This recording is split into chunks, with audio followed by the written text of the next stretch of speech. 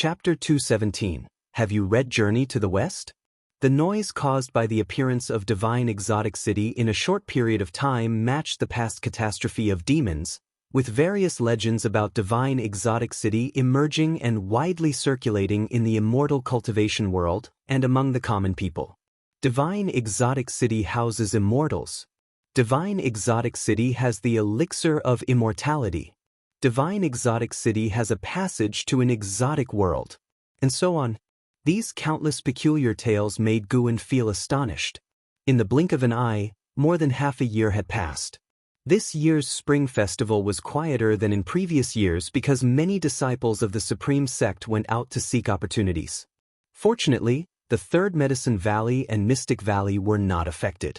Divine exotic city still stood there, continuously attracting cultivators from all over the world to seek treasures. Even the Nine-Fingered Divine Lord, who was temporarily residing in the Supreme Sect, went there, taking Chu Jingfeng with him. Up to now, it was only Herd who had gone to Divine Exotic City. No one had been heard to bring back any harvest from inside the city. In late spring, Guwen rode the Blood Prison Great Saint to Tianya Valley. Li Xiandao was actually there as well. He had not returned to Tianya Valley for many years. Guwen came to him and saluted, thanking him for the golden core he had given. It seems the Supreme Sect treats you well. Someone helped you form a core. I originally wanted to send someone to help you. Li Xiandao stroked his beard and smiled. In response, Guwen could only express his gratitude without mentioning much about the Supreme Sect. After not seeing him for many years, Li Xuando's cultivation had reached the second level of the unification realm. He was only 314 years old, which was quite extraordinary. Guwen suspected that he could reach the Mahayana realm before the age of 500. Considering only this continent, it was estimated that only in Hao and Xian Tiany's talents could compare with his, and his maximum lifespan was not less, exceeding 6,000 years. Achieving nirvana in this life would be no problem. Li Xiandao called over Ji Ruolai, Luo Hun, and LV Xian, and they all sat down to chat. He mentioned Divine Exotic City and planned to take people to explore it. According to the information I received, Divine Exotic City is an immortal path supreme treasure, containing numerous minor heavens and earths with countless opportunities. Who among you wants to go? Li Xiandao asked. All three expressed their interest, and Li Xiandao then looked at Guwen. Guwen did not expect Li Xiandao to invite him and quickly shook his head and said, "I'll pass. Given my cultivation, I would only be a burden to you, and I am not interested in the so-called immortal opportunities. I am self-aware enough to know that such immortal opportunities are not something I can covet." Li Xiandao laughed and said, "I am also at the core formation realm. Do you mean I shouldn't go either?" Pretending to be at core formation realm with the unification realm, do you still have the nerve? Guwen helplessly said, "There is a difference even among those at the core formation realm. My strength is far inferior to yours." Li Xiandao raised his hand and pointed at him, did not insist, and just smiled. LV Xian wanted to say that both of them should stop pretending, but he held back because he could not afford to offend either of them. They continued talking about Divine Exotic City, and Ji Ruolai began sharing the intelligence he had gathered about it, while Guwen silently listened. It was said that even the Seven Stars Spirit Realm could not subdue Divine Exotic City. The immortal spirit of Divine Exotic City was hidden in the city and hard to find, so they had no choice but to release the city and let cultivators from all over the world come to find the immortal opportunities, thus forcing out the immortal spirit. Ji Ruolai received news from his family, saying that more overseas cultivators were on their way, which would inevitably affect the local immortal cultivation world. As the Holy Land, the Seven Stars Spirit Realm doesn't consider us at all, causing trouble for the immortal cultivation world of the three dynasties. LV Xian couldn't help but curse. Luo Hun nodded. He also disapproved of the Seven Stars Spirit Realm. During the great catastrophe of demons, the Seven Stars Spirit Realm did not intervene. After Sword Venerable Fudao exterminated the demon ancestor, they descended from the mountain to save the world and gain a good reputation. Now, how many years have passed since the great catastrophe of demons ended, and they provoked so many powerful overseas cultivators? Can such a force really be considered a holy land? Li Xiandao did not comment on the 7-star spirit realm, and Ji Ruolai was even more silent. Guwen also wondered what the 7-star spirit realm intended to do. This was not just targeting the immortal cultivation world of the 3 dynasties. If all the overseas cultivators who came died, the impact would be massive. An hour later, Li Xiandao took Ji Ruolai, Luo Hun, and LV Xian and set off. Meanwhile, Tianya Valley became lively. 3 monkey demons found Guwen and chattered non-stop, giving off the vibe of being the kings in a mountain without a tiger. The Blood Prison Great Saint also became talkative, quarreling fiercely with Sun San. After Guwen finished picking medicinal herbs, he rode the Blood Prison Great Saint away leisurely, and Tianya Valley returned to silence. At dusk, Divine Exotic City stood tall on the wasteland, magnificent and grand. Quite a few cultivators and demons gathered in front of the 4 city gates, and some cultivators and demons directly flew into the city. The air above the city walls rippled, and then the entrance disappeared without a trace. 2 figures flew from the horizon. It was Jianghu and the ghost mother of Ephemera. As they looked from a distance, their eyes showed astonishment. Before coming, they had heard many legends about Divine Exotic City, but seeing it in person now, they felt the shock. Not only was it a visual impact, but an indescribable ancient aura also surged toward them.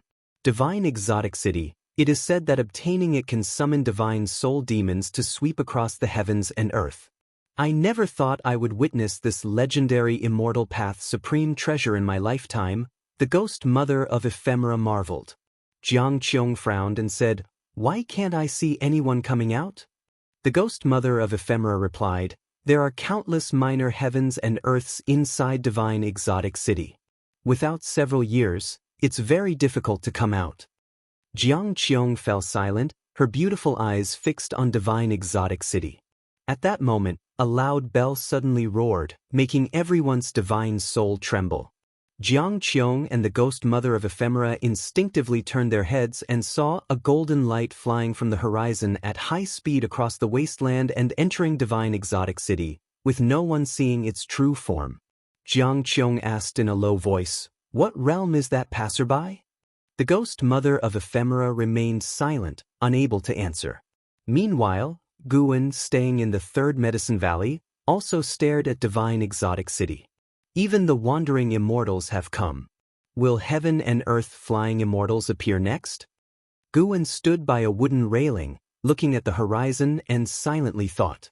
He originally wasn't interested in Divine Exotic City, but as more and more old acquaintances entered the city, he had to pay more attention. If something happened to Divine Exotic City, half of the people he cared about would die. Just thinking about it felt distressing. After watching for a while, he moved to check each garden area. Inside a broken and desolate city, and Hao and Qi Jiuxiao sat cross-legged in front of a collapsed wall, their faces pale and obviously injured. Roar. A thunderous roar echoed through the heavens and earth, causing the wall behind them to tremble slightly.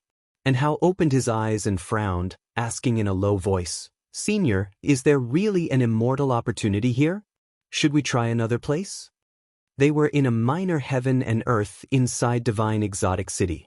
After being here for several months, they had not found many treasures but often encountered demon beasts of the Immortal Path realm, facing life-threatening dangers. Even the powerful Qi Jiuxiao was injured. Qi Jiuxiao, with his eyes closed, said, "There are many powerful demon beasts here, indicating that this place must hide a supreme treasure. The desolation is only on the surface. If we can find the immortal spirit of Divine Exotic City, you and I will soar to the skies and become one of the dominions of heaven and earth." And Hao smiled bitterly, "Even if we find the immortal spirit, can we protect Divine Exotic City with our cultivation?" He admitted that Qi Jiuxiao was strong, but ever since they paired up, he often saw Qi Jiuxiao in difficult situations. Although Qi Jiuxiao claimed those opponents were in the loose immortal realm, it at least proved that within Divine Exotic City, he hadn't reached the top tier.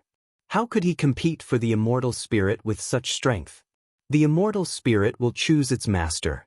Once chosen, it can borrow the power of Divine Exotic City. Even you could possess the power of the Immortal Path realm. With the protection of divine exotic city's power, you and I will rise eventually, Qi Jiuxiao said nonchalantly. Upon hearing this, Anhao's eyes lit up. He was about to speak when suddenly, the city shook more violently. Qi Jiuxiao instantly appeared before him, grabbing him before vanishing from the spot. Rumble, streets collapsed, and dust rolled up, wanting to envelop the skies. Qi Jiuxiao and Anhao reappeared in the air. Looking closely, the world was submerged in rolling dust waves, and the dilapidated city below seemed in danger of being swallowed at any moment. Qi Jiuxiao, long time no see. An eerie voice rang out. Upon hearing this, Qi Jiuxiao's brows furrowed, and he said in a deep voice, Qin Xuanin, you indeed came. As the words fell, the dust waves ahead suddenly parted, and figures emerged from it. Leading the group was a man in blue robes, graceful and proud. Do you dare to come alone to our 6 Stars Caves territory? Do you seek death?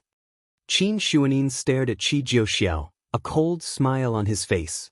Qi Jiuxiao gripped Anhao's shoulder with his right hand, and in his left hand he condensed the dragon-slaying spear. He pointed the spear at Qin Xuanin and sneered, What? Do you think you can defeat me with a few helpers? Have you forgotten the cowardly look when you knelt before me 100 years ago? Upon hearing this, Qin Zunyan's eyes turned cold. With a roar, the dust waves behind them dispersed, revealing a terrifying giant demon. It was an elephant demon with a head as huge as a mountain, black skin, blood-red eyes, and scars covering its trunk. Its 2 tusks were like mountain ridges dispersing the dust waves below. Meanwhile, in another minor heaven and earth within divine exotic city, under the clear sky, Jianghu and Liya walked through a vast monastery. Along the way, there were numerous Buddha statues. Some stood on demon beasts, looking heroic, while others sat on lotus seats, appearing kind and merciful. Brother Li, have you read Journey to the West? Jianghu suddenly asked. Liya, walking in front, hummed, When do I have time to read leisure books? His gaze swept forward, his brows furrowed. Since coming here, he had felt uneasy, as if someone hidden was watching them, making him very uncomfortable. Let me tell you, Journey to the West involves the Buddhism sect, and the Buddha is very powerful. Even the great sage equaling heaven, Sun Wukong, couldn't escape the 5-finger mountain of the Buddha. Jianghu began introducing Journey to the West. He didn't actually want to talk about Journey to the West. His senses were sharper than Li Ya's, and since stepping into this monastery, he felt danger. Strangely, they had walked around several times and couldn't find an exit. The two had a tacit understanding. Neither pointed out this fact and continued to stroll, their minds on high alert. Tap, tap, tap. A stone suddenly fell from the courtyard wall, startling Jianghu, who turned to see the stone rolling on the path behind, with no figures of people or demons on the walls around. He released his divine sense, but also failed to detect anything unusual. He turned back, about to say something, and in the next moment, his eyes widened. The space in front of him was empty, Liya had vanished. Chapter 218. My master is definitely more powerful than yours. After Liya disappeared, Jianghu immediately panicked. He flew into the air, and from above, the vast monastery stretched out endlessly. The interconnected courtyard seemed endless, dizzying to behold. He scanned the area but could not find any trace of Liya. It wasn't just Liya. He couldn't see a single living creature. Thoroughly alarmed, he began to fly around, searching for Liya. Brother Li, he called out loudly, but unfortunately, there was no response. The eeriness and horror intensified, making him feel that danger was approaching. No matter where he flew, he saw no human figures or traces. Gradually, he felt that the courtyards he passed by became increasingly repetitive, causing his consciousness to blur. He did not know how long had passed before he gradually descended into a courtyard. The world spun. His eyelids grew heavy. This feeling made Jianghu extremely uncomfortable. He half knelt on the ground, supporting himself with his hands, feeling on the verge of fainting. Damn it! I can't fall here. Jianghu struggled to maintain his last shred of rationality. He vaguely heard footsteps approaching from nearby. He turned his head with difficulty and saw a blurred, overlapping figure approaching. It seemed to be an old monk in a cassock. The old monk crouched down in front of him. Before Jianghu could see the monk's face, he saw the monk's hands, bony and gaunt, like a pair of ghostly claws, with very long nails. These hands alarmed Jianghu and instinctively filled him with fear. A faint chirping sound came from afar, making him feel dazed as if he had heard this sound somewhere before. The old monk beside him stood up and turned to look, his body trembling, seemingly chastising something. Suddenly, the old monk's figure vanished into thin air, and he felt something land on his shoulder. His consciousness quickly cleared, and the world in his eyes returned to normal, no longer shaking. Once he was fully awake, he quickly stood up and turned his head to see a sparrow perched on his shoulder. "It's you!" Jianghu exclaimed with joy. It was this sparrow that had led him to the cave back then, where he obtained the demon core and learned the axe technique. He would never forget this sparrow. He instinctively wanted to grab the sparrow, but it suddenly flew away, landing on the courtyard wall, chirping non-stop. Jianghu couldn't understand it, but seeing the sparrow tilting its head, he immediately understood and followed the sparrow. The sparrow flapped its wings and flew away, and Jianghu hurriedly chased after it. After a while, the sparrow landed on a stone statue along the courtyard path. As Jianghu approached, he was astonished to find that the face of the statue was Li Ya's face. The statue's body was a Buddha statue, wearing a cassock with Li Ya's face on it, making Jianghu feel very uneasy. He began to call out to Li Ya, but unfortunately, received no response. Guwen, in the form of a sparrow, looked at Jianghu and sighed inwardly. This kid's physique and cultivation were good, but his divine sense was lacking and needed more practice. Guwen flapped his wings, continuously pecking at Li Ya's statue, guiding Jianghu. Jianghu took the hint and pushed the statue, but nothing happened. Guwen landed on the statue's head, using his beak to peck at the statue's face, then looked up at Jianghu. "I understand. Move aside." Jianghu stepped aside and said in a deep voice. Guwen immediately flew away. Jianghu swung his fist and smashed the statue's head with a punch. Rumbling, the ground shook violently, spatial ripples appeared in the sky above the monastery, revealing various colors. Soon after, blood-red lights appeared, quickly replacing the clear sky. In less than 3 breaths' time, the monastery was under a night of blood, terrifying and horrifying. Jianghu stared ahead and found that all the stone statues had turned into white bones, hideous and terrifying. He leaped into the air. From above, the once boundless monastery now covered a mere 100 area. In front of one temple, Leo was tied to an old tree, a ghostly claw covering his mouth and a ghostly hand pressing on his chest, preventing him from breaking free. These 2 ghostly hands' arms extended behind the tree, making one wonder how terrifying their owner was. "Brother Li!" Jianghu roared in anger, leaping with a stone axe in hand. Just as he flew into the courtyard, the temple doors suddenly opened. "I didn't expect you to see through my formation. Remarkable, young human." A hoarse voice came from the darkness behind the door. Then, an old monk in a cassock walked out. His figure was gaunt, his skin dark and covered in corpse spots, and his pupils had lost all color, pale to the extreme. Jianghu said nothing and swung his axe, cutting through the mountain. With one swing, the sky and earth trembled. The old monk vanished from his spot, and the temple was split in 2, with the connecting walls shattered, the cut extending outside the monastery. Guwen, in the form of a sparrow, landed on a distant eaves, watching the battle unfold. Jianghu was no match for the old monk, but Guwen could assist with his divine sense. The battle erupted in full scale. The monastery soon turned into a flat field, more and more evil ghosts emerging from the ground and rushing toward Jianghu. Jianghu was deeply surrounded, fighting more and more valiantly. "Oh, show yourself!" The old monk suddenly shouted in anger. Whenever he was about to kill Jianghu, a powerful divine sense would strike him, throwing his divine soul into chaos and making him lose focus. No one answered him, and Jianghu was killing with red eyes.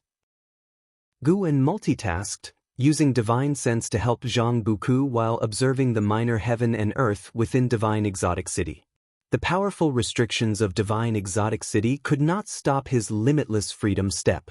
As long as he locked onto the auras of Jianghu and Liya, he could step in instantly. Now he could enter and exit divine exotic city freely, utterly unhindered. Entering divine exotic city revealed its vastness. The city's minor heaven and earth numbered at least 1,000. Some minor heaven and earth were larger than the entire Taizong dynasty. Combined, the internal space of divine exotic city was likely wider than the entire continent. Gu and saw Qi Jiuxiao and Hao being pursued, the pursuers likely from the 7-star spirit realm, led by a loose immortal. He also saw the 9-fingered divine lord single-handedly facing endless divine and ghostly armies in a heaven and was constantly using divine skills, domineering and unrivaled. Guan tried to kill an evil ghost nearby but gained no life span from it. He instantly abandoned the idea of venturing through divine exotic city. These evil ghosts seemed to be from a single power, a power even Guan could not fathom. The being who created divine exotic city must have a realm far beyond the heaven and earth flying immortal. Time flew by quickly. An hour later, Jianghu finally managed to kill the old monk, though it was Gu and his mana that had initially eliminated him, with Jianghu's axe energy following closely. Killing the old monk did not grant Guan any lifespan either. Jianghu landed, gasping heavily. He reached the old tree and cut off the ghostly hands, causing Liya to fall, whom he caught. He subconsciously looked back but saw no trace of the sparrow. He couldn't care much about that and focused on attending to Liya. Brotherly, brotherly, Jianghu whispered, using his spiritual power to heal Liya's wounds. At the same time, Guan had already returned to Mystic Valley. To Jianghu and Liya, divine exotic city was incredibly far from the supreme sect, but to Guan, it was just a step away. He approached the pill furnace in his room, preparing for alchemy. Not only Liya and Jianghu encountered troubles today, but several other old friends did as well, so Guan decided to stay in Mystic Valley and wait. Divine exotic city immortal spirit. Guan seemed to catch something just now. He stood before the pill furnace, pondering while beginning to place herbs into the furnace. In the dark hall passage, Hao and Qi Jiuxiao were walking quickly. Qi Jiuxiao suddenly stopped, leaning against the wall, and whispered, "We can stop now." Hao looked around and asked, "Where is this place?" They had just flown out of a minor heaven and earth and ended up in this hall passage. After walking for a long time, passing numerous intersections, they had lost their way. They couldn't forcibly break through the walls or even penetrate them with their divine sense, making Hao very nervous. Qi Jiuxiao sat down, placing a small cauldron in front of him, then inserted 2 incense sticks. Watching him light the incense, Hao frowned and asked, "What are you doing?" Black blood seeped from Qi Jiuxiao's mouth. He forced a smile and said, "Those scum from 7 Stars Spirit Realm dared to hire 2 loose immortals to deal with me. I indeed couldn't defeat them, but since Qin Xuanin can call for help, so can I." Hao widened his eyes and quickly asked, "Aren't you from overseas? Who can you call?" "Heh, my master is a being surpassing loose immortals. Once I light this incense, he will sense it and come to rescue us quickly," Qi Jiuxiao grinned. "Surpassing loose immortals." Hao was stunned. He sat down and said, "Since you're calling your master, I'll call mine as well." He began calling his master in his mind. Previously, he had managed to call his master through his thoughts. But he was unsure. Last time, he wanted his master to save Xian Tianyi, and his master didn't come right away, though he did act later. He wasn't sure under what circumstances his master would act. Your master? Forget it. What formidable cultivator could the supreme sect have? Qi Jiuxiao couldn't help but laugh. Hao said, "My master is definitely stronger than yours." "Kid, don't disrespect my master." Qi Jiuxiao glared at him. Hao was about to say that Qi Jiuxiao had also disrespected his master. Suddenly, the hall passage began to tremble, and a powerful killing intent attacked from the darkness. Damn it! They caught up so fast. Qi Jiuxiao immediately stood up, grabbed the small cauldron with the incense, and pulled Enhao along, flying quickly. Though strong at the 9th layer of Nirvana realm, he couldn't break through the walls or ceiling, so he could only fly close to the ground. Qi Jiuxiao, you can't escape. Qin Zunyan's voice came from behind, filled with frenzied excitement. At the same time, outside Divine Exotic City, LV Batian and a group of Supreme Sect cultivators watched the city gate, discussing their plans after entering the city. Suddenly, a terrifying aura came from afar, startling everyone outside the city to turn and look. They could only see a streak of light breaking through the sky, disappearing into Divine Exotic City in the blink of an eye, swift as lightning, and couldn't see what was within the light. Chapter 219 Master. Qi Jiuxiao took Enhao and fled quickly, passing dozens of intersections. They suddenly flew into a vast palace whose length and width were difficult to estimate. The palace was dimly lit, with rows of stone pillars, most of which had extinguished oil lamps hanging on them. As soon as Enhao entered the palace, he felt a cold wind blowing towards him, making him shiver uncontrollably. Before he could think more, a terrible killing intent came from behind. A dark red long scarf flew out from the darkness, swiftly passing by the two and circling in front, trying to entangle them. Qi Jiuxiao took out the dragon-slaying spear and threw it forward. A dragon's roar exploded, and a golden dragon condensed, illuminating the whole palace with golden light. The golden dragon formed by the dragon-slaying spear fiercely collided with the dark red scarf, stirring up strong winds that ravaged the palace space. Enhao only felt himself about to be swept away. Fortunately, Qi Jiuxiao was holding him, but even so, he was still very uncomfortable. Qi Jiuxiao leaped up, his toes stepping on the dragon-slaying spear. He flipped into the air, jumping over the dark red scarf, and then turned to look below. The dark red scarf was like a red river plunging into the darkness, with no end in sight. Figures attacked from all directions, quickly surrounding them. Qin Xuanin flew from the front, landing less than 30 feet from the two, and said with a sneer, "Qi Jiuxiao, where do you think you're going?" Qi Jiuxiao put down Enhao and coldly said, "Want to kill me? Fine, let this kid go first." Enhao was urgent, just about to speak but was stopped by Qi Jiuxiao raising his hand. Qin Xuanin laughed dismissively, "Do you think you are in any position to negotiate with me right now?" As he finished speaking, a figure appeared beside him. It was an old man in white with a cold face, holding a jade lamp. Qi Jiuxiao slightly turned his head, glancing back. Another loose immortal had already appeared behind him. "Master," Enhao whispered through clenched teeth. Qi Jiuxiao heard his words and smiled. "Enhao, it seems your master cannot hear your call. But my master is coming soon." Qi Jiuxiao said softly with a smile. With these words, the faces of the 7 Stars Spirit Realm cultivators slightly changed. The old man in white beside Qi Jiuxiao instinctively turned around to look. "You bully my disciple, does Divine Soul True Lord agree?" A cold voice echoed through the palace, the killing intent in the tone making everyone feel as if they were in an ice cellar.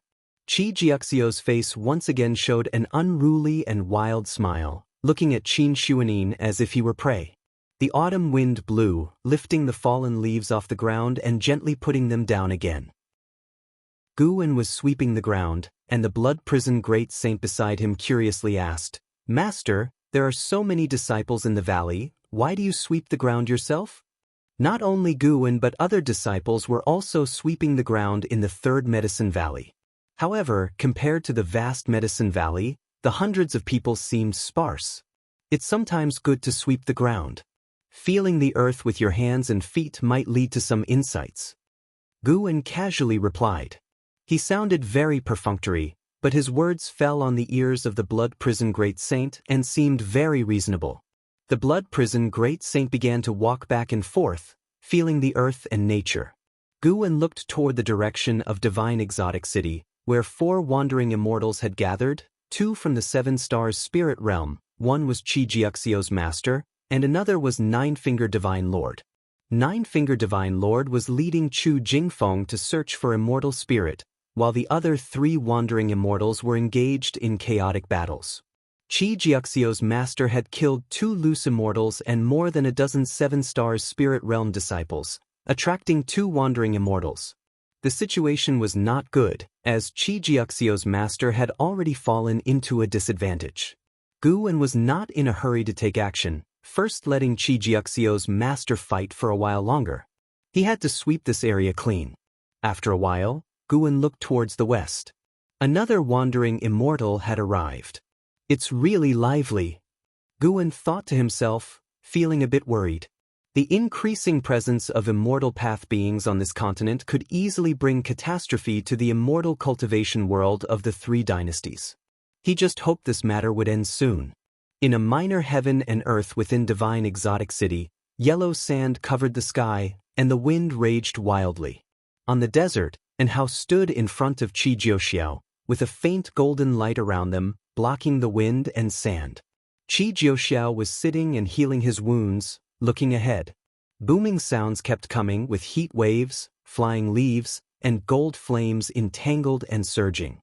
In the distance, mana rainbows flashed brilliantly, shaking the heavens and the earth. The battle of wandering immortals, how terrifying! And how could not see the figures of the 3 wandering immortals? Even with the protection of the formation, he felt his body might turn to dust at any moment, which was an unbearably uncomfortable feeling. Qi Jiuxiao could barely see the wandering immortals battle, and because of that, his face looked even gloomier. His most respected master had already fallen into disadvantage. He realized that doom was inevitable.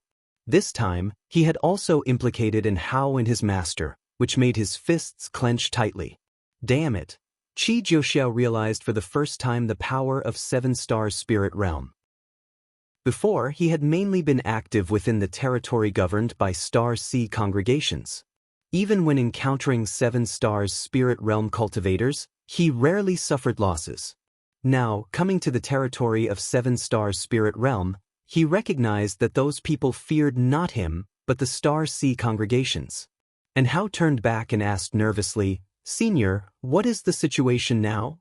Qi Jiuxiao was silent, not answering, just staring ahead. Seeing his face darken to the point of dripping water, and Hao knew the situation was bad, making him even more anxious. "Qi Bei, today your disciple must die. If you insist on living and dying with him, then prepare to vanish." A majestic voice rang out, followed by the sound of a zither, causing an Hao inside the formation to feel dizzy, with everything in his field of vision shaking. Qi Jiuxiao took a deep breath, then stood up. "Senior, what are you going to do?" And Hao frowned and asked. Qi Jiuxiao did not answer but shouted loudly, "I take full responsibility for my actions. This matter started because of me. Let my master go. I am willing to die to atone." It's not up to you to talk here." An old voice echoed, filled with displeasure. "Master, shut up." With a loud and violent shout, the desert rolled, and black lightning bolts extended from the horizon, as if tearing the sky apart. The battle became more intense. The formation protecting An Hao and the others was also shaking violently, causing An Hao to sway. He looked nervously ahead and suddenly saw a figure walking through the wind and sand. "Immortal swallowing scorpion.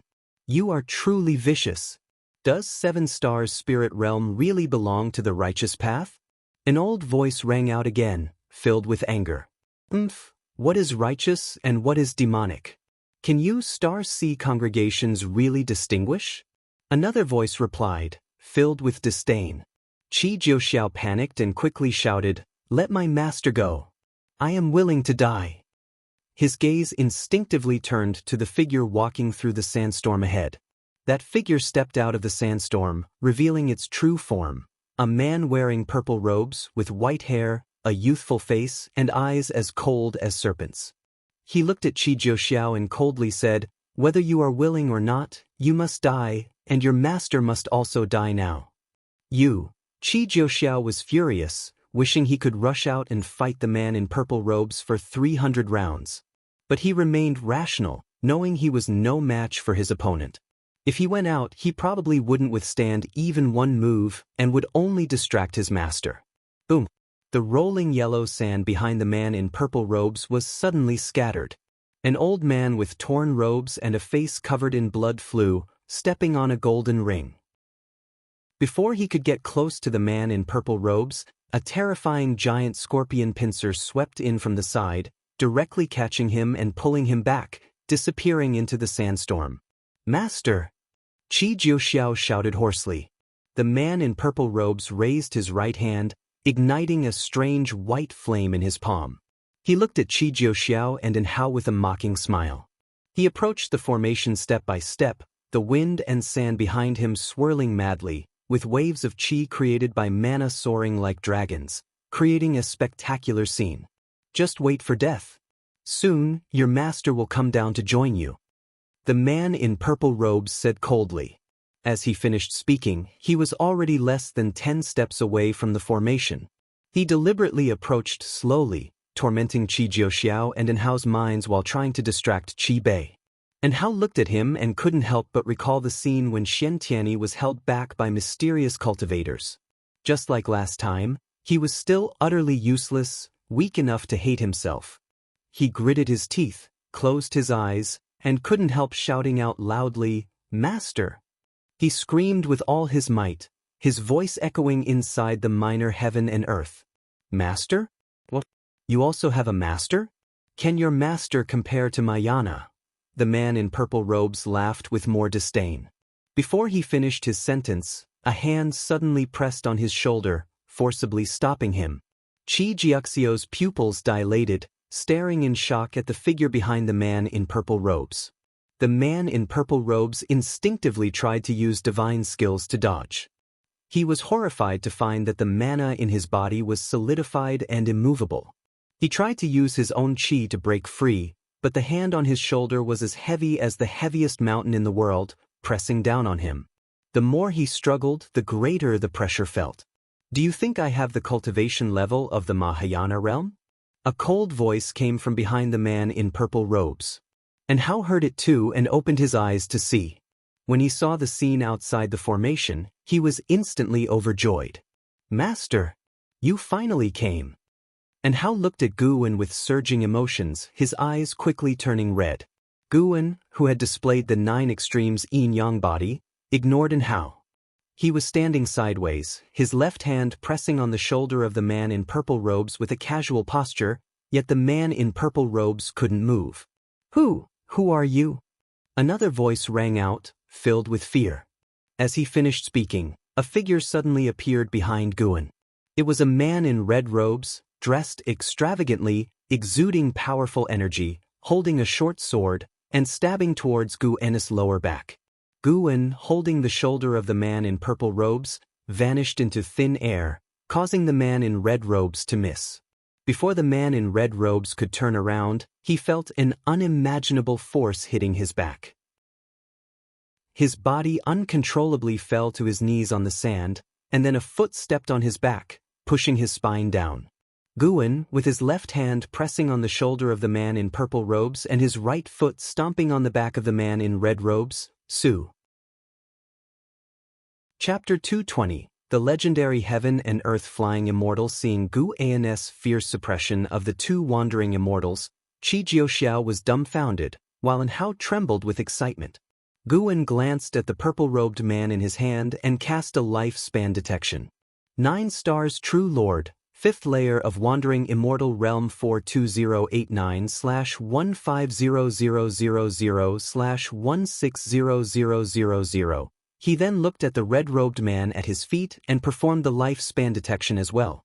True Lord Kangyi, 6th layer of Wandering Immortal Realm 56803/16000/1900000. Both are quite old. They all call themselves True Lords. Could it be that True Lord is a title in the 7-star spirit realm? As Guwen was pondering, True Lord Kangyi at his feet struggled to speak. "Who might you be, sir? If that boy is indeed your disciple, take him away." Boom. The whirlwind behind Guwen suddenly exploded, darkening Hao and Qi Jiuxiao's vision. A massive black scorpion, as large as a giant mountain, attacked, its pincers clamping towards Guwen, immortal swallowing scorpion. Its speed was insanely fast, so fast that Qi Jiuxiao and Hao couldn't react in time. They only saw the immortal swallowing scorpion attack suddenly, and before they could see it clearly, it exploded. Black venom splattered everywhere, followed by an even more terrifying roar. Rumble! A vast cloud of dust rose behind Guwen, covering the sky with black venom. Impossible! The 9 stars true lord, held by Guwen, had his eyes wide open in disbelief. That immortal swallowing scorpion was also in the wandering immortal realm, yet it died instantly? He didn't even see what method Guwen used, feeling that as soon as the scorpion's pincers touched Guwen, its body exploded. You successfully seized 57,009 years of lifespan from the immortal swallowing scorpion, second level of traveling immortal realm. Seeing the notification, Guwen felt slightly satisfied. The immortal swallowing scorpion died under the Taoist gang primal energy, which was manifested by the Ji family's divine skill, Heaven and Earth Path Gang. Whenever someone attacked Guwen's body, this divine skill would trigger, killing the attacker. True Lord Kangi could neither extend his divine sense nor turn his head, but he felt as if he would be annihilated the moment the Taoist gang primal energy exploded. He had never felt so desperate. The opponent had definitely surpassed the wandering immortal realm. How could such a being exist on this backward continent? The 9 stars true lord, witnessing the explosion of the Taoist gang primal energy, was even more terrified. At this moment, the 2 wandering immortals lost all will to fight, feeling only endless fear. The longer they lived, the more they feared death. Senior Tiv, true Lord Kangi said, trembling. Although Guwen did not receive any hostility prompt, true Lord Kangi dared to let the immortal swallowing scorpion attack him, truly courting death. Guwen suddenly exerted force with his right foot, directly crushing true Lord Kangi's body into blood mist, leaving only a storage bag. The 9 stars true lord's eyes widened in despair. From Guwen's palm, the breaking path divine light burst forth, instantly reducing him to dust, leaving no trace behind. The storage bag of the 9 stars true lord also fell to the ground. The 2 wandering immortals died without any resistance. And Hao and Qi Jiuxiao were stunned. They knew how powerful these 2 wandering immortals were, which made them even more bewildered. 2 notifications popped up before Guwen. He successfully seized 20,000 years of lifespan. A figure flew over and landed behind Guwen, bowing and cupping his fists. Thank you, Senior, for saving me. It was Qi Jiuxiao's master, Qi Bei. Qi Bei looked extremely miserable, his body oozing black blood. Don't reveal this to anyone, or you'll become my enemy. Guwen warned before disappearing into thin air, taking the 2 storage bags with him. Qi Bei looked up, but his divine sense could no longer detect Guwen, making him sigh. At this moment, Qi Jiuxiao rushed out of the formation, supporting Qi Bei. Master, are you okay? Qi Jiuxiao asked anxiously. Qi Bei struggled to speak. Bring out the medicine cauldron. I need to expel the poison. Qi Jiuxiao hurried to comply. Soon, Qi Bei entered the cauldron to heal, taking out his prepared medicinal herbs and spirit water. And Hao approached the great cauldron and cautiously asked, "What's the origin of the immortal swallowing scorpion?" Qi Jiuxiao, staring at the great cauldron, said solemnly, "The immortal swallowing scorpion is one of the 9 ancient deadly poisons of the ocean and the most powerful venomous insect alive today. If an immortal is swallowed by it, they instantly turn into toxic blood. Stung by it, their cultivation dissipates, and gods and Buddhas cannot save them." So terrifying? And Hao was startled, not knowing how to comfort Qi Jiuxiao. Qi Jiuxiao turned to him and asked, "Who exactly is your master?" It's simply, Gu An's earlier performance was terrifying. Even though Qi Jiuxiao was saved, he feared Gu An's power. It was a fear born from something beyond his comprehension. "I can't reveal my master's name, he forbids it." And Hao shook his head, feeling proud inside. Whenever he encountered a higher realm existence, he would wonder what realm his master had reached. However, his master kept breaking his understanding time and time again. No matter how powerful an entity appeared before his master, they were but ants. He realized that although he was extremely talented, compared to his master, he wasn't worth mentioning. He even suspected that his own talents were due to his master's favor. Qi Jiuxiao fell silent after hearing this. He recalled Gu Anna's previous demeanor, eyes showing admiration. A true man cultivating the immortal path should have such a presence. Elsewhere, Gu An did not return to the supreme sect but instead arrived at an isolated island on the sea with one step. He appeared in the forest, quickly sorting through the storage bags of the two true lords, destroying suspicious items, and throwing the treasures into his own storage bag. As his storage bag wasn't enough to hold the inheritance of these two, he had to refine one of their storage bags. After a while, he finally left. He entered his own grotto heaven with one step, emptied everything out, and burned the 9 stars true lord's storage bag to ashes. Although he checked and found nothing wrong, he still wanted to be cautious. After doing all this, he returned to the supreme sect. He stood on the mountaintop next to the mystic valley, gazing into the distance. Although it was easy to kill 3 wandering immortals, he wasn't at peace. He knew things were about to escalate, but he didn't regret it. He couldn't let the enemies survive. There was another way. He also wanted to find the immortal spirit of the divine exotic city and give it to someone to end this conflict prematurely. Gu An had no interest in divine exotic city, despite its power, because its karma was too great. He didn't want any trouble. Giving it to someone else to follow the Star Sea congregations away would be the best result. He had visited divine exotic city twice and vaguely tracked the immortal spirit's whereabouts. Several days later, within the minor heaven and earth of divine exotic city, the wind and sand had ceased. Qi Jiuxiao helped Qi Bei, who had just emerged from the cauldron, to sit down. Qi Bei, now dressed in a clean white robe, had a pale face and disheveled hair, lacking any wandering immortal demeanor. Sitting down, he sighed. I didn't expect divine exotic city to attract a heaven and earth flying immortal. And Hao's face showed curiosity upon hearing this. Heaven and earth flying immortal? Is it the legendary realm capable of traveling beyond the heavens? Qi Jiuxiao's eyes brightened with excitement. Qi Bei nodded. It must be.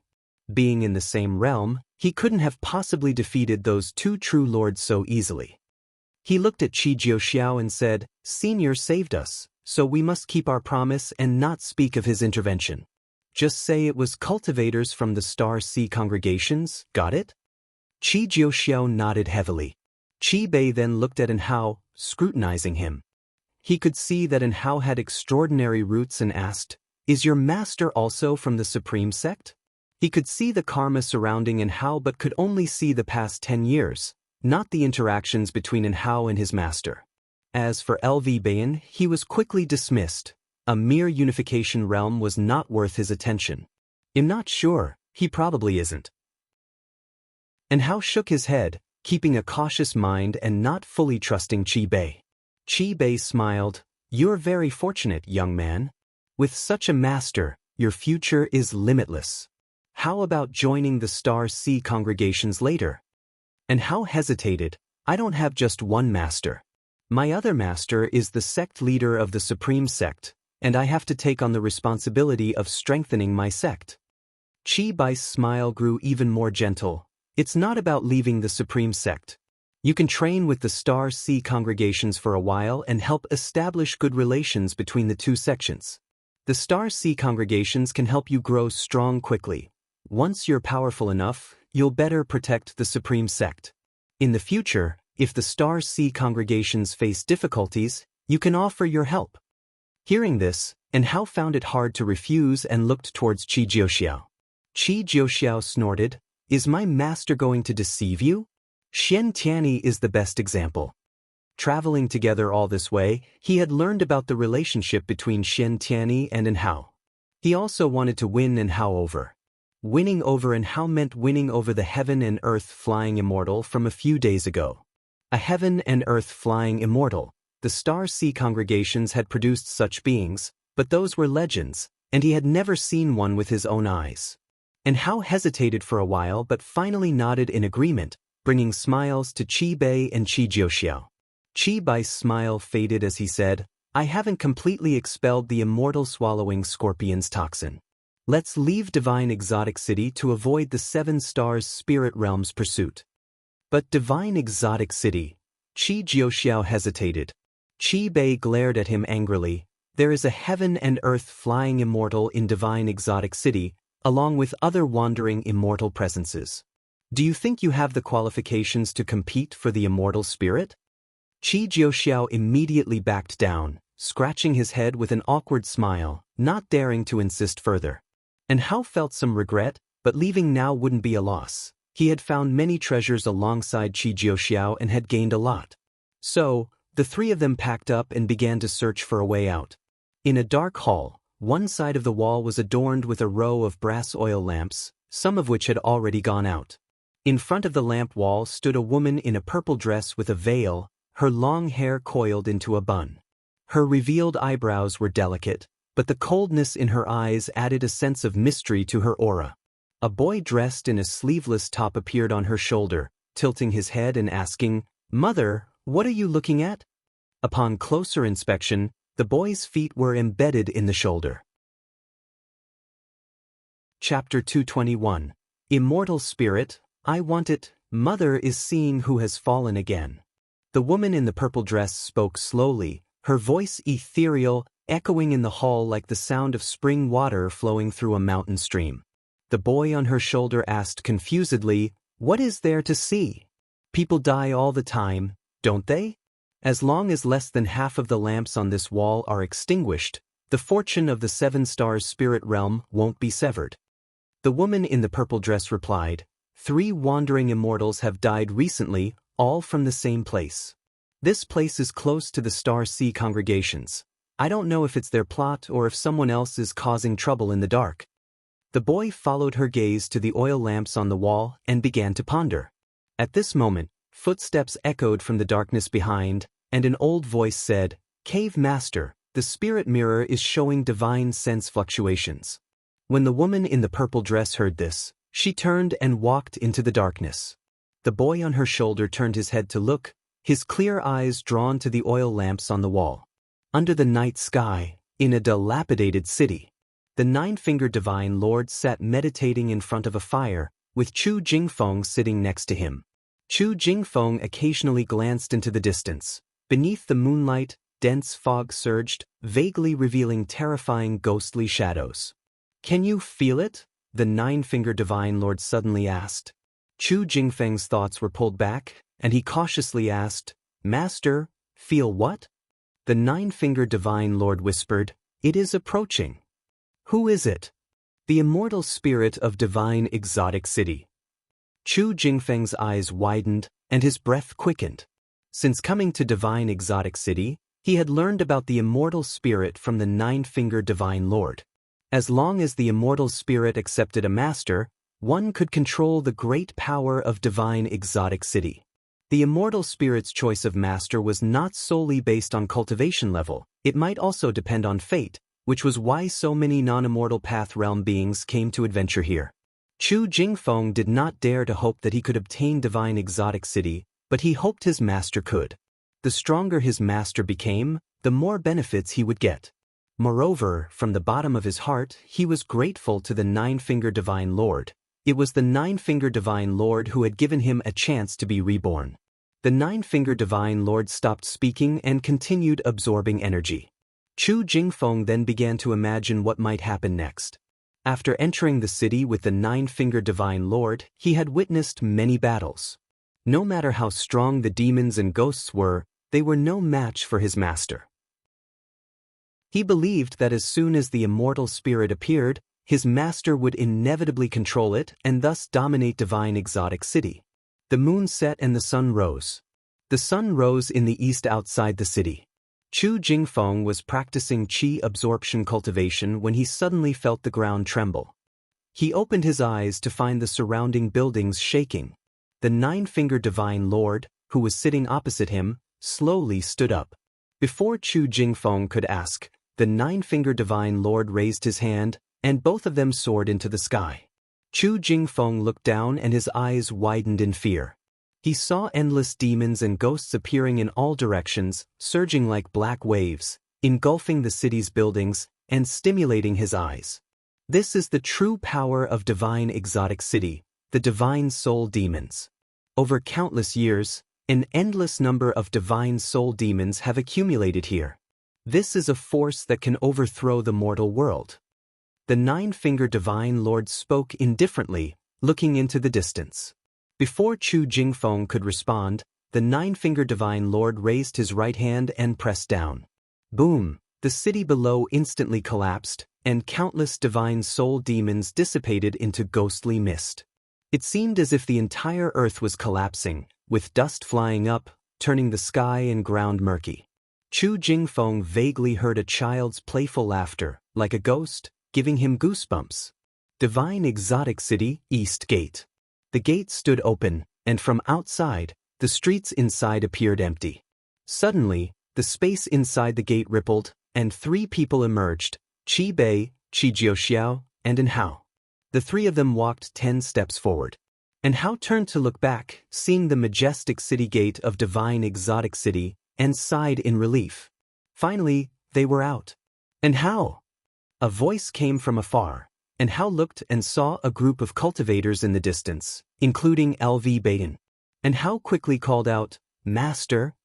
He was about to go over, but Qi Bei blocked him. "From now on, do not acknowledge your association with the supreme sect," Qi Bei said sternly, his gaze fixed on the distance. An Hao frowned and asked, "Why?" "They are here." Qi Bei's expression turned serious. He raised his hand, pulling out a magic artifact, ready for battle. Qi Jiuxiao also took out the dragon-slaying spear, cursing under his breath. It's troublesome to be in the territory of the Seven Stars spirit realm. These guys move fast. After 7 days and the fall of 2 wandering immortals, it's impossible for the Seven Stars spirit realm not to have noticed. Qi Bei said calmly. Qi Jiuxiao looked at him and asked, "Master, what do we do?" Qi Bei sneered. "If the Seven Stars spirit realm makes a move, our Star Sea congregations will respond in kind." Hearing this, Qi Jiuxiao showed a smile of delight. He turned to look into the distance, his face lighting up with excitement. "So, it's you, Qi Bei of the Qi family from the Star Sea congregations. Do you know the consequences of killing our disciples in the territory of the Seven Stars spirit realm?" An icy voice echoed through the sky, the killing intent in it sending a chill down the spines of all beings outside the city. The disciples of the supreme sect quickly stood up, nervously looking into the distance. Terrifying auras erupted from all directions, shaking the earth and mountains. And Hao looked around and found that they were surrounded. Such a fearsome aura, could it be from wandering immortals as well? He was secretly alarmed, his eyes turning towards Qi Bei, wondering if this senior could hold out. When would the wandering immortals of the Star Sea congregations arrive? "Oh, so this land belongs to the Seven Stars spirit realm. I thought you had long abandoned it." A domineering voice rang out, opposing the previous wandering immortal of the Seven Stars spirit realm. Qi Bei clearly recognized the owner of this voice, a smile appearing on his face. The true battle of the wandering immortals was about to begin. The world was desolate, and smoky ghostly mist pervaded the land. Chu Jingfeng stood on a gourd, surrounded by a faint light veil. His eyes were fixed ahead. The nine-fingered divine lord stood bare-chested, surrounded by fiery energy, his hair wild, looking like a war god, his posture imposing. In front of the nine-fingered divine lord floated a fiery red phoenix, its wings spanning 1,000 feet, flapping as fiery waves surged, like dragons sweeping towards the nine-fingered divine lord. "Humph! Since you refuse to bow, I can only subdue you." The nine-fingered divine lord spoke, his eyes cold, his body covered with black runes, crawling and horrific. With those words, he suddenly charged towards the phoenix. The phoenix let out an ear-piercing screech, flapping its wings once more. The surrounding dust waves scattered, revealing terrifying ghostly figures, each 100 feet tall, clad in battle armor, wielding long weapons, like ancient divine generals, exuding an unrivaled aura. In the blink of an eye, the nine-fingered divine lord was engulfed by these terrifying ghostly figures. Boom! A violent gale exploded, scattering the ghostly figures. The nine-fingered divine lord burst forth with relentless energy, striking towards the phoenix, shaking the mountains and rivers. This punch shattered space, and an ancient bell seemingly from the river of time emerged from a space rift, crashing directly into the phoenix. The enormous phoenix seemed small as a sparrow before a tree compared to this ancient bell. The phoenix let out a mournful cry, as chains emerged from the surface of the bell, quickly binding the phoenix. No matter how it struggled, it couldn't break free from the chains. The air was filled with a frenzied energy as more and more divine soul demons approached from all directions, of various sizes and forms, with even 1,000-foot-tall divine soul descending from the sky. The nine-fingered divine lord faced countless enemies alone, his punches and kicks like the wind, shaking the mountains and rivers, unstoppable. Chu Jingfeng stood on the gourd, his blood boiling as he looked on. Though he couldn't see the specific movements of the nine-fingered divine lord clearly, seeing those divine soul demons being destroyed one after another, he could feel the immense power of the nine-fingered divine lord. So strong. At this moment, Chu Jingfeng even felt that the sword Dao was not the ultimate path. The path of the physical body was the strongest. The world roared, and the earth continuously raised dust. No matter how many divine soul demons the nine-fingered divine lord eradicated, there were always more to come. Rumble. An enormous shadow rose at the edge of the world, like a mountain towering up, awe-inspiring. Chu Jingfeng looked from afar, feeling a chilling aura. What is that? He thought, terrified. Before he could think further, the mysterious giant shadow stepped out from the dust waves that covered the sky. It was a figure 10,000 feet tall, with a strong build, each muscle like a rocky mountain, exuding a power that made all living things fear. It was entirely black, with disheveled hair, wearing only armored pants, and holding a massive axe in its hand. Wielding the axe in both hands, it swept forward. The force of the axe, even without reaching, sent a devastating wind along its path, nearly flinging the gourd Chu Jingfeng stood on. The nine-fingered divine lord appeared in front of the gourd out of thin air, throwing a punch. Dong! The deafening roar echoed, as the nine-fingered divine lord met the mysterious giant's axe with his own power. Both sides retreated. The nine-fingered divine lord frowned, feeling his right fist numb. The mysterious giant stabilized after retreating several steps, then swung the axe again. This time, the mysterious force from the heavens gathered on the axe blade, slashing down with the power of creation. The nine-fingered divine lord raised his hand, which had only 4 fingers, extending 2 fingers as a golden beam shot out, piercing through the murkiness of the world, sweeping all obstacles aside. Boom! The 10,000-foot-tall giant shadow was annihilated by the golden light, leaving a vacuum in the world, and a huge canyon appeared below, astonishing Chu Jingfeng. The nine-fingered divine lord turned and flew towards the phoenix. The phoenix was still trapped by the ancient bell, unable to move. Just as the nine-fingered divine lord was about to approach the phoenix, a figure appeared out of thin air, raising a hand to capture the phoenix. The phoenix with wings spanning 1,000 feet shrank to the size of a palm. "Who are you?" the nine-fingered divine lord asked in a deep voice. He didn't rashly advance, as he couldn't gauge the person's strength. Guwen, in his 9 extremes yin-yang body form, turned to the nine-fingered divine lord and said, "The immortal spirit, I'll take it." The nine-fingered divine lord's face instantly twisted with rage and H. Chapter 222. Divine Exotic Immortal Spirit Recognizes Its Master. Facing the furious nine-fingered divine lord, Guwen remained composed. Holding the phoenix, he said, "Feel carefully, and you will understand that this karmic consequence is not something you can bear." Hearing this, the nine-fingered divine lord, who was about to attack, instinctively dispersed his divine sense. A few moments later, his expression changed drastically, and fear filled his eyes. The divine soul demons were still pouring out, throwing themselves at them recklessly, their roars echoing through the heavens. Guwen suddenly squeezed the phoenix in his hand, and the divine soul demons in the heavens were obliterated one after another, turning into ashes, and the noise abruptly ceased. Chu Jingfeng stood on his gourd, turned his head, and looked at Guwen in the distance, his face changing dramatically. A dark purple demon shadow, surrounded by demonic chi. Fud! He had just uttered a word when a terrifying divine sense locked onto him, scaring him into silence. The nine-fingered divine lord also regained his calm.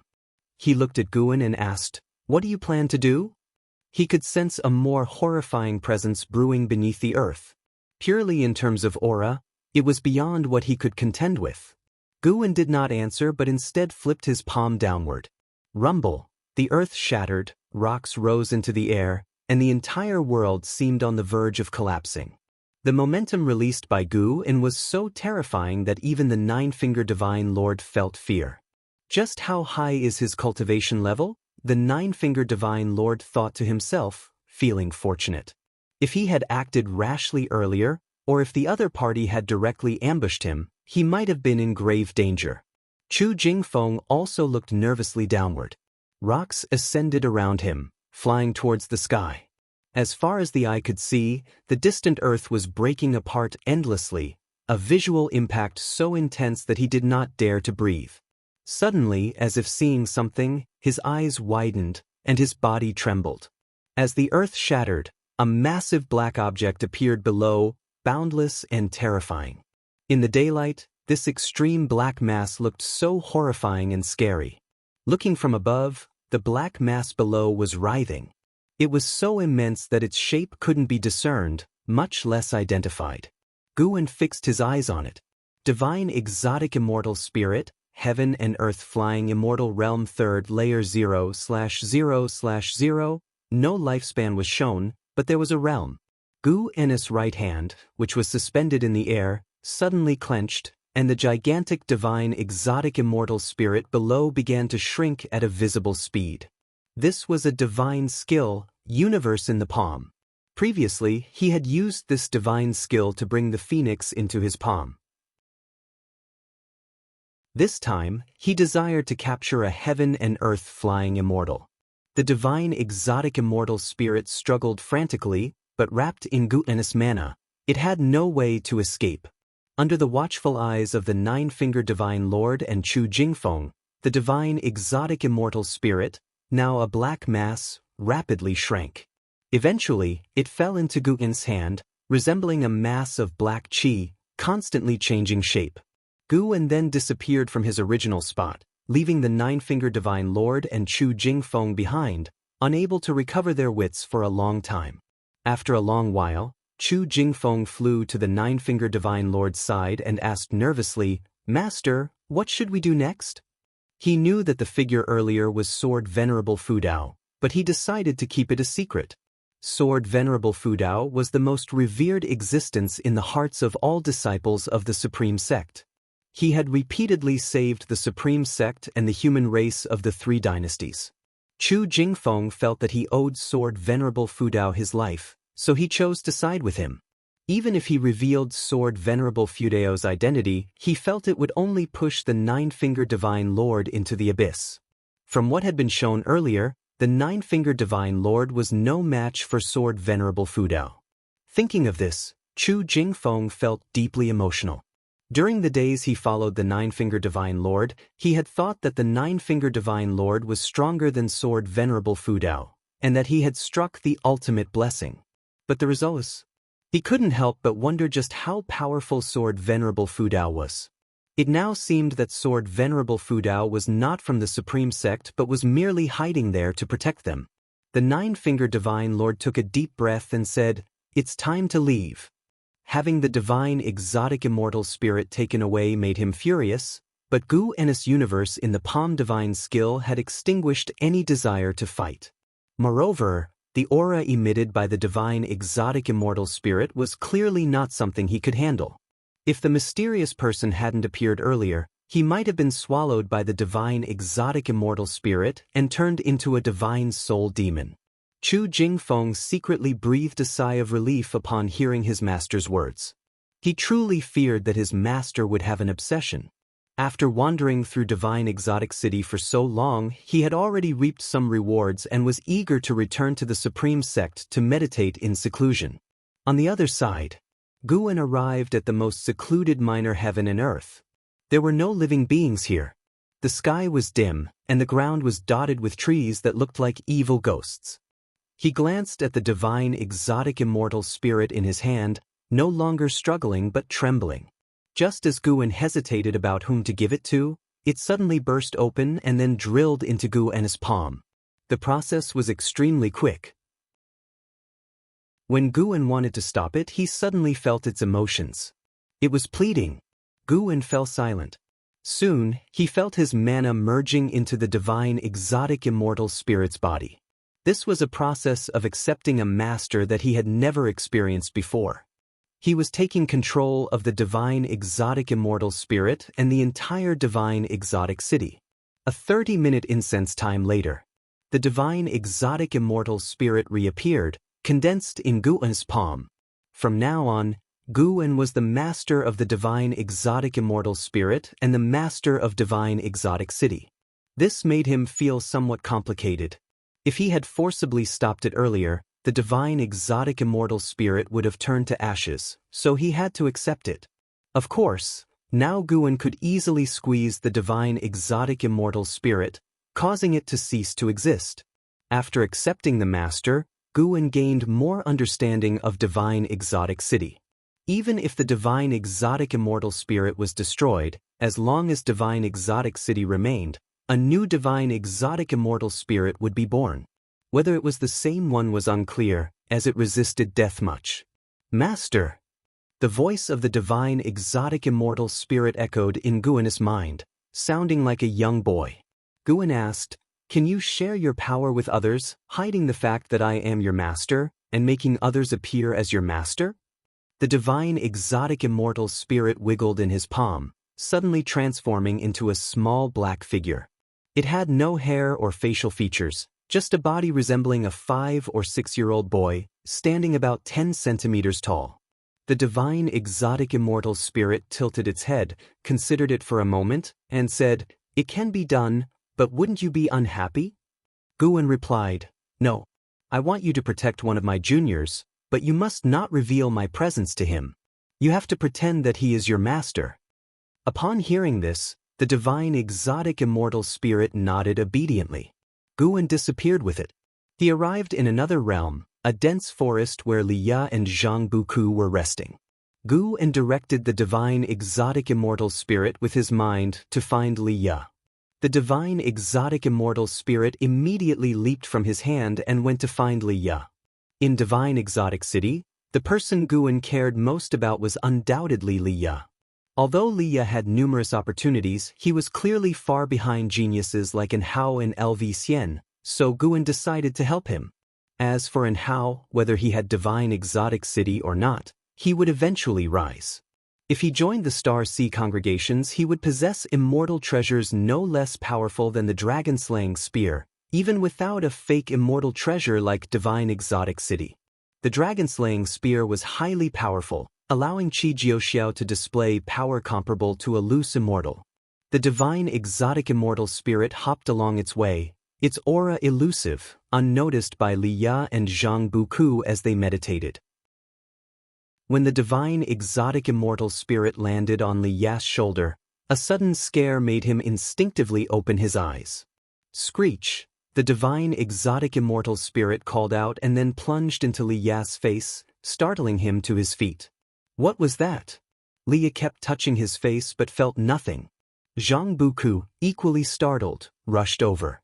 Upon learning that something had entered Liya's body, Jianghu panicked. The two fumbled around, even using their divine senses to scan, but found nothing strange. After a while, Liya suddenly stopped, his expression peculiar. "Brother Li, are you okay?" Jianghu asked nervously. Liya took a deep breath, looked at Jianghu, and said with a complicated expression, "Brother, I think I have been accepted as the master by an immortal spirit?" "What?" Jianghu's eyes widened, unable to believe his ears. "Is it true?" "It is. Why you? What do you mean? Am I unworthy?" "How are you worthy?" "Show some respect. I can command divine soul demons. If you want to leave, it will be up to me." "Brotherly. We are supposed to live and die together as brothers. You dog. Stop talking like that." In the distance, Guan listened to Liya and Zhang Buku bicker. Under the demonic qi, a smile appeared on his lips. He turned around and disappeared once more. He was the true master of divine exotic city. Within its confines, he could see all the minor heavens and the divine soul demons hidden beneath each. The number of divine soul demons was indeed staggering, and the entire divine exotic city was still in a state of recovery.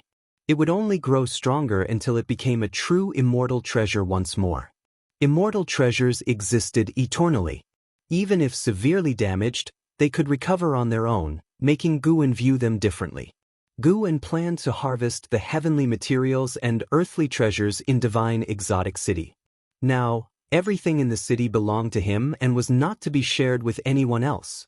Under the rolling thunderclouds, Jianghu sat meditating on the edge of a cliff, below which a majestic river of lava surged, occasionally sending hot waves crashing against the mountainsides. She opened her eyes and frowned. Why hasn't she returned yet? Jianghu muttered to herself. She and the ghost mother of Ephemera had entered divine exotic city together. They had arrived in this world 2 days prior. While Jianghu was healing, the ghost mother of Ephemera had said she would go to scout, but 2 days had passed, and she had not returned. Jianghu was worried. Though she did not consider the ghost mother of Ephemera particularly trustworthy, their long companionship had made her reliant on the ghost mother of Ephemera's abilities. Could the ghost mother of Ephemera be in trouble?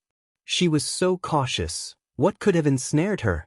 Jianghu sank into thought. If the ghost mother of Ephemera was in danger, surviving alone, let alone obtaining the immortal spirit, would be nigh impossible. Chapter 223 Guan's fantasy. Jianghu grew more uneasy the more she thought about it.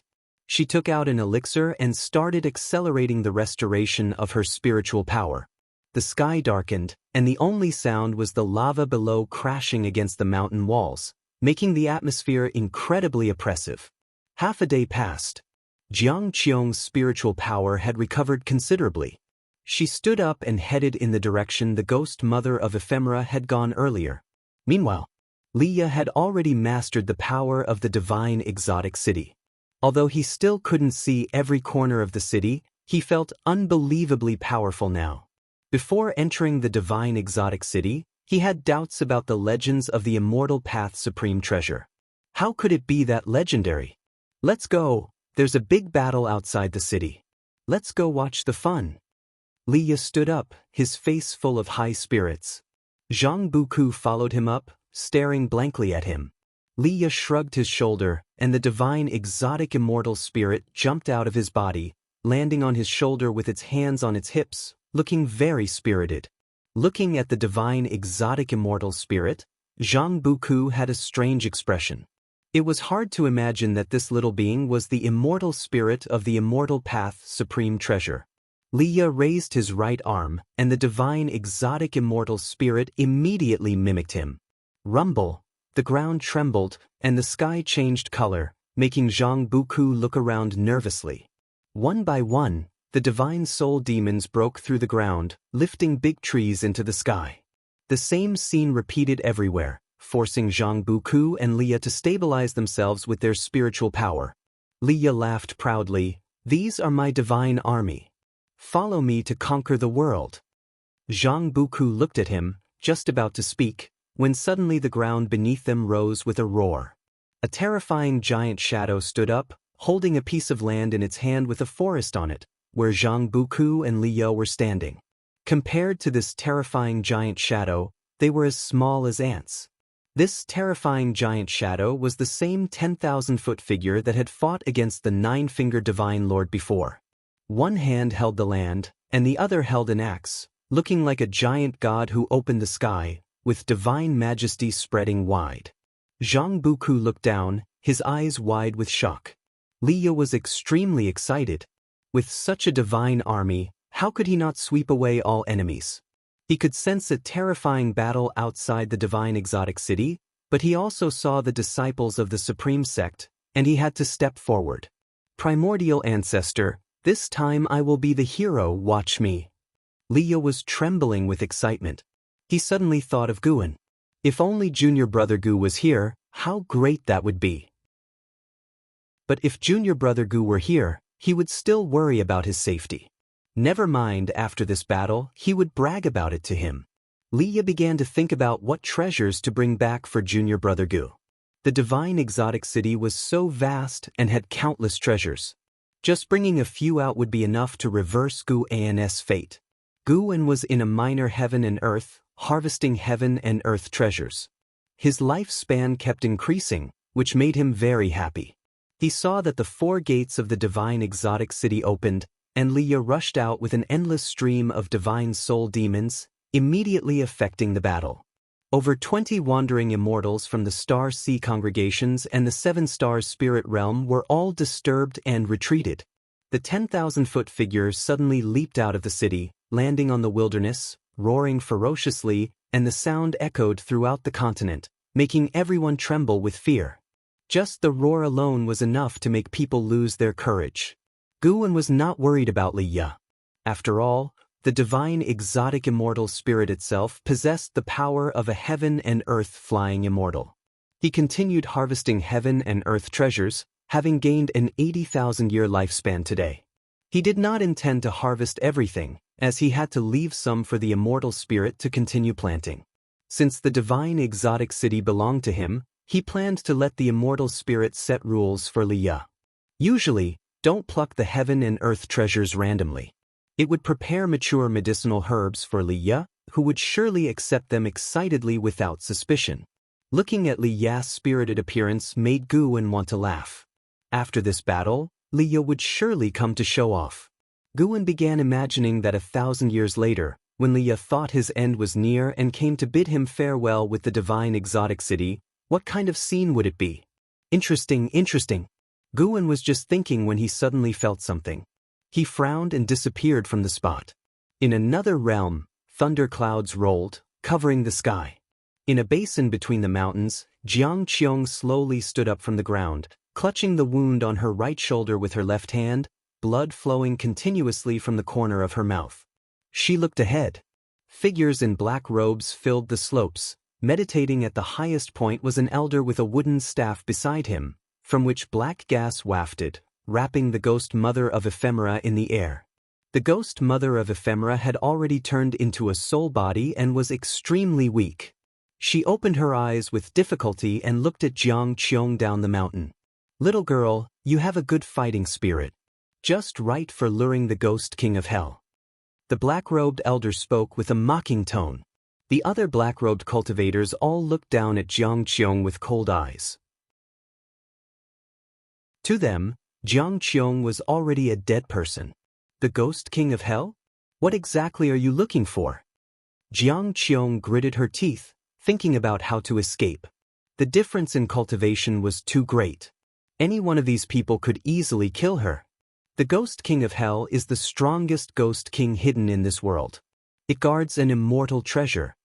The black-robed elders spoke nonchalantly. A black-robed cultivator started descending the mountain, step by step approaching Jianghu. Just as Jianghu was extremely anxious, a gust of wind came from afar, making her instinctively close her eyes. The gust of wind whistled past, and Jianghu felt her injury had somewhat healed, whether it was an illusion or not.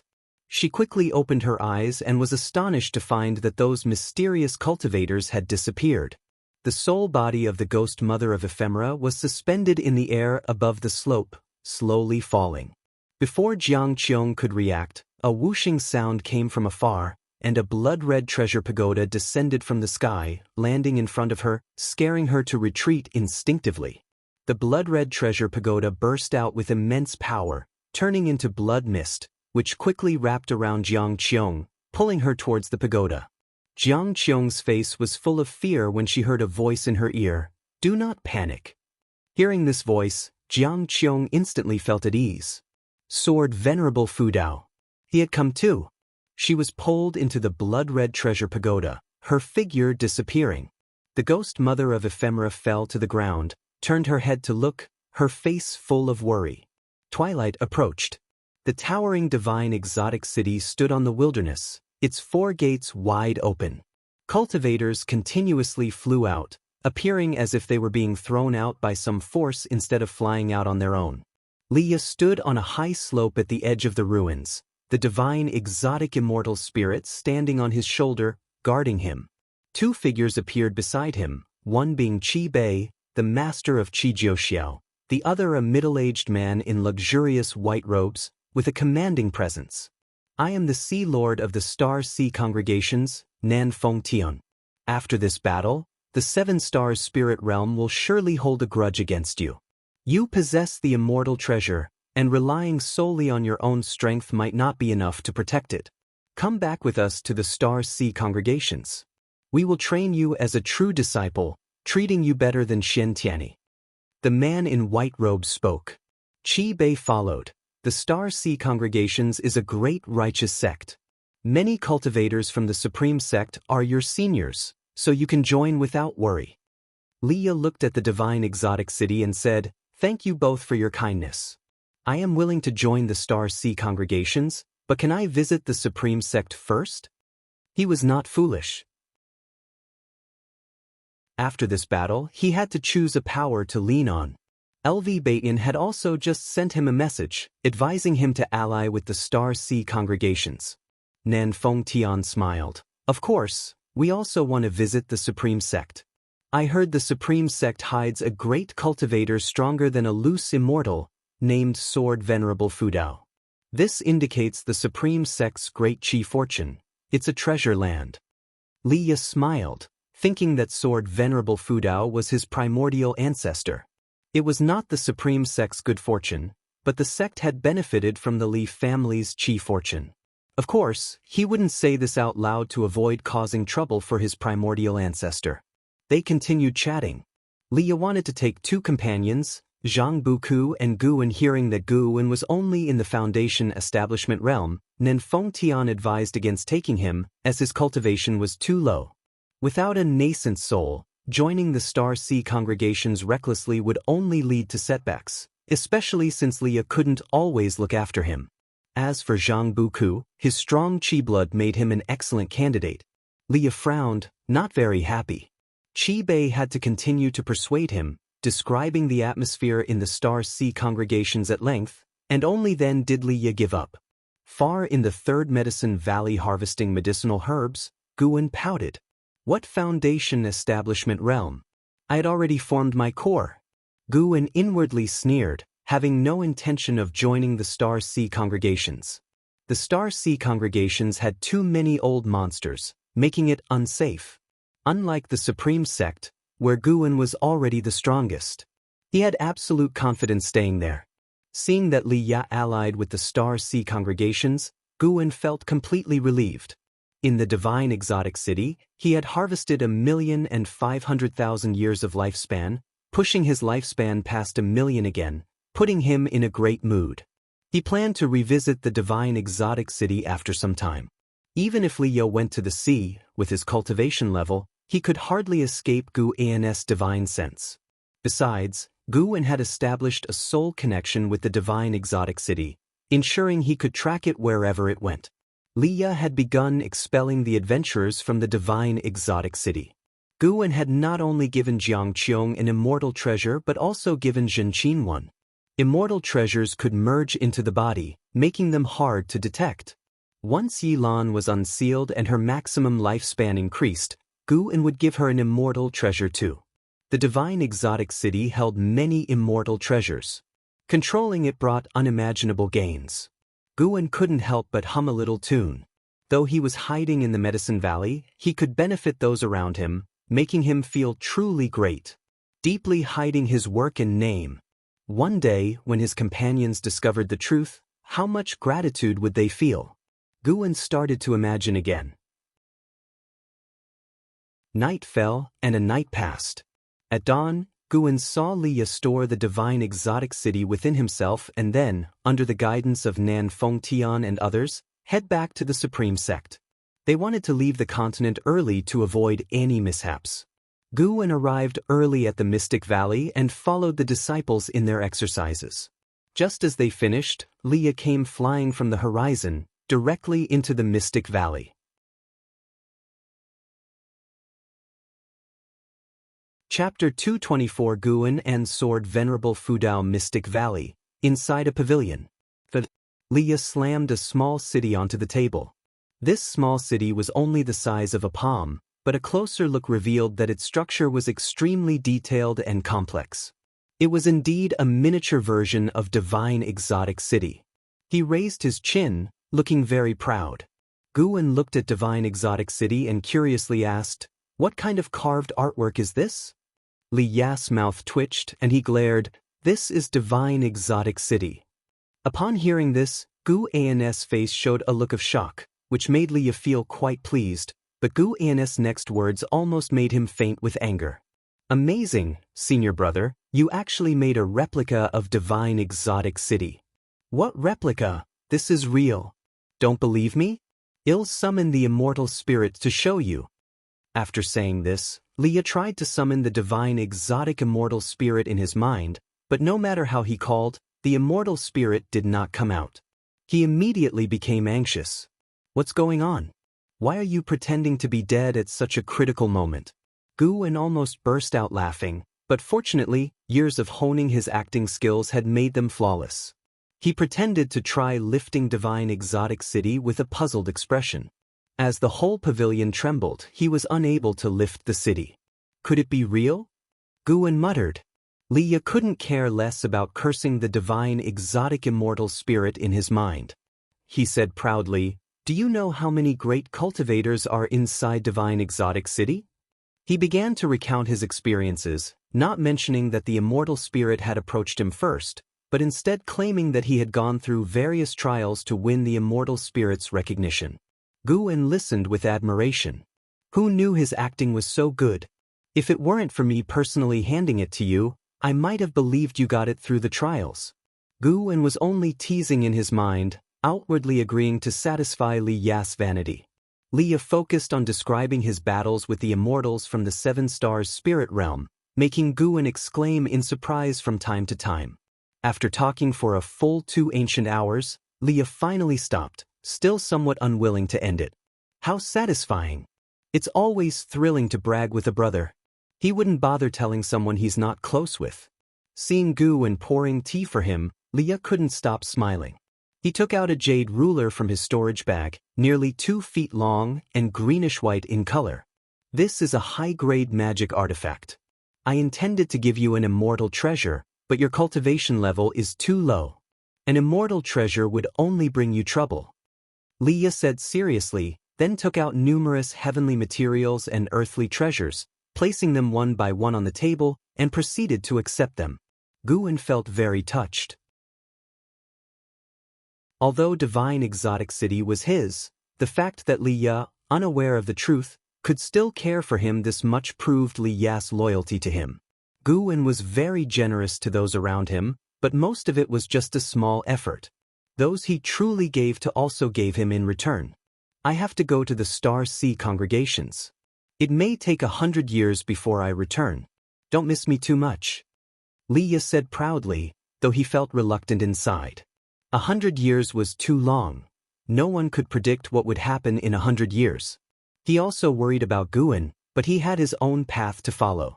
Guan nodded and said, "100 years later, as long as you return, I will still be here waiting for you. Although living 1,000 years is hard, now that I have reached core formation, living a few hundred years shouldn't be a problem." Li Ya smiled, then reminisced about the days when they were still minors. Another ancient hour passed, and Li Ya left through the window. Guan looked at the footprints he left behind and suspected he did it on purpose. No way, he'll have to let the Divine Exotic Immortal Spirit bully him a bit, in the name of teaching. Guan made up his mind, simultaneously sending orders to the Divine Exotic Immortal Spirit through his mind. In the evening, Jianghu came to visit Guan. He had prearranged with Li Ya to visit separately. Jianghu had personal matters he wanted to discuss alone with Guan, while Li Ya didn't want to disrupt the seniority hierarchy. 3 people in one room would also be crowded. As expected, Jianghu debunked Li Ya, saying Li Ya was just lucky and the immortal spirit approached him first. However, he wasn't jealous of Li Ya, rather, he was happy for him, saying that if Li Ya wasn't strong enough, he feared they might die on their adventures. In the end, Jianghu also took out numerous heavenly materials and earthly treasures as gifts for Guan in gratitude. Guan tried to decline, but Jianghu insisted until Guan had no choice but to accept them. Being able to repay Guan made Jianghu very happy. He started talking about how he wished his father could see his achievements now. What a pity! It wasn't until evening that Jianghu finally left. Snow fluttered down as troops from the Supreme Sect returned. Zhen Qin came to visit Guan first and also brought many treasures. Guan couldn't help but laugh and cry, but he didn't refuse. 4 days later, at night, another person came to see Guan. It was Jiang Qiong. The two entered the 8 scenic caves to chat. How have you been these years? Guan asked softly, sitting in front of a green vine tree. 2 vines sprouted and began to massage his shoulders. Seeing him enjoying himself like this, Jiang Qiong couldn't help but roll her eyes. Jiang Qiong took out a medicine cauldron, lit a fire, and added water before answering. Pretty well. I recently went to Divine Exotic City and gained a lot. She started placing medicinal ingredients into the cauldron. Guan immediately congratulated her. Do you know who I serve now? Jiang Qiong asked casually. Guan shook his head and said, How would I know? In the Immortal cultivation world, I am just an ordinary person who knows very few great cultivators. Sword Venerable Fudao. What? Guan was shocked. He cursed inwardly. I told you not to say anything. How could you spill it so easily? If Jiang Qiong told him about Sword Venerable Fudao today, she might tell others tomorrow. How could he not be nervous? Of course, even if others knew about Jiang Qiong and Sword Venerable Fudao's relationship, it wouldn't threaten Guan. However, Jiang Qiong might attract fatal trouble. I'm only telling you, so don't spread it around. Jiang Qiong said, turning to glare at Guan fiercely. Guan sighed and said, You shouldn't have told me. If he overhears this, won't I be in trouble? Jiang Qiong laughed and said, Don't worry, Sword Venerable Fudao doesn't kill nobodies. I'm just chatting with you. Then she turned the conversation to her experiences in Divine Exotic City. This trip to Divine Exotic City was full of dangers, and I nearly died. If it wasn't for Sword Venerable Fudao's intervention, you wouldn't see me here today. Jiang Qiong said with a slight air of melancholy. Guan comforted her, You're back now though. With your fortune, you might even become an immortal someday. Jiang Qiong shook her head and said, An immortal? That's far too difficult. The higher you stand, the more fears you have. By the way, why do you think Sword Venerable Fudao cares so much for me? Could it be he fancies my looks? She glanced at Guan, anticipating his reaction. Guan frowned and said, Probably not. He's too powerful and renowned, not lacking in women. I care for you only because you've taught me so many spells. Thinking of you that way is too hurtful. Guan felt insulted. How could Sword Venerable Fudao be so shallow? Seeing Guan frown, Jiang Qiong felt a bit relieved, though his remarks annoyed her. There are many women in the world, but how many have you seen that are more beautiful than me? Jiang Qiong glared, stepping forward quickly to lean over Guan and stare at him. Their faces were less than 10 centimeters apart, and Guan, sitting on the ground, had to shift to the side. Jiang Qiong lifted her left foot, brushing past Guan's ear and stepping on the tree trunk, stopping his movement. Why are you dodging? Do you find your martial master so repulsive? Jiang Qiong snorted. Guan said awkwardly, Repulsive, never. I'm just afraid of offending you. He glanced downward for a moment. Jiang Qiong was wearing a skirt, though there were pants underneath, her posture was still quite improper. Offend? Jiang Qiong withdrew her foot, squatted down, and started pulling at Guan's clothes. What are you doing? Guan exclaimed in fear. Jiang Qiong replied, In case that being really has his eyes on me, how could I refuse? Before that happens, let me fulfill you. Although Sword Venerable Fudao was strong, Guan was more important to her, even the most important. Guan crawled away, but Jiang Qiong's strength increased, making it difficult for him to reveal his true cultivation level, leaving him in a dilemma. Stop this? This isn't right. By now, Guan's robe was in disarray, Even his hair was loose, and his face was flushed with embarrassment. Jiang Qiong laughed, stopping her actions, and said, "Even if you don't comply tonight, it won't matter. I will force it if necessary." Ooh, Guwen panicked. Was she really going to do this? "I've never even been with my junior sisters. How could I be with you, a witch?" Guwen was about to call for Sword Venerable Fudeo's intervention. Just then, Jiang Qiong stopped, stood up angrily, and said, "Look at you, so cowardly. Strip down and get into the cauldron. Did you really think I wanted to do anything to you? I'm just preparing an excellent body-tempering concoction for you." Guwen was stunned for a moment and then sighed in relief, quickly getting up. He walked past Jiang Qiong, only to get kicked in the butt by her. "Hurry up and strip," Jiang Qiong said impatiently, feeling truly annoyed. In fact, she really had the impulse just now, but seeing Gu An's terrified look, she couldn't bring herself to do it. This made her both embarrassed and angry. Did this kid really think so little of her? Was it because of etiquette? Jiang Qiong thought of how Guwen grew up in a righteous path environment, surely respecting etiquette. She didn't respect that because she came from the demon path. With this thought, she felt much better again. After all, if he felt nothing, why did he glance down? Jiang Qiong smiled. Guwen approached the medicine cauldron, quickly stripped, and then leaped into the cauldron, splashing water. "It's a bit hot." Gu N's voice came from within the cauldron. Jiang Qiong said coldly, "Endure it. Are you afraid of a little pain?" Guwen remained silent, not daring to speak further. The 8 scenic caves fell into silence. After placing all the medicinal ingredients into the cauldron, Jiang Qiong took out a blood-colored tower. She sat down and inspected it carefully. Guwen poked his head out and asked, "What treasure is this?"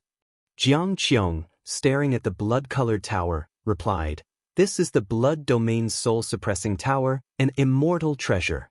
It's incredibly powerful, and I got it by sheer chance." Chapter 225 Outer World Cave. Jiang Qiong briefly introduced the formidable aspects of the Blood Domain Soul Suppressing Tower. This tower could suppress enemies. Once trapped within, they would lose their way and find it extremely difficult to escape. Moreover, they would constantly endure the burning of the blood flames within the tower, and if reduced to only their soul, there would be no chance of escape. According to the divine exotic immortal spirit, the Blood Domain Soul Suppressing Tower was absolutely one of the top 3 immortal treasures within Divine Exotic City, which was also the reason cultivators of the 7 Stars Spirit Realm sought it out. Most of the treasures within Divine Exotic City were plundered, some were seized by former owners from enemies, and others were left behind by adventurers after their deaths. The Blood Domain Soul Suppressing Tower had a long-standing reputation over the ocean and was considered a legendary supreme immortal treasure. Guwen often exclaimed in amazement, which caused Jiang Qiong to involuntarily smile. Watching Guwen's inexperienced expression, she did not feel annoyed. Instead, she found it amusing. In other places, her cultivation level was insignificant, but in front of Guwen, she was a great cultivator. Even though many people looked down on her, as long as Guwen admired her, it was enough. Jiang Qiong then recounted her experiences from past years, including the founding of the Juhua sect. Guwen listened attentively, even though he often used his divine sense to keep an eye on Jiang Qiong. Hearing stories directly from her was more interesting. Night passed. By noon the next day, Guwen leaped out of the medicine cauldron and quickly put on his robe.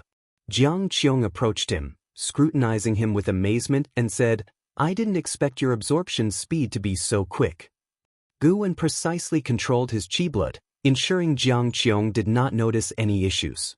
"Thank you," Guwen said earnestly. Jiang Qiong thought to herself that this kid still wouldn't call her martial master. She would have been angry in the past, but now she felt a hint of delight. She raised her head and said, "Practice your sword well. Your sword Dao talent is outstanding. As for your cultivation level, I will find a way to help you improve." "This isn't appropriate. You should keep it for yourself. Giving it to me is a waste." Guwen hesitated, genuinely grateful to Jiang Qiong. Having this intention was enough. There was no need to take it seriously. If combat prowess had a numerical value, With Jiang Qiong's help last night, Gu An's combat power would have successfully increased from 100 billion to 100 billion and 1. Indeed, it had enhanced, but this slight increase in value was more valuable to Jiang Qiong. Jiang Qiong snorted, "Rest assured, I won't delay my cultivation." Guan had to give up. Jiang Qiong asked Guan about his experiences over the years, and Guan did not hide anything, but as she listened, Jiang Qiong became increasingly unable to withstand it.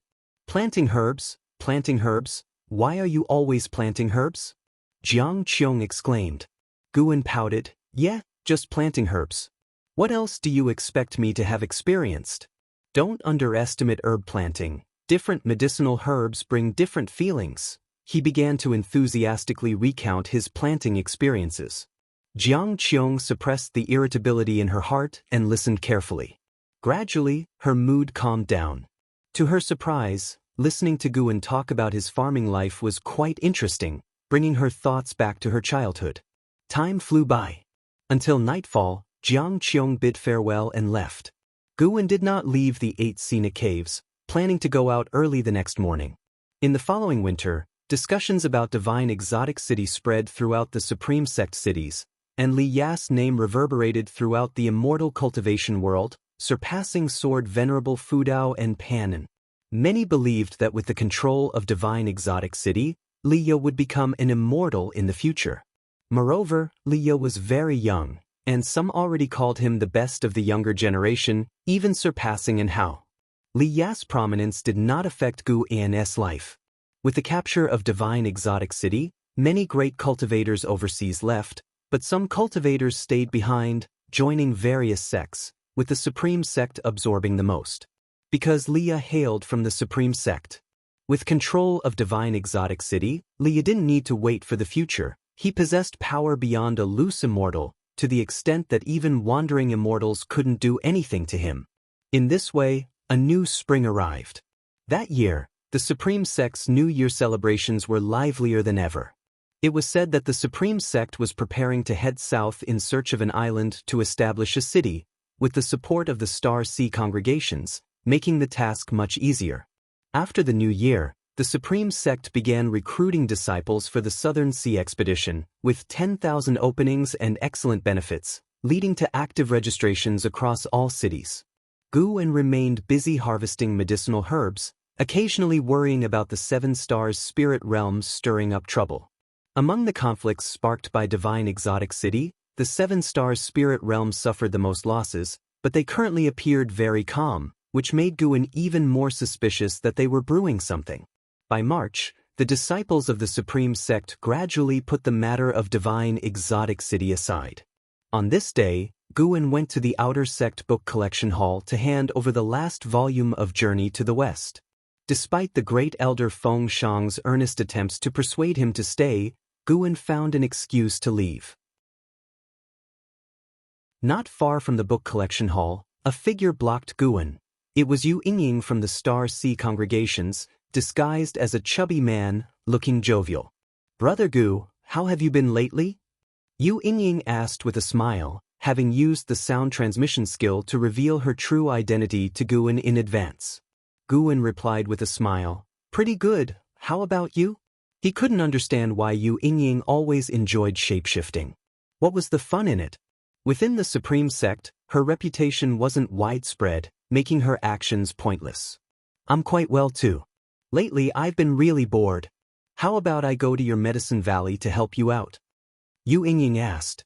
Guan hesitated for a moment and agreed, then directed her to the 3rd medicine valley.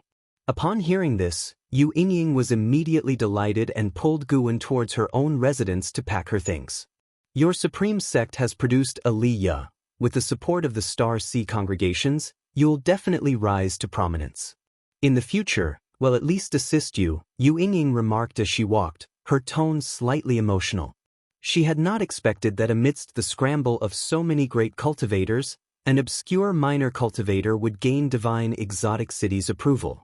As a member of the Star Sea congregations, she deeply understood the might of the fake immortal treasure, believing that Li Ya would undoubtedly become a significant great cultivator over the ocean. "That's great news," Guan responded, trying to act surprised. Following this, Yu Yingying began describing those powerful Immortal Path Supreme Treasures to Guan. The Star Sea Primordial Unity banner of the Star Sea congregations was said to invert the stars and ocean within the formation, causing those who entered to become forever lost, and it could harness the power of stars and the ocean to change the course of events. The Seven Stars Mirror of the Seven Stars Spirit Realm contained ancient power, under whose light nothing could hide. Guan found this very intriguing. He wondered what cultivation level was needed to craft an Immortal Path Supreme Treasure. When he reached that level, he also planned to create one, making early plans to avoid panic when the time came. Spring went and autumn came, 5 years passed quickly. After Liya took Divine Exotic City, the mainland enjoyed peace. The Supreme Sect successfully established a city overseas, with even the outer sect having a transmission array platform leading to Southern Sea City. More and more disciples began training at sea, and news from the ocean continually arrived at the Supreme Sect. Since the completion of the teleportation array in Southern Sea City, Guan saw new things in the Outer Gate City whenever he went, making him feel like he was at a fair. In early summer, Guan arrived at Immortal Seeking Island.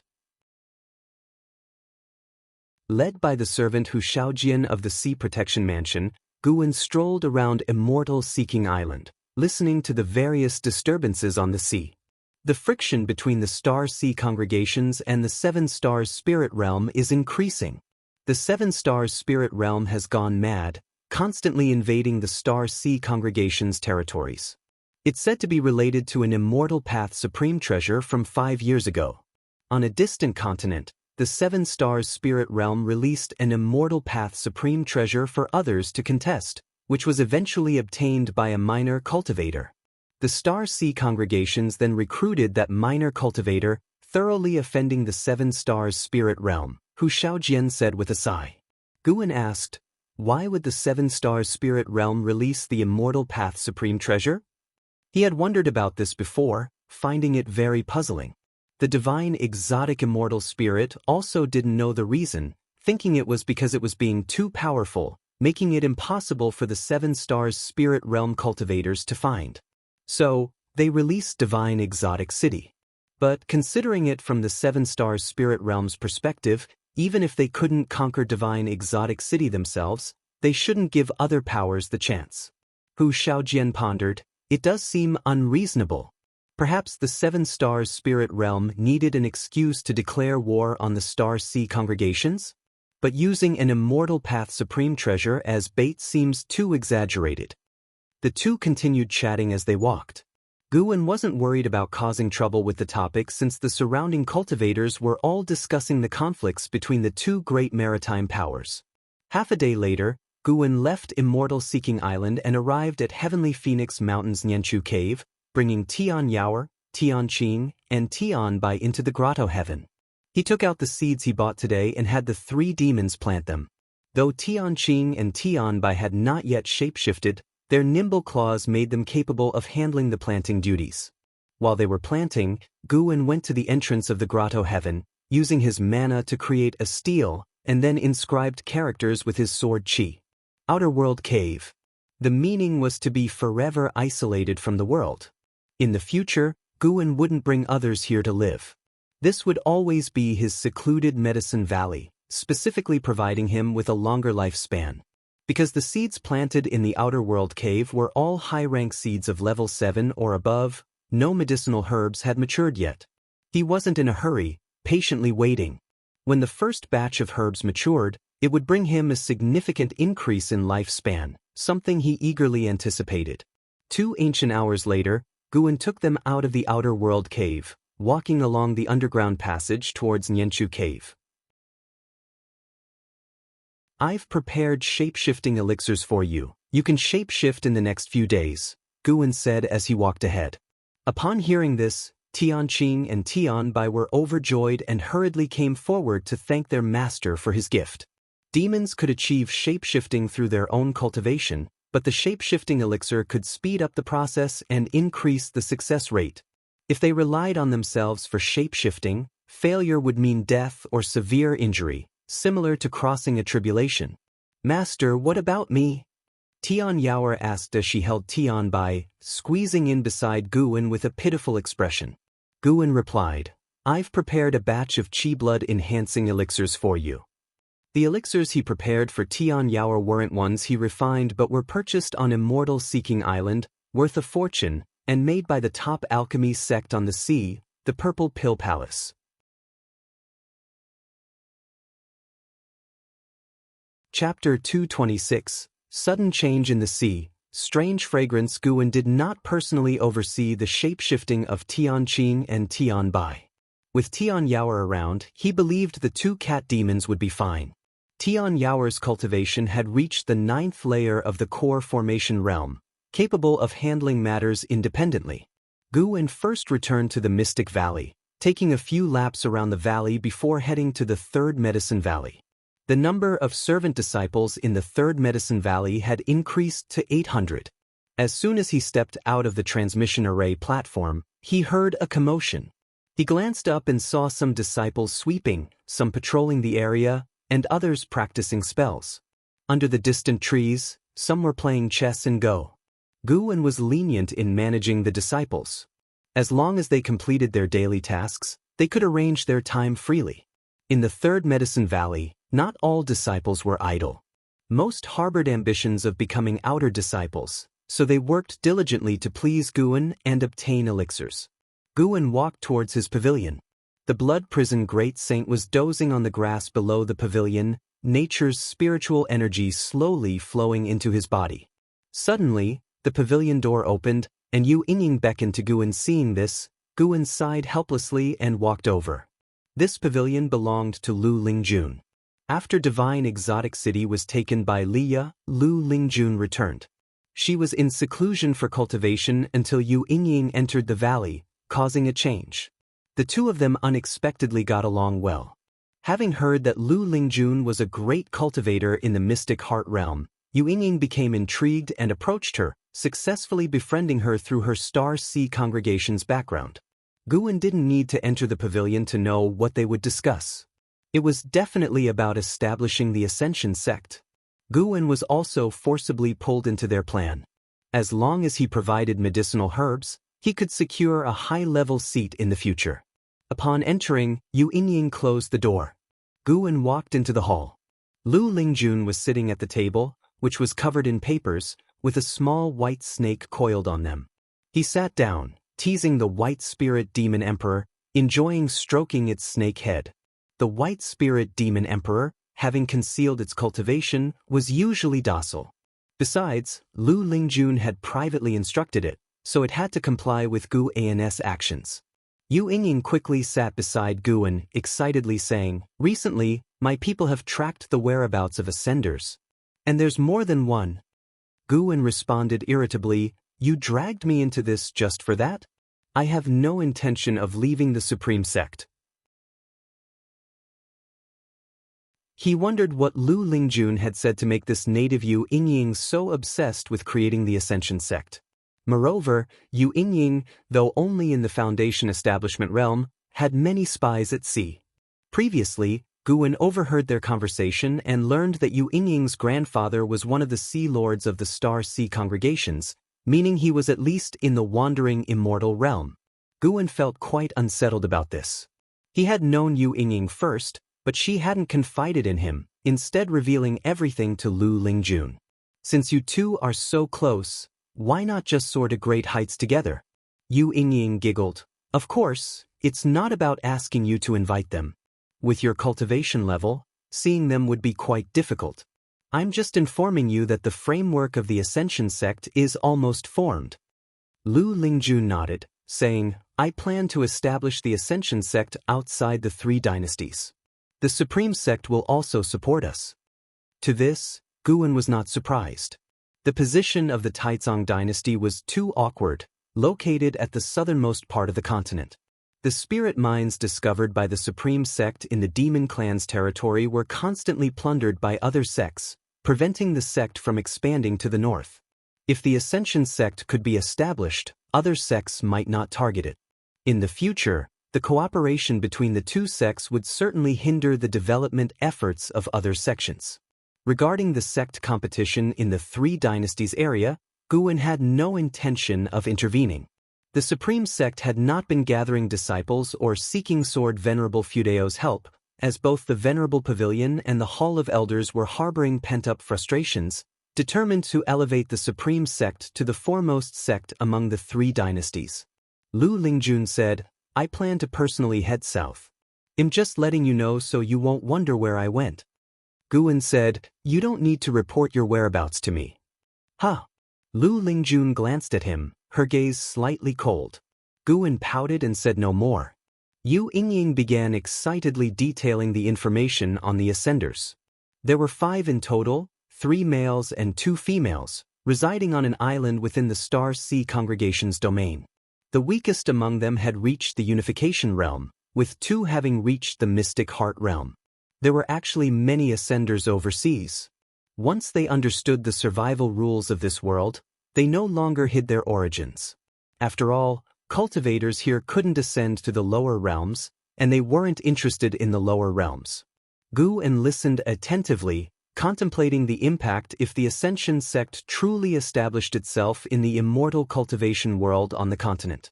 Ascenders might not have the highest cultivation, but their survival skills and temperament were formidable. Whether Lu Lingjun could win them over remained uncertain to Guwen.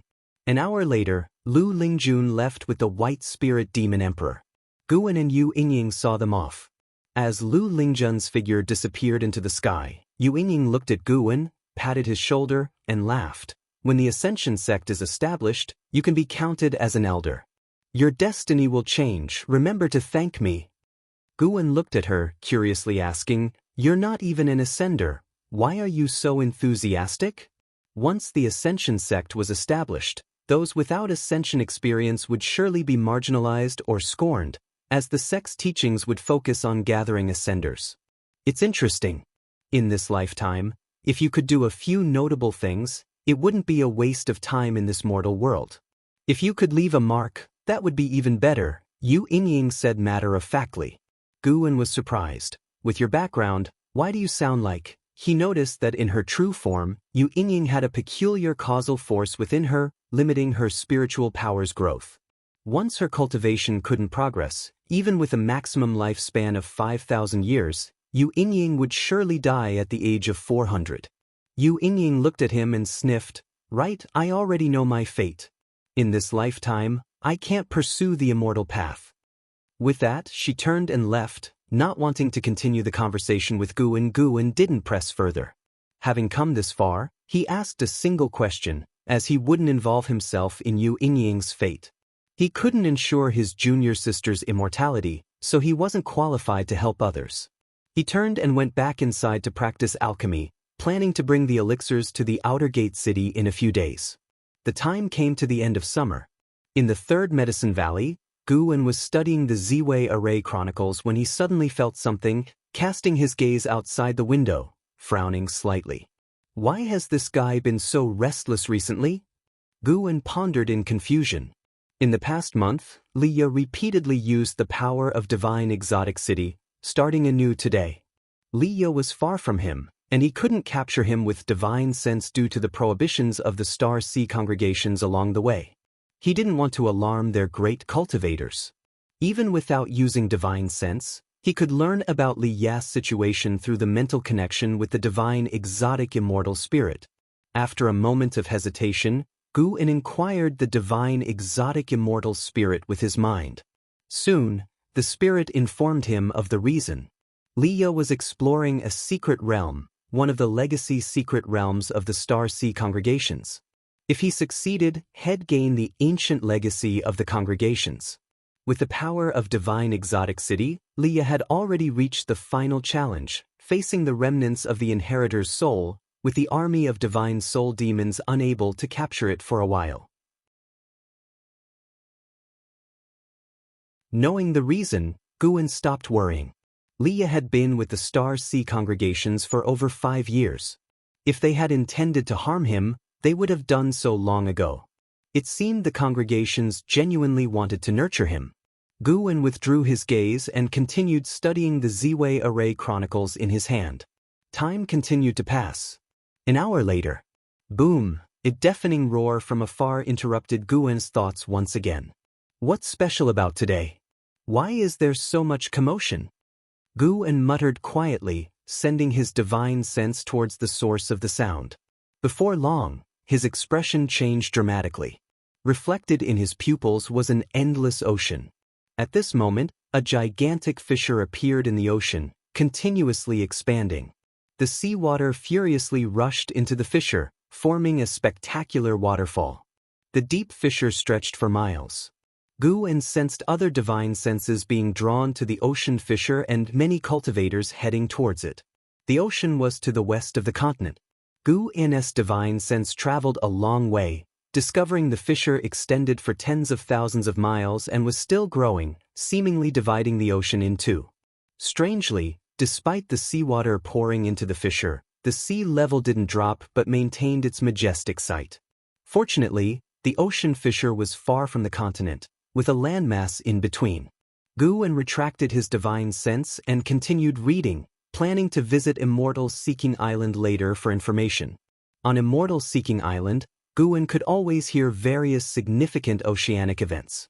Late at night, Guwen arrived at Nianchu Cave, walking towards the stone table. As soon as his footsteps sounded, two fragrances greeted him. Next, his arms were embraced, sinking into softness. Master! Greetings, Master! Two enchanting women clung to Guwen's arms, one in a blue dress, the other in a white dress. They had graceful figures and delicate features, gazing at Guwen with eyes like rippling water. They were Tianqing and Tianbai after shapeshifting. Guwen, wearing a mask, asked, "What's that smell on you?" Tianqing tilted her head and said, "It's a special water mist made. It gives off a distinctive fragrance, masking our demon scent, so Master won't dislike us." Guwen remained silent, inwardly satisfied. The newly shapeshifted Tianqing and Tianbai indeed had a foul demon scent, which made him reluctant to be close to them before. Allowing them to hold him, Guwen walked towards the small building. The two cat demons chattered nonstop, just like Tian Yao. Soon, Tian Yao emerged from the house, beaming as she approached Guwen, expecting praise. Unfortunately, Guwen didn't mention the fragrance but asked about her cultivation progress.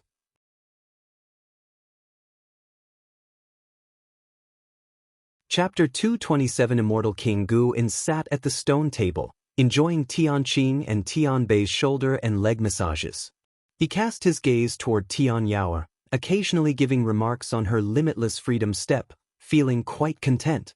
Tian Yao felt rather frustrated but had no choice but to listen.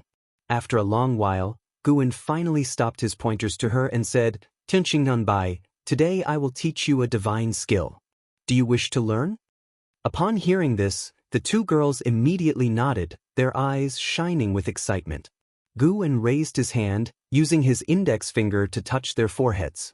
In an instant, their bodies stiffened, and a figure practicing divine skills was reflected in their pupils, their postures constantly changing. He imparted the Taoist gang primal energy to them. Tianqing and Tianbai needed many years to master it, which would also help them settle down. During the massages, their hands had been a bit restless, which made Guwen slightly displeased, hence a small punishment. Tian Yao sat down and curiously asked, "Master, what divine skill are you teaching them?" Guwen briefly introduced the Taoist gang primal energy, which piqued Tian Yao's interest, and she began to coquettishly beg him to teach her. Having spent so much time together, Guwen found it hard to refuse Tian Yao's requests, so he nodded in agreement. This made Tian Yao very excited. Her eyes darted around, thinking of something, unable to contain her smile. Once the two cat demons regained their senses, Guwen let them go to practice. As they left, Tian Yao approached again, eagerly leaning her forehead forward with her eyes closed. Seeing her acting like a damsel waiting to be picked, Guwen cursed her as a demon under his breath, then began imparting the divine skill. After teaching the divine skill, while Tian Yao was still immersed in the inherited memories, Guwen began picking medicinal herbs. Tianqing and Tianbai were very restless. Wherever Guwen went, they would practice nearby, constantly chatting with him. It wasn't until dawn that Guwen finally left. As autumn arrived, the weather became slightly cool. Guwen crossed several seas and reached Immortal Seeking Island. Sure enough, news of the ocean rift had already spread across Immortal Seeking Island, and everyone was talking about it. It was said that the rift was still continuously expanding, making it impossible to gauge its length. The width alone reached 100 miles, causing unease, as if the entire mortal world was about to split in two. During this time, Guwen even saw heaven and earth flying immortal approaching the ocean rift, but they were powerless as well. Senior, I heard a legend. Long ago, the mortal world was submerged by the ocean, countless Taoist traditions perished. When the ocean receded, all beings returned to living on land, and sects sprang up like bamboo shoots after a rain. One of those sects was the Red Dust sect. The sect master of Red Dust sect created the immortal path supreme treasure, divine exotic city, which suppressed the mortal world and achieved the position of immortal king. Before the Red Dust sect master fell, he split the ocean in two, then his body fell and was buried at the bottom of the sea. His realm was unimaginable, and some say it was the power of his bones that cracked the ocean. No one knows if it's true. Hu Shaojian followed beside Guwen, speaking mysteriously. Red Dust sect, divine exotic city? Upon hearing this, Guwen suddenly felt that the ocean rift was related to the Seven Stars spirit realm.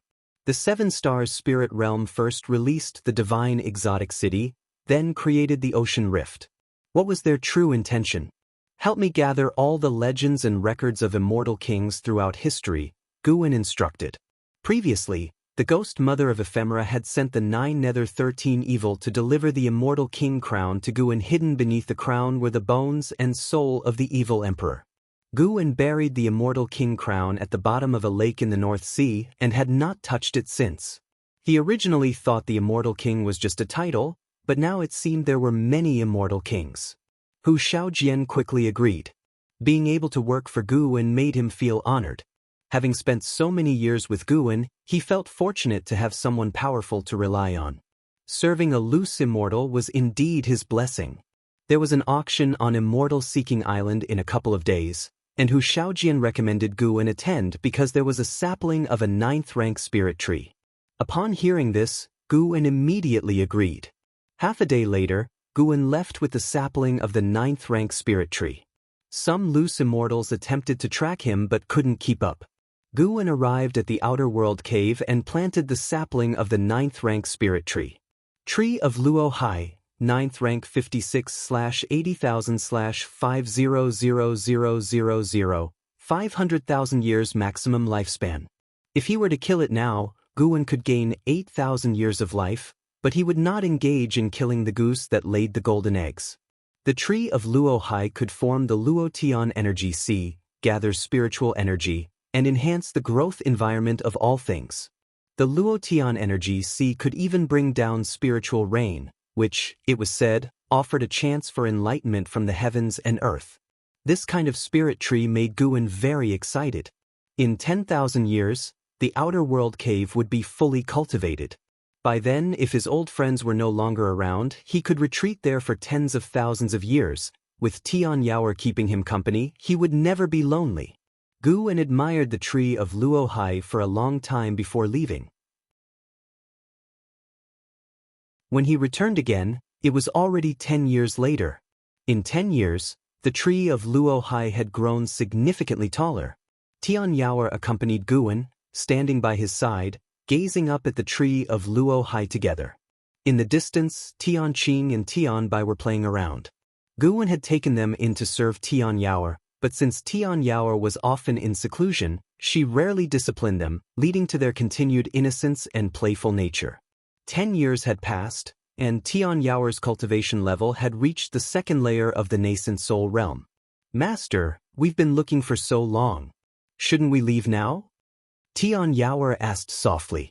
Guwen came back to his senses, nodded gently, then took her and left. Tian Yaoer urged him because she didn't want to waste time here. She had a lot she wanted to discuss with Guwen. However, she could sense that Guwen's mood wasn't high. This feeling persisted until Guwen left.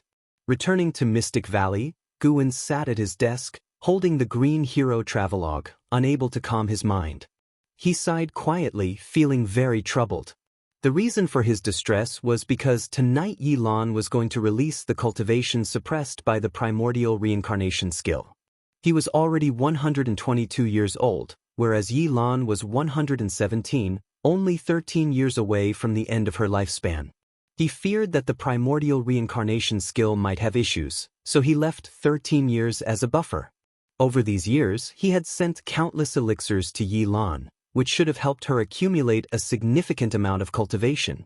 Guan thought this, feeling a bit more at ease. He sent his divine sense toward the outer gate city, inside Yi Lan's mansion. Yi Lan was meditating on her bed, practicing her skills. Guan could feel that her cultivation realm was loosening. He waited until the deep of night. Yi Lan's cultivation was completely released. Guan had set up many formations in her mansion in advance.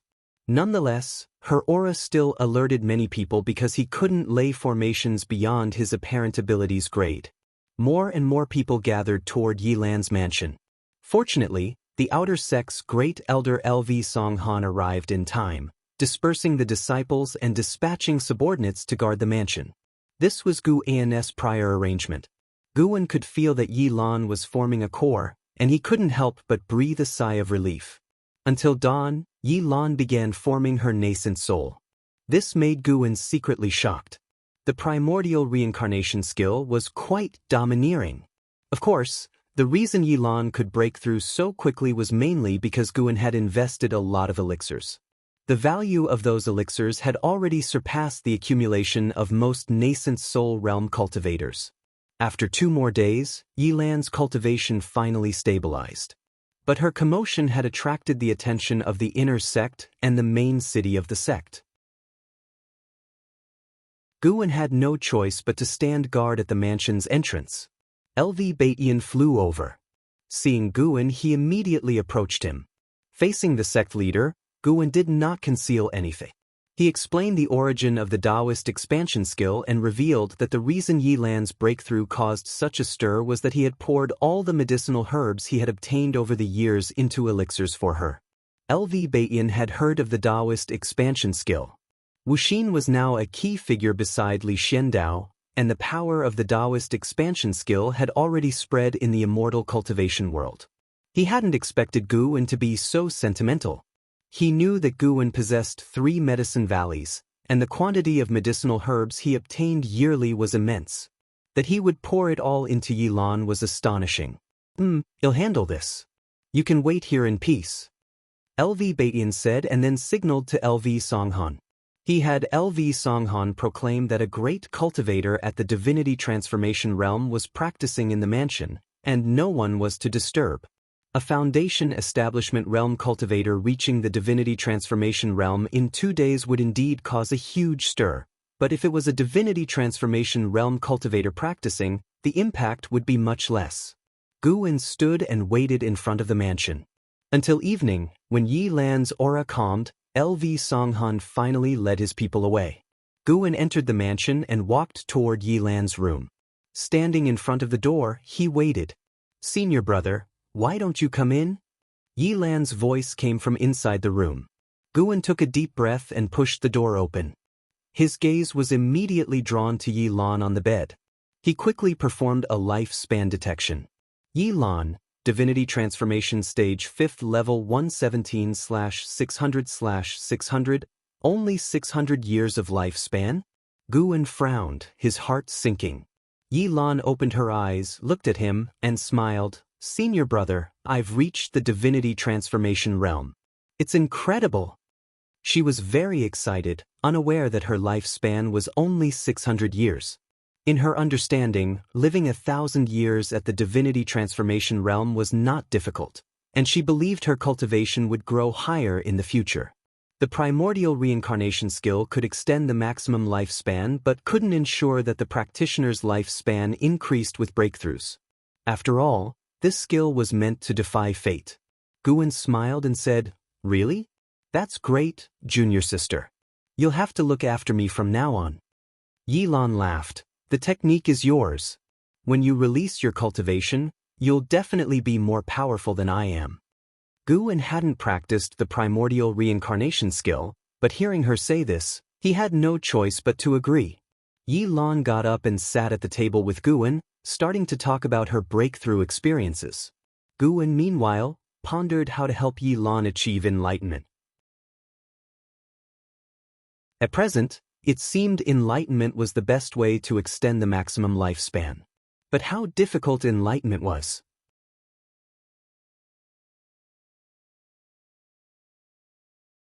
Chapter 228 The 9,999-year life-span limit. Feeling down, Guwen looked at the excited Yi Lan, and his mood gradually improved.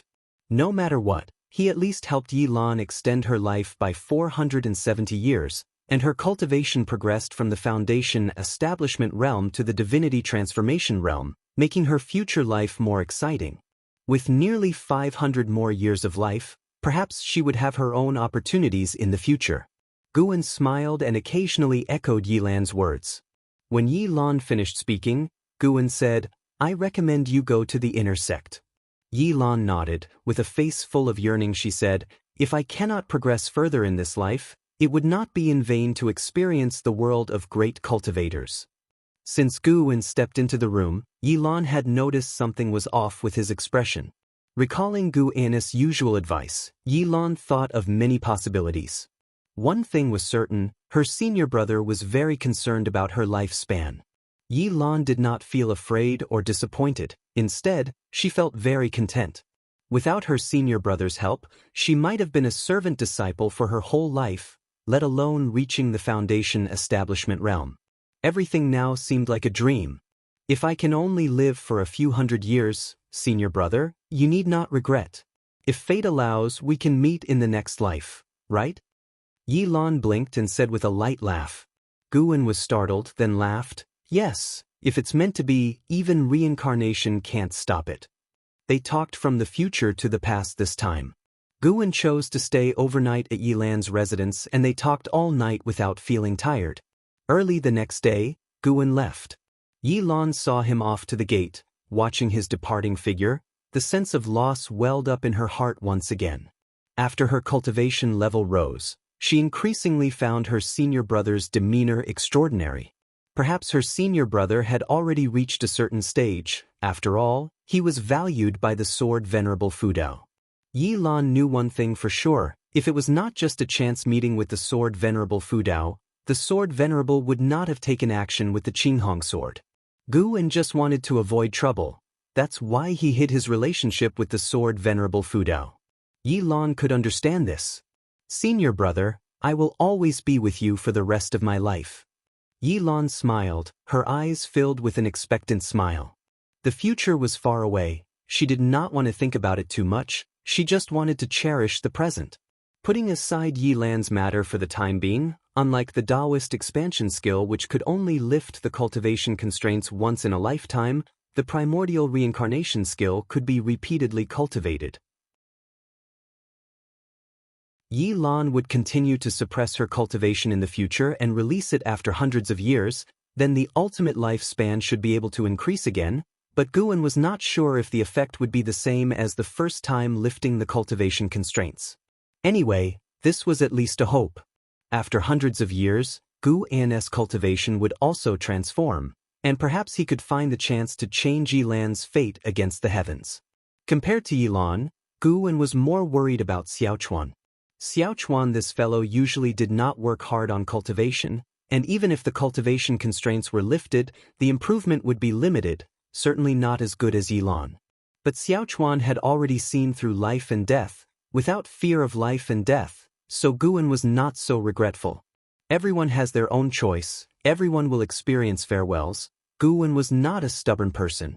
If he was powerless, he could only work hard on his cultivation and see the end of the immortal path on behalf of his old friends. This year's summer was not as hot as previous years. In the third medicine valley, Guwen went downstairs, looking at the myriad forms of life in the valley, and he had a smile on his face, feeling very good. In the distance, Yu Yingying was instructing an Xian and several female disciples in practicing spells. Although her cultivation level was very low, she understood many spells. The blood prison great saint was chasing the white spirit rat again. The gap between them was very small. Whenever he was about to catch the white spirit rat, it always managed to dodge, making him extremely angry and unwilling to stop, so he could only keep chasing. 10 years had passed, and Lu Lingjun had not returned yet. Guwen detected through his divine sense that her ascension sect had been preliminarily established, but one of the ascenders had offended an overseas family, and they had an ongoing grudge for several years. Guwen just watched the play with no intention of meddling. Although Lu Lingjun had been injured many times, it was not to the extent of life-threatening. It had to be said that ascenders were indeed very tenacious. Even though the enemy was powerful, they had no plans to back down and were prepared to fight to the death, not giving up until justice was served. Xiao Chuan came to Gu En's side and said, "Senior brother, I just recruited 100 servant disciples. Do you want to take a look?" Over the past 10 years, disciples have constantly established their foundations and left, while new disciples joined, and the total number of disciples had breached 900. Guwen, being idle, agreed and nodded. He followed Xiao Chuan to the grassy area at the edge of the pavilion area, where 100 servant disciples were waiting, very nervous and whispering to each other. "Will the Valley Master accept us? He should. The head disciple brought us here." This third medicine valley is not simple. It sends out several foundation establishment realm disciples each year to help them become outer sect disciples. I've heard that too. It's said that the Valley Master is the disciple of the sect leader. The most important thing is that the Valley Master is very generous. Some were excited, some were anxious, and some were so nervous that they were shaking all over. When they saw Xiao Chuan and Guwen approaching, they all shut up. Their gazes fell on Guwen and were amazed by his appearance and demeanor. So young, so handsome. Gu En's eyes swept over these servant disciples, constantly checking their lifespans. In the past decades, there were no few buried talents among the servant disciples recruited by Xiao Chuan, but none had an ultimate lifespan exceeding 1,000 years. Guwen had never focused on cultivating servant disciples, so the master-disciple bond was not close. With one glance, all had ultimate lifespans of 100 or 200 years, occasionally showing up one with over 300 years. Yang Jian, Energy Cultivation Realm 3rd Layer 15/97/9999. Yang Jian? Even True Lord Erlang appeared? And with the same ultimate lifespan as in Hao. Gu En's gaze fixed on Yang Jian, he pointed at Yang Jian and transmitted his voice to Xiao Chuan, asking him to call that kid out. Yang Jian wore simple gray clothes, his face slightly black, looking like he had been doing farm work since childhood, but his facial contours were very good. If well-groomed, he would appear handsome. He stood in the crowd, very inconspicuous. Watching Xiao Chuan approach, everyone held their breath, both nervous and expectant. Xiao Chuan squeezed into the crowd, patted Yang Jian on the shoulder, and asked him to come out. Yang Jian was stunned, and quickly followed, feeling very anxious, afraid that Guwen would find him unpleasant. When he stood in front of Guwen, he heard Guwen ask, "Introduce yourself." Yang Jian came to his senses and hurriedly said, "My name is Yang Jian, from Longhu Town, Su Province. I am 15 years old and my family has 9 members." Before Guwen could speak, Xiao Chuan couldn't help but ask, "Yang Jian? Which Yang, which Jian?" Yang Jian scratched his head awkwardly and said, "It's Yang Jian from the Investiture of the Gods, True Lord Erlang from Journey to the West. I really like these 2 books, so I changed my name to Yang Jian after joining the Supreme Sect. My old name was Yang Xiaohu, which sounded really bad." As soon as he finished speaking, the other servant disciples burst into laughter. Hearing this, Guwen breathed a sigh of relief. "Scared me to death." He really thought this kid was Yang Jian from the Investiture of the Gods. After all, this nearly 10,000-year ultimate lifespan was too eye-catching. To date, Guwen had encountered 3 people with an ultimate lifespan of 9,999 years, and Hao, the Blood Prison Great Saint, and Yang Jian. He scrutinized Yang Jian, finding his bones peculiar, and his spirit root was a mixed spirit root of the 5 elements, but his bones were unlike ordinary people. This point was hard to detect without reaching the immortal path realm. His bones needed a vast amount of spiritual energy to revive. In other words, if Yang Jian could not awaken his physical body, he was no different from an ordinary servant disciple. Without the lifespan detection, Guwen would not have detected this. If not encountered by Guwen, Yang Jian would likely never have been noticed for his extraordinary traits, as the number of immortals in the Taizong dynasty was few, making it hard for him to come in contact with them. Xiao Chuan, with a dark expression, said, "You really know how to name yourself, daring to take the name of true Lord Erlang, who is so divine and handsome?" He also liked the investiture of the gods and journey to the west, and had a very good impression of Yang Jian.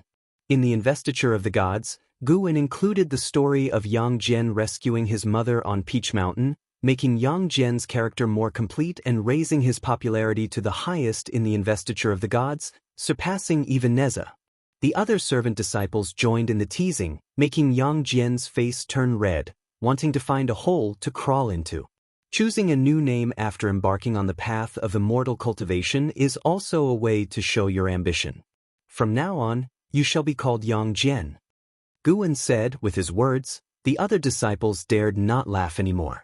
Then, Guwen gave some courteous encouragement and explained some rules of the Medicine Valley, stating that as long as the disciples worked diligently, he was willing to help them establish their foundations and pursue the immortal path. After speaking, Guwen turned and left. He would not accept someone as a disciple based solely on their ultimate lifespan. He would observe Yang Jian's future behavior.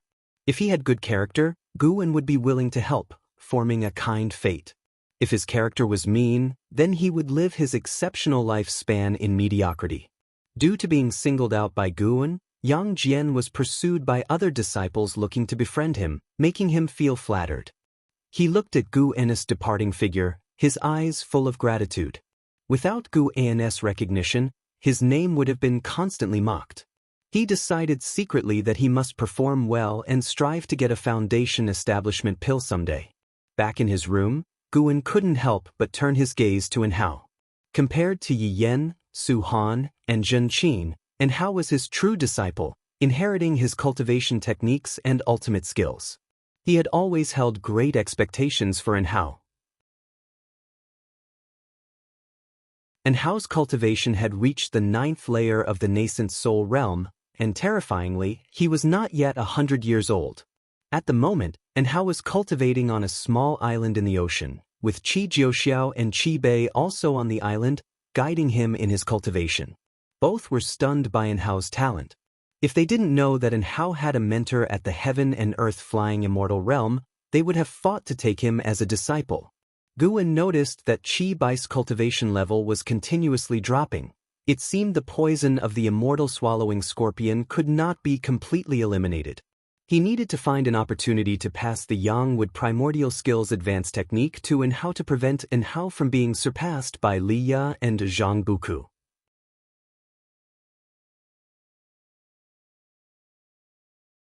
Chapter 229 Yang Jian's longing. With the passing of summer and the arrival of autumn, the third Medicine Valley gradually became tinged with yellow. Yang Jian came before the blood prison great saint, respectfully presenting a platter filled with flowers and fruits. The blood prison great saint lay on the ground and gave him a casual glance. "Is it washed clean?" he asked indifferently. Yang Jian quickly nodded and whispered, "I washed it 3 times. The blood prison great saint lowered his head to sniff, then said, "Not bad. Keep it up, you may go now." Yang Jian stood up, bowed, and then retreated.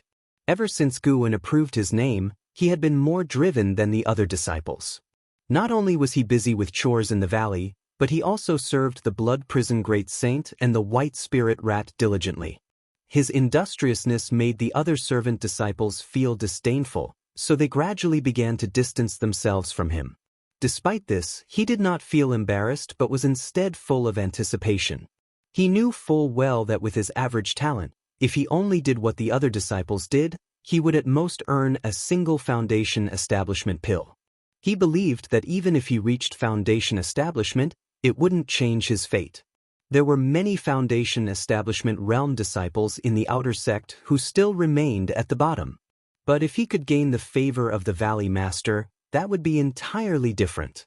Lacking aptitude and connections, Guwen represented the greatest opportunity in Yang Jian's eyes.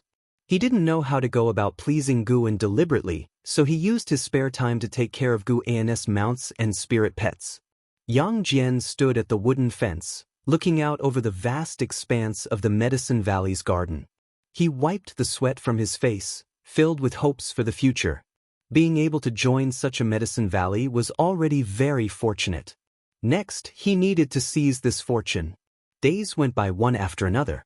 In late autumn, someone came to visit Guwen. It was Wu Ju, whom he hadn't seen in many years. Wu Ju, visiting the third Medicine Valley for the first time, was amazed by its grandeur. "I'm looking for Guwen," Wu Ju said, grabbing a person. Coincidentally, that person was Yang Jian. Yang Jian was sweeping the ground and couldn't help but ask, "May I ask for your name, Senior? What is your relationship with the Valley Master?" "My name is Wu Ju. Guwen and I are brothers. I've been away for many years and came here specifically to see him today," Wu Ju replied. Hearing this, Yang Jian dared not be careless. He asked Wu Ju to wait for a moment and ran all the way to Xiaochuan to report the matter, asking Xiaochuan to make the decision. Xiaochuan then went to Guwen's pavilion and relayed the story at the door. In fact, Guwen had already sensed Wu Ju's arrival, but since Wu Ju had now cultivated the energy-concealing sorcery, it was hard for him to detect directly. So he waited for his disciples to report it to him. "Bring him over," came Guwen's voice from inside the room. Xiaochuan immediately called out to Yang Jian, sending the waiting Yang Jian downstairs on an errand. Just as Yang Jian turned around, Wu Ju suddenly rushed past like a gust of wind, startling him so much that he widened his eyes. He stood there dumbfounded, watching Wu Ju leave a trail of afterimages as he swiftly went upstairs. Even Xiaochuan, who was upstairs, had his hair blown around and stood frozen in place. Wu Ju pushed open the door, saw Guwen, and smiled, turning around to close the door behind him. Xiaochuan came to his senses and turned to descend the stairs. Yang Jian was still stunned. It wasn't until Xiaochuan beckoned to him that he finally snapped out of it. He didn't inquire about Wu Ju's identity, but in his heart, a great determination ignited. He also wanted to become a great cultivator like Wu Ju. On the other side, inside the room, Guwen poured tea for Wu Ju and listened to him recount his experiences over the years.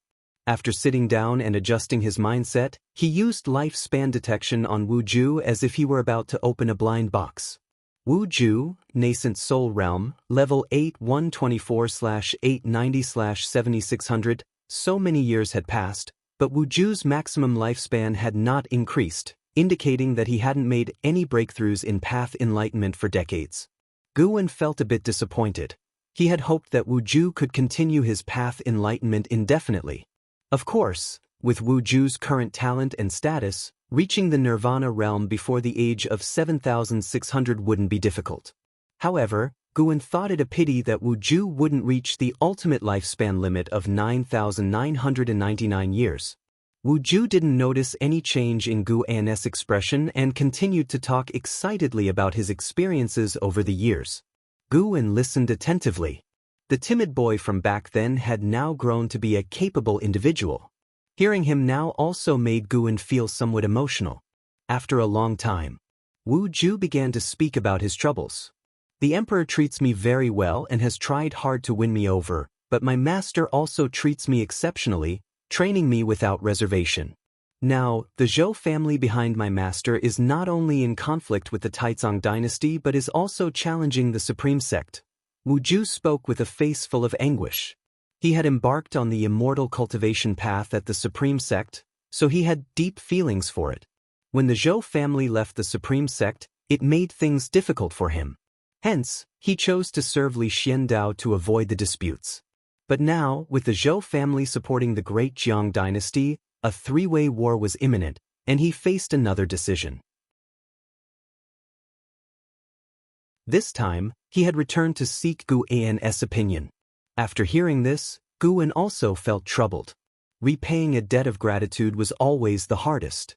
He pondered for a moment and then asked, "Who do you think is the most important?" Wu Ju was silent for a moment before he replied, "In my heart, the Supreme Sect is definitely the most important. Whether it is my master or the emperor, they chose me only after I had grown up. Without the Supreme Sect, I wouldn't have met them." He raised his eyes to look at Guan, his gaze gradually becoming resolute. Guan smiled and said, "Since you can make a choice, I won't say more. Regardless of your decision, I will support you." Wu Ju felt a smile spread across his face and sighed, "I have to consider how to face them in the future. It's simple. Don't become their enemy. Support the Supreme Sect unilaterally. There are many ways to repay them. You don't have to follow orders blindly," Guan reassured him. Wu Ju nodded, then took out various treasures from his storage bag, placing them on the table. "This is the Demon Extermination Elixir, which can prevent the birth of inner demons. This is the Sleeve Gold Sword Array. Though small, it can form a large sword array once infused with spiritual power. This is the Substitute Mouth Cricket. It's of no practical use but can speak for you and serve as entertainment. And this top-grade Dharma artifact Mist Cloud Boots allows you to create clouds under your feet and soar through the skies. It was a reward from the Emperor for slaying the enemy's general." Wu Ju introduced the treasures one by one. There were 8 in total, each with different uses. After he finished speaking, Guan pretended to decline, but Wu Ju insisted, saying he had received many elixirs from Guan in the past and had to pay him back. After several refusals, Wu Ju glared and said, "Are we not brothers? You must accept these or we can't be brothers anymore." Guan had no choice but to agree reluctantly. "Next time you visit, don't bring so many things. I don't need them, and our bond can't be measured by treasures," Guan said seriously. He genuinely didn't want them and hoped Wu Ju wouldn't go to so much trouble. Wu Ju waved his hand and said, "I don't care. When I see good things, I think of you. Since you don't venture out and only focus on cultivation, I'll find you all the magic artifacts and secret books you need." Guan smiled and didn't continue the topic. It wasn't until dusk that Wu Ju left, having made up his mind to choose the Supreme Sect. He intended to see the sect leader next. Guan stood on the balcony, watching the direction in which Wu Ju departed. The sunset was beautiful, even nearing twilight. Guan saw Yang Jian staring blankly in the direction Wu Ju had gone. During this time, Yang Jian's performance had been commendable, and in Guan's eyes, he was already halfway towards becoming a disciple. In the future, if Yang Jian became famous and even surpassed Wu Ju, would Wu Ju remember that the minor cultivator who led the way for him today was the renowned Yang Jian? Guan found the thought amusing, and a smile appeared on his lips. He noticed that he was developing a mischievous habit of imagining the astonishment of those around him. In the blink of an eye, 5 more years passed. During these 5 years, Hao broke through to the divinity transformation realm, and Wu Ju reached the 9th level of the nascent soul realm, on the verge of a breakthrough. Since Wu Ju had decided to stay in the Supreme Sect, he hadn't left the Supreme Sect. After expressing his intentions to LV Bayin was very pleased and began investing substantial resources in him, creating momentum for him. Now, Wu Ju was one of the top 3 talents in the Supreme Sect, holding the position of a true disciple. 127-year-old Guan had a lifespan nearing 16,400,000 years, still far from the billion mark, but he hadn't harvested the high-rank medical herbs from the outer world cave yet. He was eagerly looking forward to those high-rank medical herbs. Throughout these years, Guan occasionally went to Immortal Seeking Island to buy high-rank medical herbs.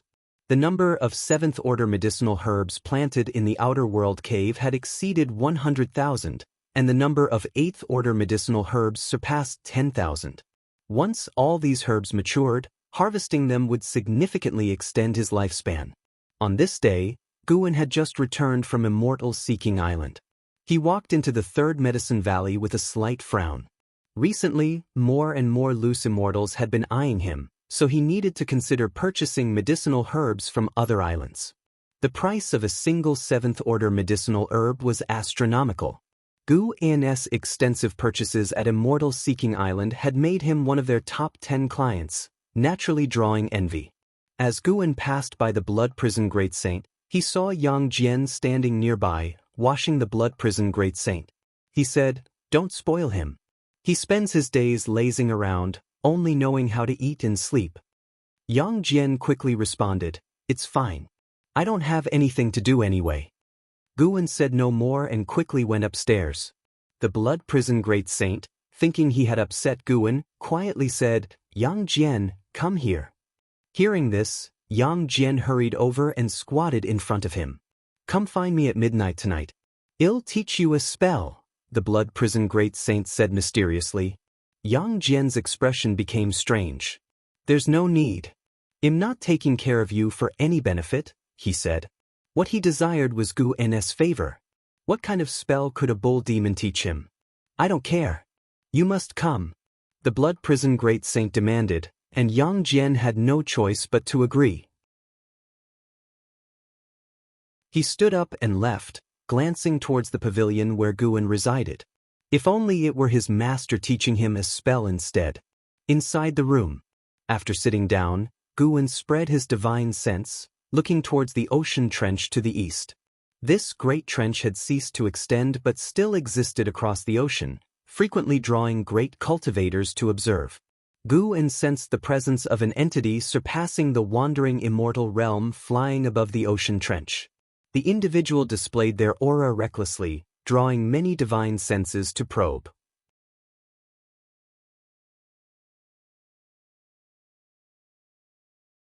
Chapter 230, Sect Leader's Successor. Guwen looked for a while and then withdrew his gaze. Without knowing the other party's intentions, he didn't want to provoke them. The ocean trench had been around for many years without any disaster so far. Guwen hoped this tranquility could last long enough to give him time to grow. He picked up the latest volume of the Green Hero Travelogue from the table and started reading. This book was sent by Xian Tianyi, and he had already read it several times. Each reading gave him a different flavor. Xian Tianyi seemed flamboyant and unrestrained, but he was actually meticulous and skilled in writing about women. Night fell. Yang Jian came to the blood prison great saint's side, wanting to say something but hesitating. The blood prison great saint stood up and, with a twist of his ox-like but, dropped a line before leaving, "Follow me."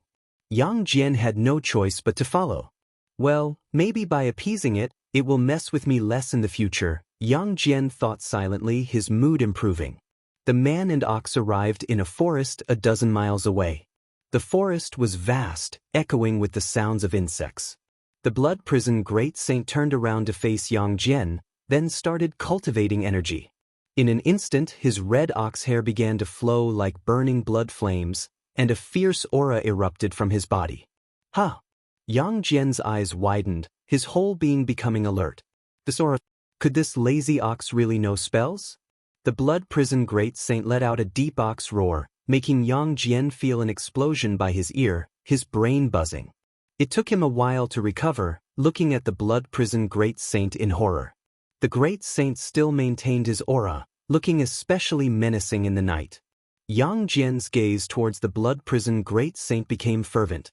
The blood prison great saint raised his ox head and said, "This is a spell of the blood prison divine skill called the blood prison roar. If you train to a minor achievement realm, it can cause the enemy's divine soul to become unsettled in battle. If perfected, it could kill enemies with a roar." "So powerful? I want to learn. I want to learn." Yang Jian felt ignited, the image of the blood prison great saint completely transforming in his eyes. The blood prison great saint, full of pride, said, "Cultivating the blood prison roar isn't easy. Are you ready for hardship?" "I'm not afraid of hardship," Yang Jian said firmly. The blood prison great saint grinned. Under Gu En's divine sense, he found an ox smiling to be quite eerie. This guy didn't have any ill intentions, right? Autumn and winter passed, and the new spring arrived. The Third Medicine Valley began preparing for the spring festival once again. On this day, Wuju arrived, but Guwen wasn't there, so he wandered around the valley. He saw the minor cultivator who had previously guided him carrying water, so he walked over and asked with a smile, "Little brother, aren't you a cultivator? Why are you carrying water yourself?" Yang Jian's eyes lit up when he saw Wuju. He hadn't forgotten Wuju's movement technique from that day, Ethereal like an immortal. He replied, this is a form of cultivation method. His voice was hoarse, speaking haltingly, making Wu Ju uncomfortable to listen to. What happened to your voice? Wu Ju asked with a frown. Yang Jian answered, from practicing. Wu Ju shook his head with a smile, patted Yang Jian on the shoulder, and turned to leave. The reason Wu Ju remembered Yang Jian was that before leaving last time, Guwen had asked him about his thoughts on Yang Jian. Being remembered by Guwen, he naturally developed a bit of interest in Yang Jian. But now it seemed, this boy's talent was quite mediocre, with almost no advancement in cultivation over the years. Yang Jian didn't know what Wu Ju was thinking. Just being asked by him already made him very happy. Wu Ju continued wandering in the valley. An hour later he sensed Gu Yan's aura. But when he turned his head, he frowned. There were actually two women beside Guwen. Why isn't it Miss Shin? Wu Ju wondered. He always thought Guwen and Xinjun liked each other, but now seeing Guwen chatting and laughing with two women beside him, he felt upset. Brother Gu was letting down Miss Shen. Guwen with Yi Lan and Jin Qin flew in. The two women were curious about the scene in the Third Medicine Valley, constantly asking questions, and he answered with a smile. After landing, Wu Ju approached, pointing at Jin Qin and asked, Guwen, who is this? His tone was sharp, making Jin Qin look at him in confusion. He knew Yi Lan, Gu Yan's junior sister, but seeing Jin Qin clinging to Gu Yan's arm made him feel uneasy. Jin Qin's eyes lit up and said, Are you Wu Ju? Yi Lan nodded and said, Yes, he is the true disciple who has recently become famous in the Supreme Sect, Wu Ju. Seeing Wu Ju, she felt very emotional. At the Golden List conference, she met Wu Ju through Guwen. Back then, Wu Ju surprised her, but she didn't expect him to achieve so much today. Why did geniuses always appear around senior brother? Guwen smiled and said, This is my disciple, Jin Qin. Let's go inside and talk. Hearing this, Wu Ju's expression softened. When is Miss Shin coming? Wu Ju asked. He always believed that Guwen and Xinjun were meant to be together. Guwen casually replied, How would I know when she will come? Hearing this, Jin Qin's eyes darted between Guwen and Wu Ju, thinking about something. The four of them headed towards the pavilion, Jin Qin continuously asking Wu Ju questions enthusiastically, making Wu Ju a bit shy. Before they reached the pavilion, a figure flew in quickly. Guwen silently thought, Oh no. Miss Shen. Wu Ju called out excitedly and waved at Xinjun. Yi Lan and Jin Qin looked toward Xinjun. She wore a white dress with a veil on her face, looking like a celestial being with an outstanding temperament. Xinjun landed beside Jin Qin and smiled, Wu Ju, long time no see. She was often in seclusion and didn't know about Wu Ju's reputation over the years. She looked at Yi Lan and Jin Qin, full of curiosity. Guwen pretended to be calm and began introducing them to each other. The three women exchanged pleasantries, creating a harmonious atmosphere, but Guwen could feel the undercurrent. I didn't expect it, Guwen, you have so many female confidants? Yu Yingying suddenly approached, asking excitedly. Wu Ju's loud voice had drawn her attention. Seeing the three women surrounding Guwen and chatting, while Wu Ju maintained a polite distance, she felt there was a good show to watch. Guwen turned black-faced and said, Don't talk nonsense. Yi Lan looked at Yu Yingying and asked, Who is this? So senior brother's previous jokes were true. Many female disciples in the valley liked him. Yu Yingying, working for Guwen, Yu Yingying said with a smile. No one believed her, as how could an errand girl call the valley master by name? Yu Yingying continued, I forgot to tell you, Senior Lu should be coming back for the festival. Guwen kept a straight face and said, Let her come back if she wants to.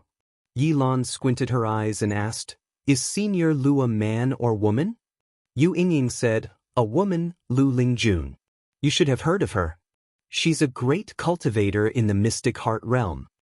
Yi Lan and Jin Qin's faces changed. They had indeed heard of Lu Lingjun, but didn't expect her to be connected with Gu, and Xinjun's eyes curved in a smile, looking appreciatively at Yu Yingying. What a talent! I like her. Guwen took Yi Lan's hand and walked towards the pavilion, saying, My junior sister is here for the first time, I need to attend to her. Yi Lan's face blushed, Zhen Qin hurriedly followed, feeling victorious. She proudly gave Yu Yingying a challenging look. Yu Yingying glared at Zhen Qin before turning to leave. Shen Zhen tacitly followed suit without a word.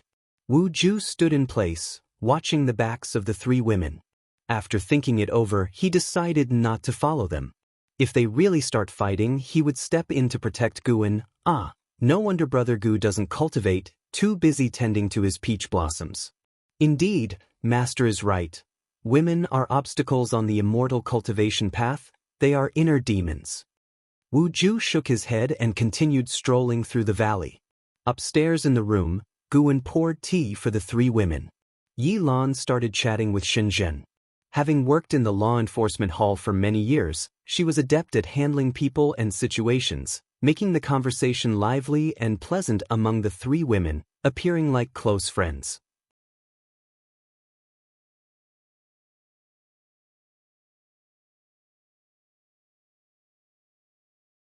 Chapter 231. The world-destroying catastrophe is coming. LV Bayin sat down, then began to ask Guan about what kind of event to hold next to make it more attractive. Yi Lan, Zhen Qin, and Shen Zhen stood by, listening. They were also curious about how Guan strategized for LV Bayin. Guan pondered and said, the Supreme Sect has already held numerous events. Although the types are changing for the vast majority of disciples, there isn't much participation. Other sects have started to imitate us, making it hard to increase our influence no matter what kind of event we hold. LV Bayin nodded, troubled by this situation himself. Other sects were not fools. Seeing the Supreme Sect to profit, they also began to hold similar events. Especially with Tsangtian Sect joining, cultivators across the land flocked to them, significantly reducing the Supreme Sect's appeal. To this day, Tsangtian Sect remained the top sect in the immortal cultivation world of the three dynasties. Shen Zhen also fell into deep thought. Although the Great Yu dynasty was no more, the Dao Tian sect remained. Now, having established close ties with the Supreme Sect, the better the Supreme Sect's development, the more it benefited Dao Tian sect. Guan continued, actually, we're in the best position. We have two Mahayana realm cultivators and the mysterious sword Venerable Fudao. On this point, Tsangtian sect cannot compete. If you want to surpass Tsangtian sect, why not hold a Tianbang tournament? No age limit, no cultivation realm limit, combat to determine the top 100 ranks. As long as we announce it, the world's cultivators will be shaken. Sects that don't dare participate will only be ridiculed. If Tsangtian sect doesn't dare to participate, they will be deemed weaker than our Supreme Sect in the eyes of the world's cultivators. If they participate, then let it be a normal competition to see if their Taoist lord can defeat Senior Xian and Senior Qiao. LV Baishan's eyes lit up upon hearing this, but he still hesitated, saying, Mahayana realm combat, if it gets intense, how do we control it? Guan thought for a moment and said, how about holding it in the outer sect? We can use Sword Venerable to deter them. LV Bayin frowned, still hesitant. The Supreme Sect's high-level members also had reservations about Sword Venerable. They didn't know what Sword Venerable's intentions were or his origins. Previously, they fantasized that Sword Venerable was an ascetic trained by the Supreme Sect, hiding his cultivation level, unknown to anyone. But as immortals continued to appear in their vision, they realized that the Supreme Sect's soil couldn't nurture such an existence. Sword Venerable was simply too powerful, forcing them to recognize reality. If the sect leader fears angering Sword Venerable, we can allocate part of the Tianbang tournament's proceeds to the Heavenly Repair Platform as a tribute to Sword Venerable, showing our sincerity, Guan suggested. LV Baitian hesitated and asked, is that all right? Guan continued, you can inquire in front of the Heaven-Cutting Axe. Sword Venerable is an immortal. He will surely hear you. As long as you explain the stakes clearly, he should tacitly allow it. After the Tianbang tournament is held, as long as the Supreme Sect cultivators retain the top position, other sects won't be able to host their own Tianbang tournaments, since only the top sect in the world has the qualification to host it. If Tsangtian sect cannot secure the top position, their morale will also suffer. Like the previous Golden List tournament, the Tianbang must be recorded. It's best to distribute it to the world's cultivators without charging spirit stone fees, to spread its influence first. The second Tianbang tournament can then collect spirit stone fees for profit. As long as the Supreme Sect made this announcement, the matter would be settled. Throughout history, no sect dared to do it despite thinking of it. Gathering the world's top cultivators within their sect to compete for supremacy could easily spiral out of control, possibly leading to total destruction. The Supreme Sect was different, as they had the balance-breaking existence of Sword Venerable Fudao. Shenzhen couldn't help but say, "This plan is indeed devious. No sect in the world can refuse. Even if they know they can't secure the top position, they have to participate." The more LV Batian thought about it, the more feasible it seemed. As long as the Supreme Sect secured the top spot, they could still attract great cultivators in the future. What if cultivators from the Holy Land or overseas participate? What do we do then? LV Batian hesitantly asked. Guan smiled and said, "Wouldn't that further prove the Supreme Sect's influence? Even cultivators from the Holy Land couldn't resist participating. As long as our people's ranks are the highest within the three-dynasty immortal cultivation world, that'll be sufficient." LV Batian found it reasonable and began to discuss the specific details with Gu when mere slogans wouldn't suffice. There had to be tangible benefits to attract more cultivators to participate. Yilan watched Guwen and LV Batian discuss matters involving the world's great trends. She felt sentimental. As expected, her senior brother was destined not to be an ordinary person. Zhen Qin, on the other hand, didn't think much. She was already fantasizing about the Tianbang tournament. Who wouldn't want to be the world's number one? Though she had no qualification to compete, she still wanted to know who was the number one in the immortal cultivation world.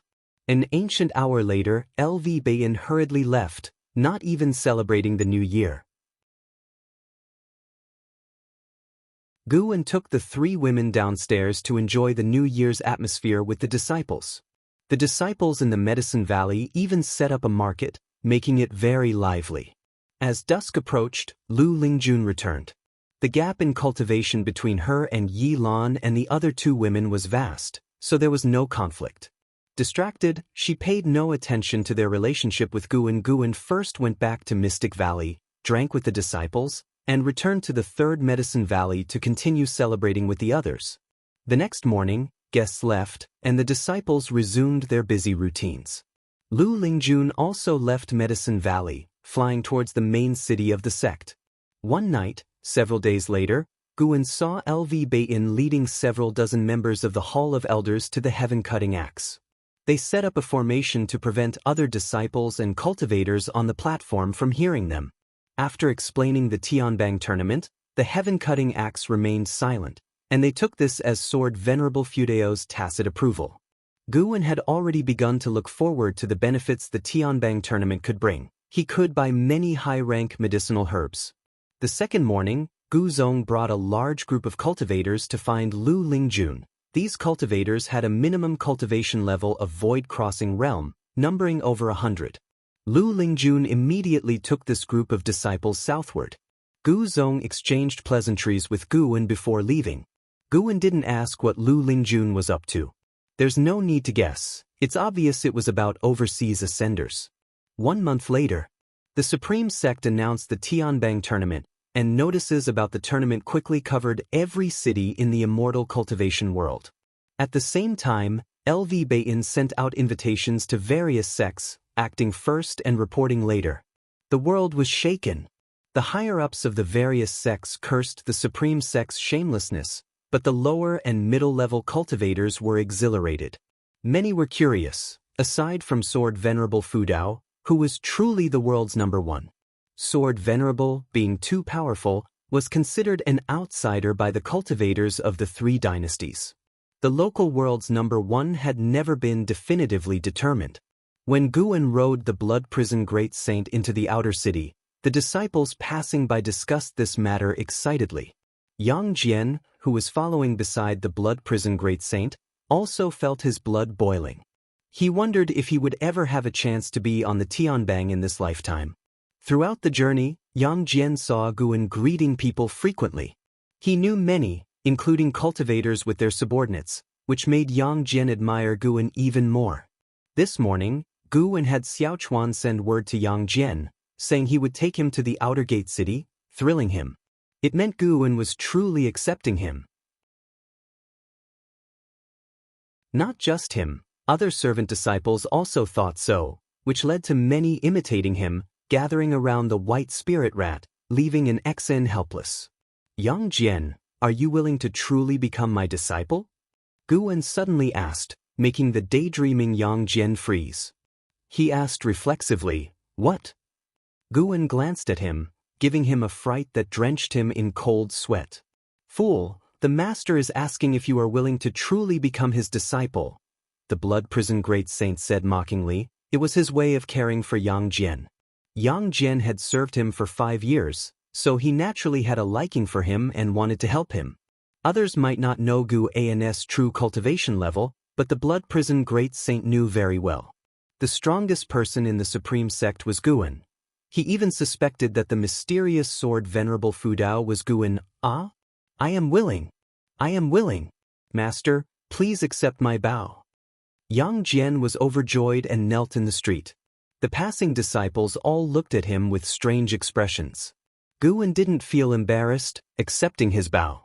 After he kowtowed 3 times, he let him up. The blood prison great saint continued forward, and Yang Jian followed closely, trembling with excitement. He had been in the 3rd Medicine Valley for 5 years.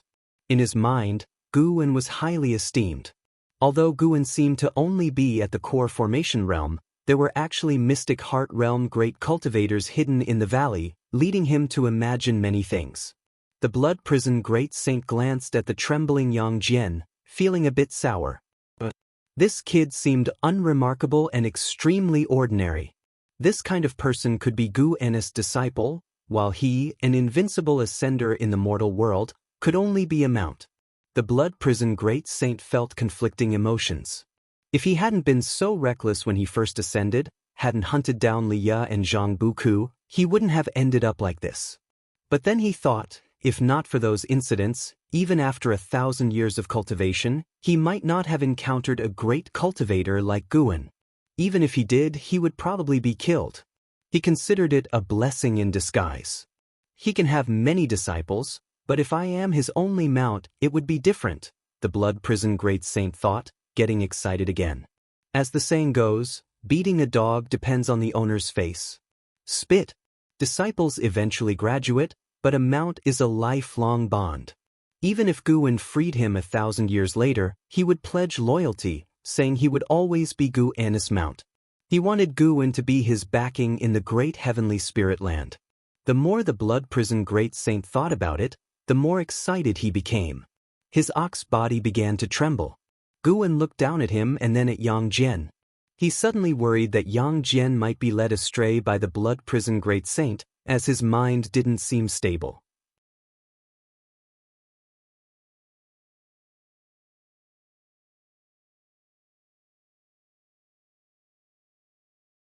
Chapter 232. First Heaven's pride. Watching the old man crazily preach about the apocalypse, the cultivators passing by on the street couldn't help but discuss, most of them not taking it seriously, just curious about where this old man came from to dare be so presumptuous at the supreme sect. Guan remained half skeptical. The ocean would swallow everything? He had heard such legends before. On the ocean, these kinds of legends were not uncommon. Moreover, in recent years, a large rift had mysteriously appeared on the ocean, making it hard for him not to believe. I am only 127 years old, why so much hardship? Guan thought helplessly, but the previous demon calamity was not a disaster for the mortal world, just a scheme by the immortal cultivation forces, and such things were by no means rare in this world. This time, he hoped the ocean calamity wasn't targeting him or the 3 dynasties' lands. If that's the case, he would have to think more, wondering if the heavenly Tao was scheming against him. Indeed, he shouldn't get too involved in the mortal world.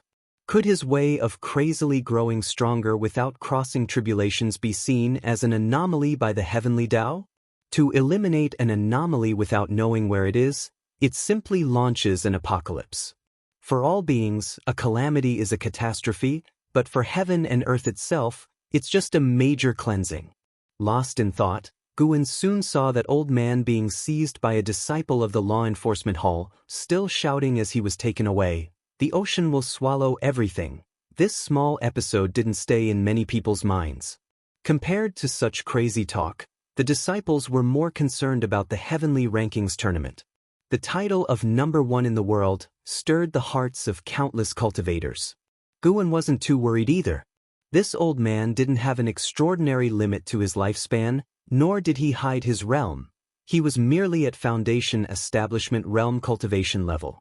He brought Yang Jian to the elixir hall, instructing him to observe carefully and listen, as he might help him with tasks in the future. This made Yang Jian both excited and nervous, worried about making mistakes and disappointing Guan. It wasn't until evening that they finally returned to the Medicine Valley. Spring passed and summer came, and Guan crossed the threshold of 128 years old. The Heavenly Rankings tournament had already spread throughout the world, but the exact start time was not yet determined. With the operation of the Supreme Sect, over 90% of the cultivators in the lands of the three dynasties knew about it. Who is #1 in the world became a hot topic for cultivators during their leisure time. On this day, Guan came to the Immortal seeking island. As soon as he arrived, he heard someone discussing the millennial Great Sea Tide. Legend has it that once every millennia, the ocean will rise and flood land masses, lasting for hundreds of years before it subsides. Not every Great Sea Tide is the same. In severe cases, it could flood the entire mortal world, a phenomenon that happens once in a million years. Today's cultivators couldn't calculate how far it had been since the last apocalypse-level sea tide, but precisely because they couldn't calculate it, they were in a state of panic. Everywhere on the ocean, people were proclaiming that the apocalypse-level sea tide was imminent. These people came from different sects, claiming to have sensed the world's omens and saw the apocalyptic visions in their dreams while cultivating. Weaker cultivators might even undergo deviation and become insane. Some even linked it to the oceanic rift that appeared before, suggesting it might be a sign of the apocalypse-level sea tide. When Guan found Hu Shaojian also brought up the matter, his face full of worry. The world is truly in chaos now. First, there was the conflict between the Seven Stars spirit realm and the Star Sea congregations, battles occurring everywhere. Now, there's an imminent apocalypse-level sea tide. We truly live in the worst of times, Hu Shaojian sighed. Guan comforted, "Nothing is certain yet, don't overthink." Though the news was spreading widely, the sea level hadn't risen, at least not affecting the mainland of the three dynasties' lands. According to legend, before an apocalypse-level sea tide erupts, there would be a build-up period of hundreds of years that all living beings in the mortal world can sense. It said that during this period, the spiritual energy of the sea would burst forth, enriching the entire world's spiritual energy, accelerating the cultivation speed of all beings, as if a small mercy from heaven and earth. If one could leave this world during this period, they could escape the calamity. But that's only applicable to high-level cultivators. To achieve heaven and earth flying immortal within those few hundred years, one would at least need to be at the wandering immortal realm. Guan and Hu Shaojian wandered the streets, chatting as they walked. Suddenly, a figure appeared before them, a woman in yellow attire, her demeanor dignified with an extraordinary aura, and her appearance also top-notch. Her cultivation level reached the mystic heart realm. "May I ask if you are Senior Meng Lang? My lord wishes to invite you as a guest." "My lord is Sage Tang Hai," the woman in yellow said respectfully. Using a mystic heart realm female cultivator as a maid? Such a grand gesture. As Guan was thinking, Hu Shaojian quietly introduced, "Sage Tang Hai is an honorary elder of the Sea Protection Mansion on Immortal Seeking Island, known for his righteous actions and good reputation." The implication was that he could be trusted. Guan glanced at Hu Shaojian before looking at the woman in yellow and said, "Lead the way." He cast a lifespan detection on the woman in yellow. With a lifespan limit just over 2,000, she would be considered a girl of heavenly pride on the mainland, only to be a maid on Immortal Seeking Island. The woman in yellow gracefully bowed and then turned to lead the way. Half an hour later, they entered a mansion. Hu Shaojian chose not to go inside, waiting at the gate instead. Tang Hai Mansion was large, with many servants whose lowest cultivation level was at the nascent soul realm.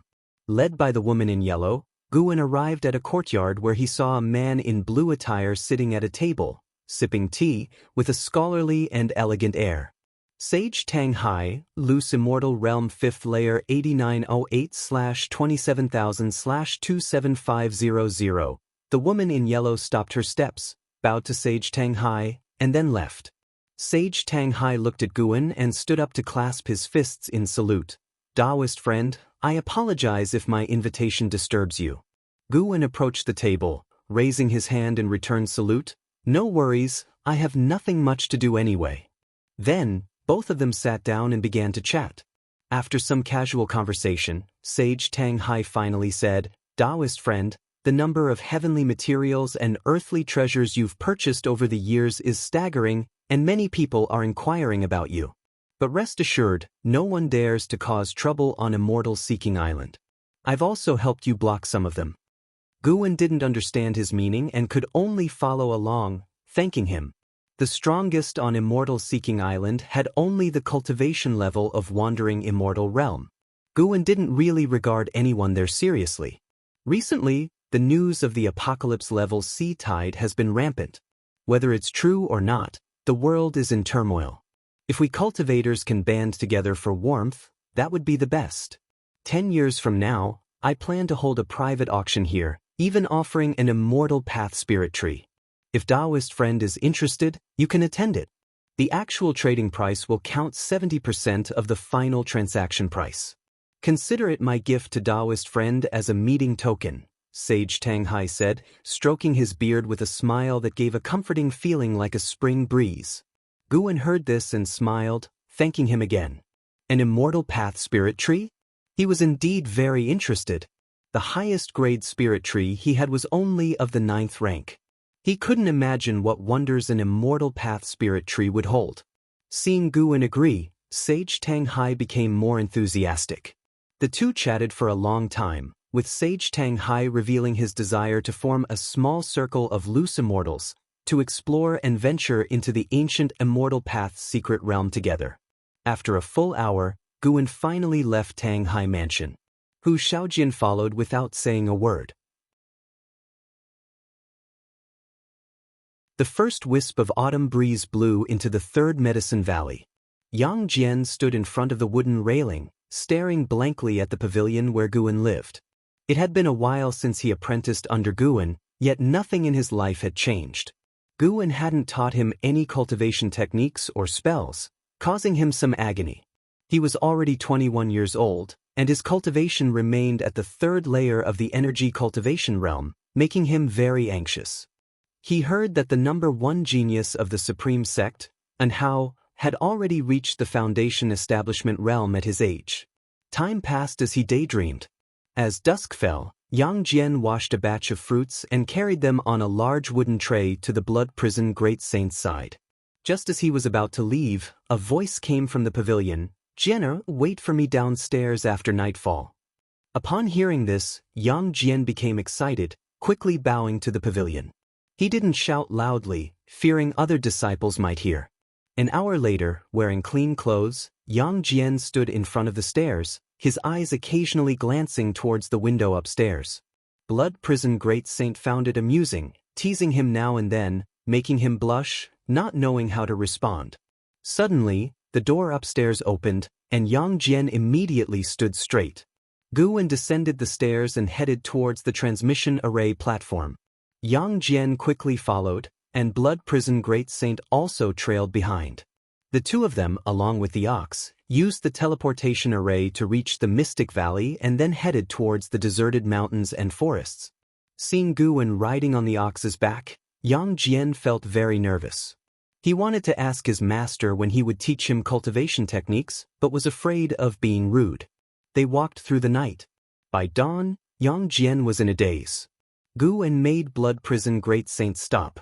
Beside them was a large river, the water so clear that they could see small fish and crabs. Guan looked at the rising sun and asked, "Jianer, Do you wish for superior cultivation techniques? Yang Jian awkwardly scratched his head and said, if such exists, I naturally want it. Guan didn't dislike his utilitarian nature.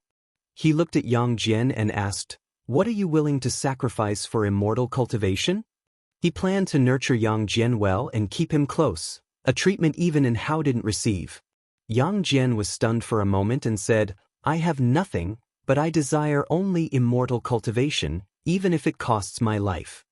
Guan said calmly, your root and bones are special, making energy absorption difficult. You should feel it too. Upon hearing this, Yang Jian's face instantly darkened. His aptitude was not merely humble, even in the Third Medicine Valley, it was considered low tier.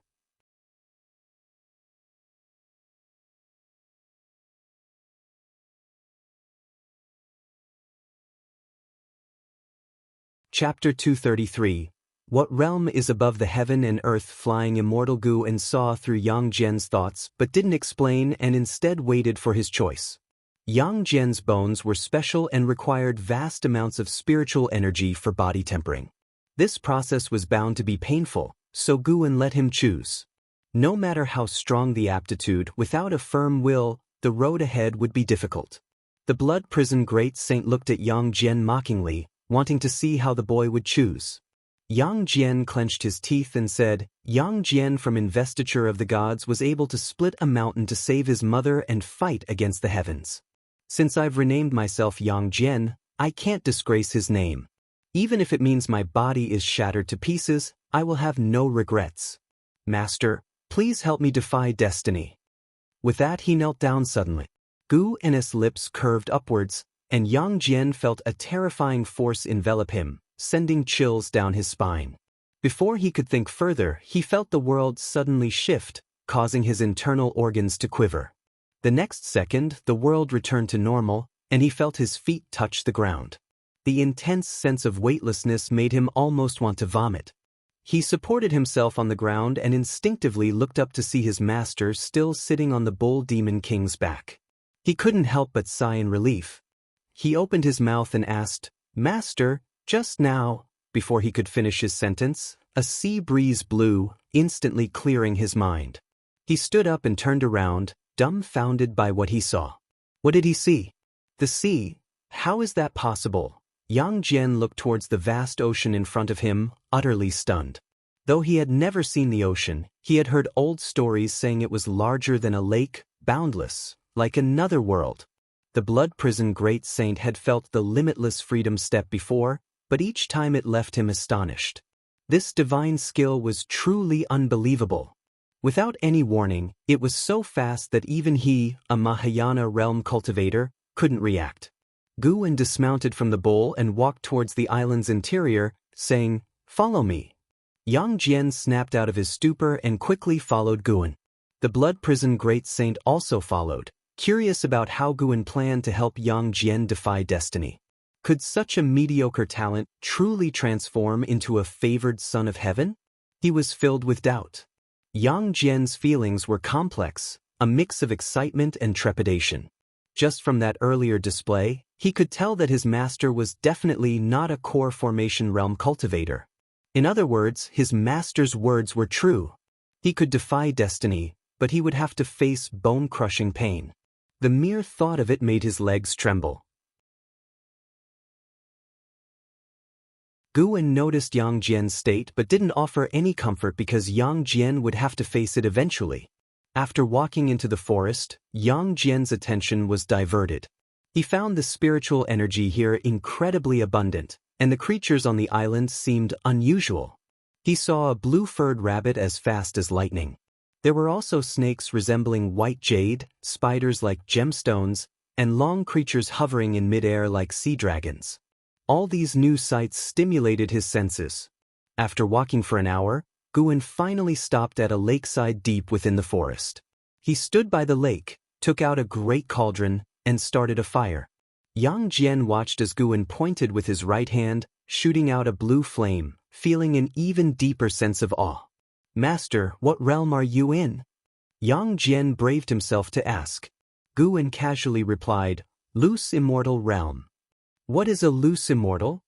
Qi cultivation, foundation establishment, core formation, nascent soul, divinity transformation, void crossing unification, mystic heart, Mahayana. These are the 9 ranks of the mortal realm. Beyond that is the immortal path realm. Nirvana is the first step on the immortal path, and loose immortal is the second step. Guwen explained, and Yang Jian gasped in shock.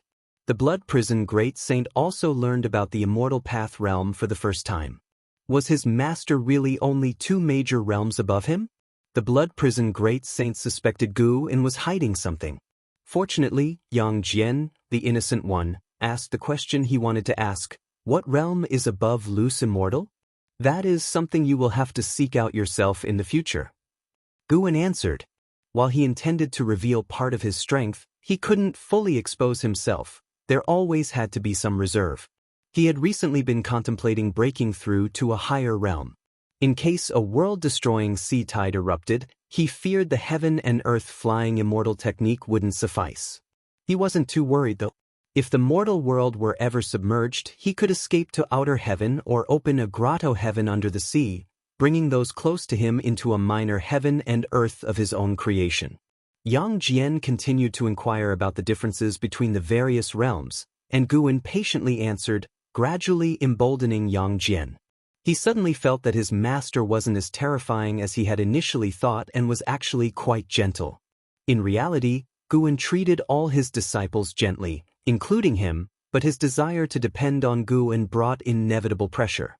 After Guwen had finished preparing the medicinal herbs, he instructed Yang Jian to enter the medicine cauldron. Yang Jian asked if he needed to undress, and Guwen replied that it wasn't necessary. Ordinary robes couldn't block spiritual energy. Yang Jian sat inside the medicine cauldron, extremely nervous, clutching the corners of his robe tightly, with cold sweat the size of beans dripping from his forehead.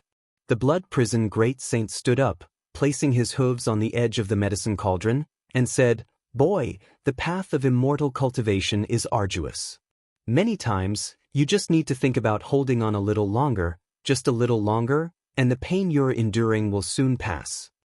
Yang Jian took a deep breath, looked at the Blood Prison Great Saint, and asked, "Senior Niu, may I ask what realm you are in?"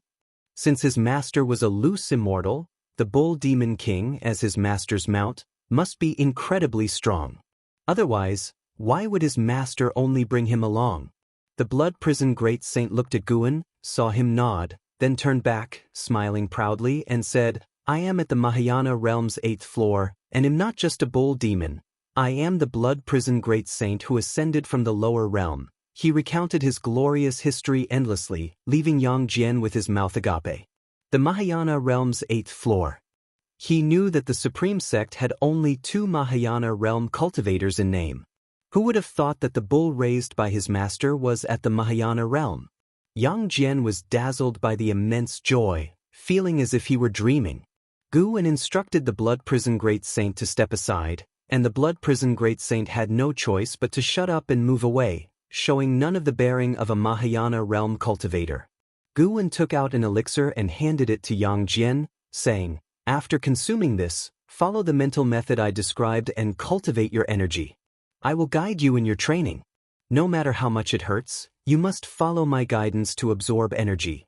Otherwise, you will perish, and not even an immortal Daluo can save you." Yang Jian was about to ask what an immortal Daluo was when he saw Guwen turn away. He could only toss the elixir into his mouth. The moment it entered, it dissolved, and Yang Jian felt his throat burning, his body suddenly heating up. At this moment, Gu An's voice reached his ears using the sound transmission skill, along with a domineering force entering his body, guiding him to absorb nature's spiritual energy. Guwen was teaching the all things form and energy art. The all things form and energy art originated and continually elevated from the energy nurturing skill. It was fundamentally a body tempering technique. Although Guwen rarely engaged in close combat, his physique was robust. Furthermore, the all things form and energy art could conceal one's aura, making it perfect for Yang Jian to hide his strength in the future. Guwen wasn't worried about Yang Jian revealing the technique, as he himself would inevitably upgrade it further. Yang Jian began absorbing energy following the power within him while keeping his master's mental method in mind. As time passed, the medicinal soup in the cauldron started to boil. Yang Jian's skin turned hot red, but the pain in his skin was insignificant compared to the agony of tearing in his bones and muscles. Pain beyond imagination. The sensation of thousands of insects gnawing at bones, tearing muscles, couldn't begin to describe this agony. His master's voice constantly echoed in his ears, making him feel less afraid. With his master present, he felt inexplicably reassured. Just like the blood prison great saint had said, hold on a little longer, and soon it would be over. The pain intensified, and gradually he began gritting his teeth. His hair fluttered, veins bulged on his face, and his body was drenched, making it hard to distinguish between sweat and medicinal fluid. Crunch! His body suddenly made a hair-raising sound, as if bones were grinding against each other. Even the blood prison great saint couldn't help but shiver. Can he really defy destiny? The blood prison great saint thought in shock. To him, Guwen remained the omnipotent immortal. He turned his head, seeing Guwen standing by the lake with his back to the medicine cauldron, his calm demeanor earning even more admiration. For Guwen, defying destiny seemed like it wasn't a difficult task. Little did the blood prison great saint know, Guwen wasn't truly defying destiny but merely helping Yang Jian restore his true physique. At this moment, Guwen was multitasking, guiding Yang Jian's cultivation while using his divine sense to scan the ocean. He was searching for a suitable place for his next breakthrough. I wonder what realm lies beyond heaven and earth. Flying immortal, Guwen thought expectantly. With over 16 million years of lifespan, he felt he should be able to break through. However, he hesitated over whether to enhance his cultivation techniques and divine skills, as elevating them required investing tens of thousands or even more lifespan years. He feared he might not have enough lifespan left to break through afterward. Yang Jian suddenly let out a shrill scream, making the blood prison great saint's heart tighten. This seemed more painful than when he had absorbed the true blood of the divine beast. Guwen didn't turn back, seemingly unconcerned about Yang Jian. The elixir he had given Yang Jian was extraordinary, worth 100 supreme-grade spirit stones, equivalent to 10,000 top-grade spirit stones. 100 million low-grade spirit stones. It was known that outer sect servant disciples only received 1 low-grade spirit stone per month as stipend. The treatment in Mystic Valley and the Third Medicine Valley was better, but not by much. With this elixir, Yang Jian might even make a direct breakthrough, depending on how much of the medicinal power his physique could absorb. Time passed by second by second. After a while of screaming, Yang Jian's voice suddenly stopped. The blood prison great saint widened his eyes in shock.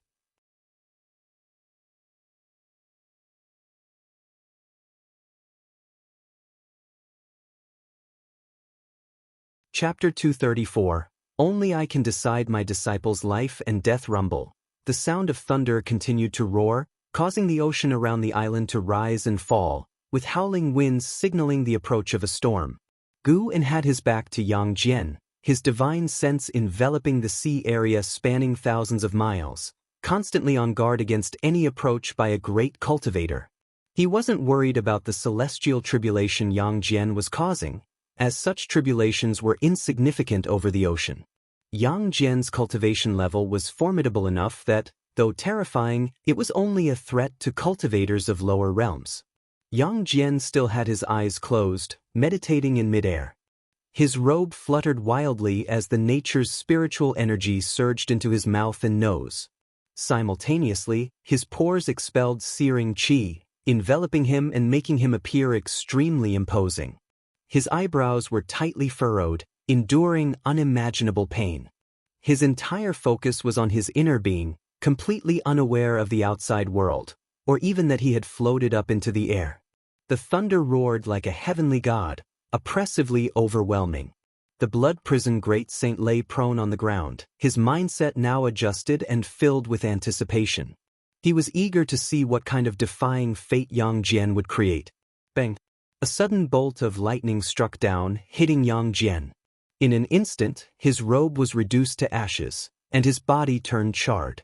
As the lightning subsided, blood began to seep from his skin, making him look ghastly. Within 3 breaths, he was transformed into a bloodied figure. Guwen turned to look at Yang Jian, his gaze remaining calm. The blood prison great saint also remained composed, sensing that Yang Jian's life was not in immediate danger. One bolt of heavenly lightning after another struck down. Guwen sharply noticed that these heavenly lightnings contained 5 elements spiritual energy. Could it be that Yang Jian's physique could directly absorb the 5 elements spiritual energy? No wonder such immense spiritual energy was needed to break through the constraints deep within his bone marrow. Too monstrous, thus unaccepted by the heavenly Tao? Guwen's expectations for Yang Jian grew. He wanted to see what kind of transformation Yang Jian would undergo. Yang Jian continued to endure the lightning strikes, his skin and flesh splitting open, blood splattering, yet his aura didn't weaken. Instead, it brewed an even stronger force. After around 30 minutes, Yang Jian's body was devoid of hair. His skin was completely charred, with white bones faintly visible at the joints. The might of the heavenly lightning reached a new height, causing the blood prison great saint to grow tense, fearing that Yang Jian might suddenly die. At this moment, Guwen felt an aura rapidly approaching. It was a Nirvana realm cultivator, not too strong. As long as a loose immortal or higher did not appear, Guwen wouldn't need to forcibly take Yang Jian away. Soon, a figure flew into the island, traversed the forest, and quickly landed by the lake. Without looking at Guwen or the blood prison great saint, his gaze fixed on Yang Jian, filled with astonishment. Immortal seeking Taoist, Nirvana realm 9 layers, 20489/25000/300000. Immortal seeking Taoist? This name seemed familiar.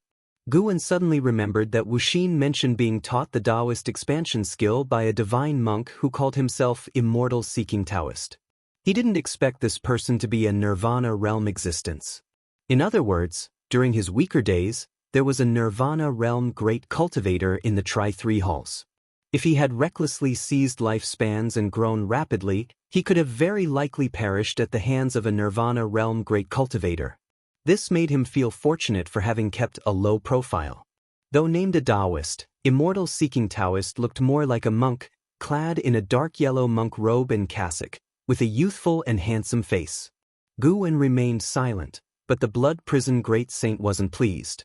He grumbled, "Hey, smelly monk, who let you in? You come in without a greeting?" Since deciding to be Guwen's exclusive mount, his mindset had shifted. The monk could disrespect him, but he must respect his master. Immortal seeking Taoist glanced at the blood prison great saint, smiled, then looked at Guwen, cupping his fists in salute. "This humble Taoist is Immortal seeking Taoist. May I know the honored name of Taoist friend, and what is your relationship with this person?" Guwen calmly replied, "My name is Meng Lang, he is my disciple." Immortal seeking Taoist noted that Guwen's aura only indicated a core formation realm cultivation level, but he didn't believe it, growing even more curious. Being unable to discern the other's true cultivation meant the other was likely far superior to him. He smiled, "Taoist friend Meng, your disciple is extraordinary. His heavenly destiny exceeds the current world's limits. It should have been buried, but you discovered it. This world will change because of him." Guwen asked, "Oh, did I make a mistake?" "Not at all, the affairs of heaven and earth are about change. The old gives way to the new, and everything changes daily. There's no right or wrong." Immortal seeking Taoist smiled, his gaze then returning to Yang Jian, filled with wonder. Guwen inquired, "Taoist friend, do you know what his physique is?" Immortal seeking Taoist pondered, "This humble Taoist finds it hard to judge. He has the mysteries of the ancient 5 elements treasure body and the fierce chi and blood of the primeval tyrant body." 5 elements treasure body? Guwen had once possessed the 5 elements treasure body but had ascended to an innate Taoist body, transforming further into his current mystic holy body. Are the 5 elements treasure body and primeval tyrant body powerful? The blood prison great saint asked, making Guan quite satisfied with him. Good, he has potential. If Guan asked this himself, it would have lessened his status.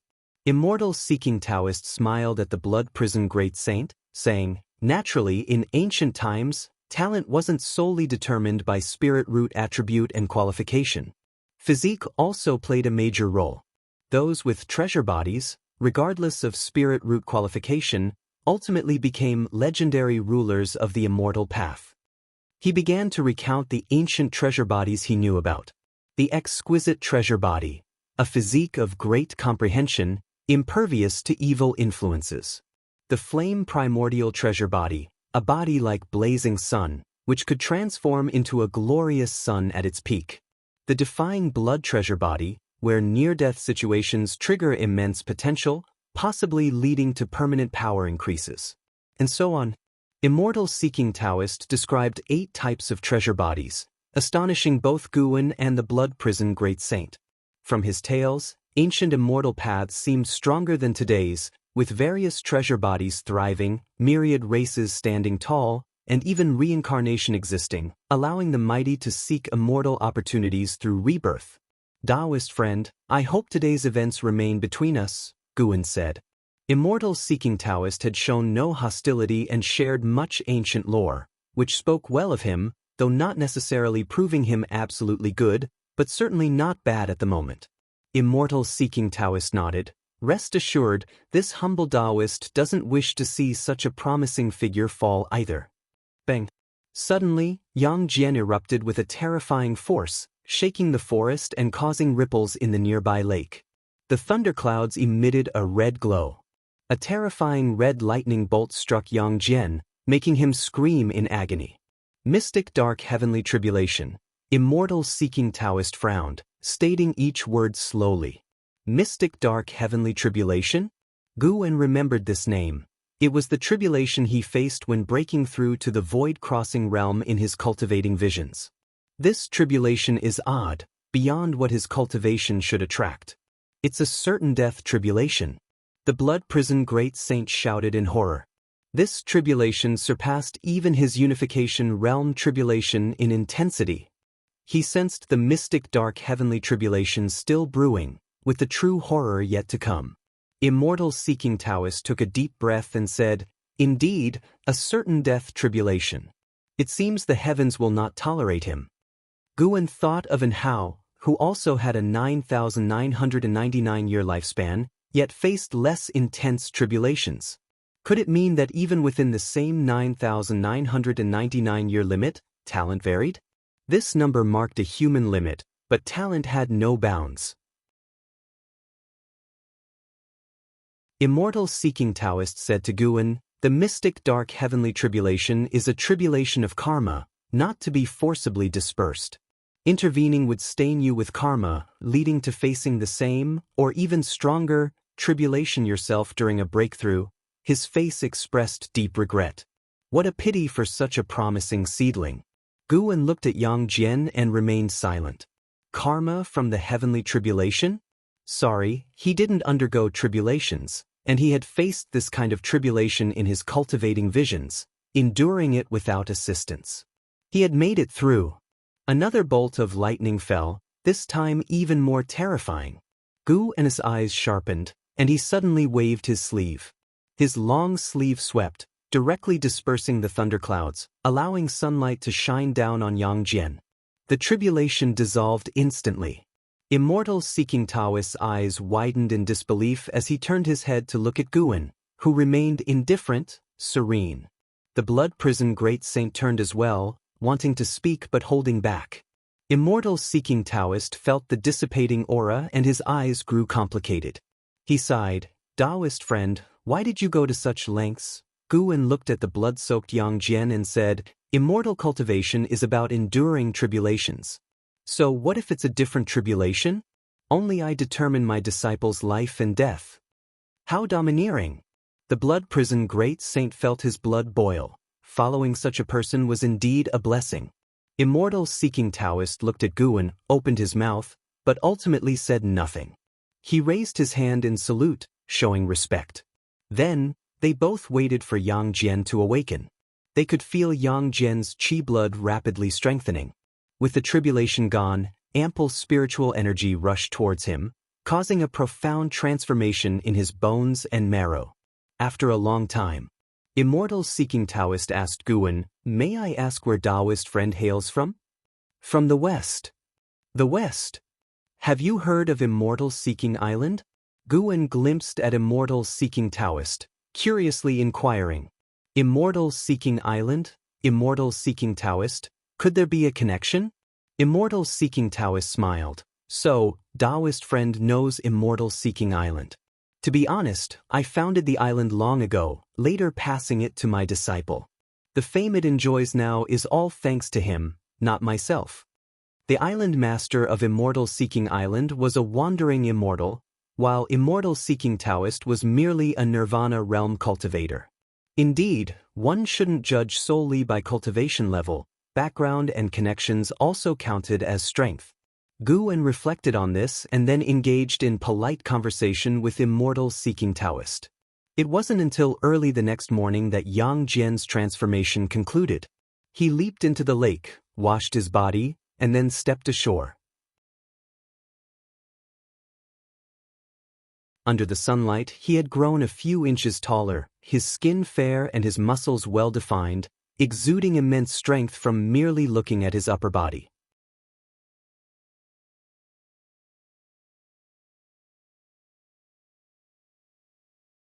Chapter 235 Post-Holiday Breakthrough. Looking at Yang Jian, who was now a completely different person, Guwen smiled. Yang Jian had reached the 5th layer of the Foundation Establishment realm in one go. His qi blood was even stronger than that of the Foundation Establishment realm, proving that Guwen's elixirs and medicinal herbs had not been wasted.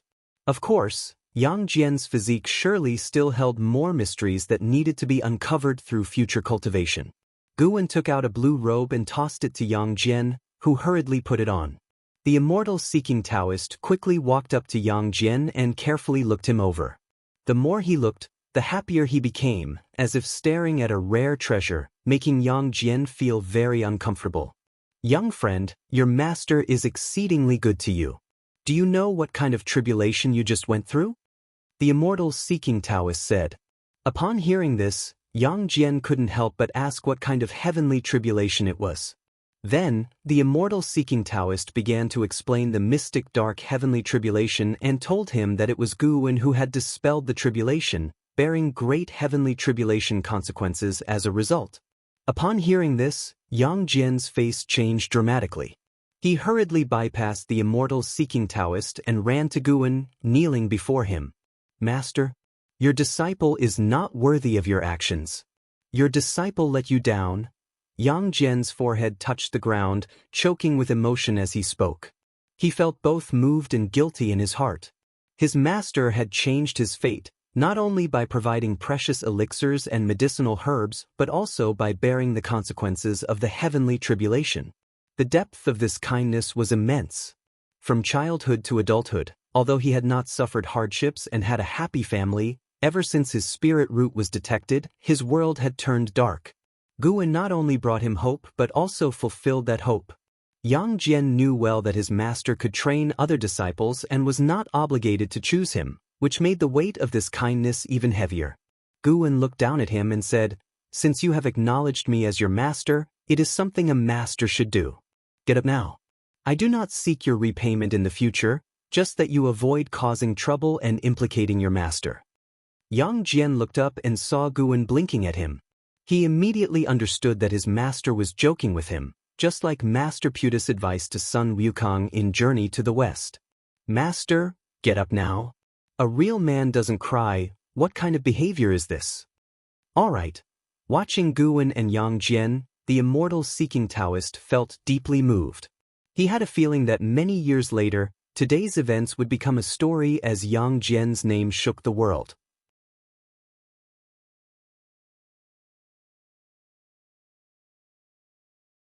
Although the disciples of the Medicine Valley all called Guwen master, it was merely a term of respect with no actual relationship. Yang Jian scratched his head and smiled. Though still shy, he now exuded more confidence. The two chatted for a while, and more disciples noticed Yang Jian's changes, gathering around to inquire. In just a few days, Yang Jian seemed to have transformed from a countryside boy into a clean and handsome young gentleman, which was quite a shock for the disciples who knew him. Soon, the news about Yang Jian becoming Gu An's closed-door disciple spread, and because of Yang Jian's transformation, Guan became even more mysterious in the eyes of the disciples. In the days to follow, Yang Jian continued to do chores like other servant disciples, but he spent most of his spare time on cultivation, hiding in his room for most of the day. To prevent anyone from disturbing his cultivation, Guan arranged a separate courtyard for him. Yang Jian truly felt the change in status that came with becoming Gu An's disciple, making him even more grateful to Guan. Time flew by. Another new spring festival arrived.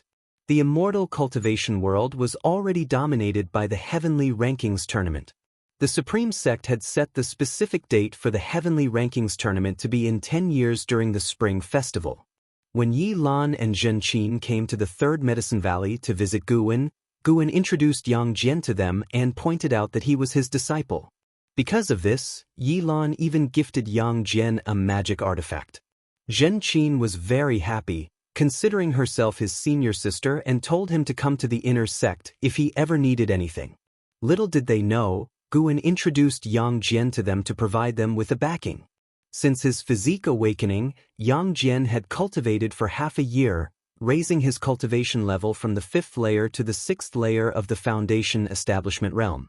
This speed was very fast, and it was estimated that he could form his core before the Heavenly Rankings Tournament started. One should know that half a year ago, he was only a 3rd layer energy cultivation cultivator. Apart from the increase in cultivation level, Yang Jian's understanding of the all things form and energy art was very quick. It seemed he was naturally suited for body refinement. LV Bayin also visited the Third Medicine Valley to speak with Guan. Guan similarly introduced Yang Jian to LV Bayin. In the room, LV Bayin looked over Yang Jian, who was energetic, becoming more astonished as he gazed. This chi blood was extraordinary. Even though Yang Jian hid his cultivation level, his aura made anyone feel that he was not ordinary at first glance. Upon knowing that this person was the sect leader of the Supreme Sect, Yang Jian was very surprised. But compared to before, he treated others more composedly, a confidence that came from his strength.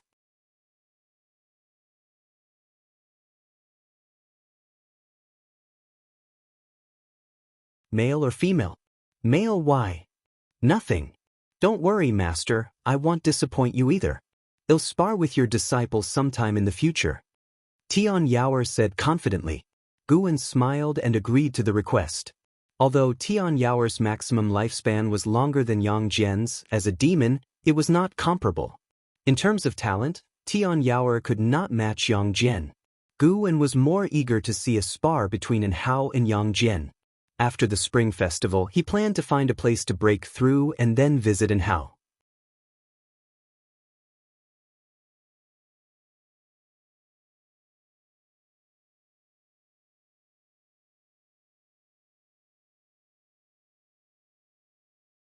If he upgraded his cultivation technique and physique first, today would he be unable to break through?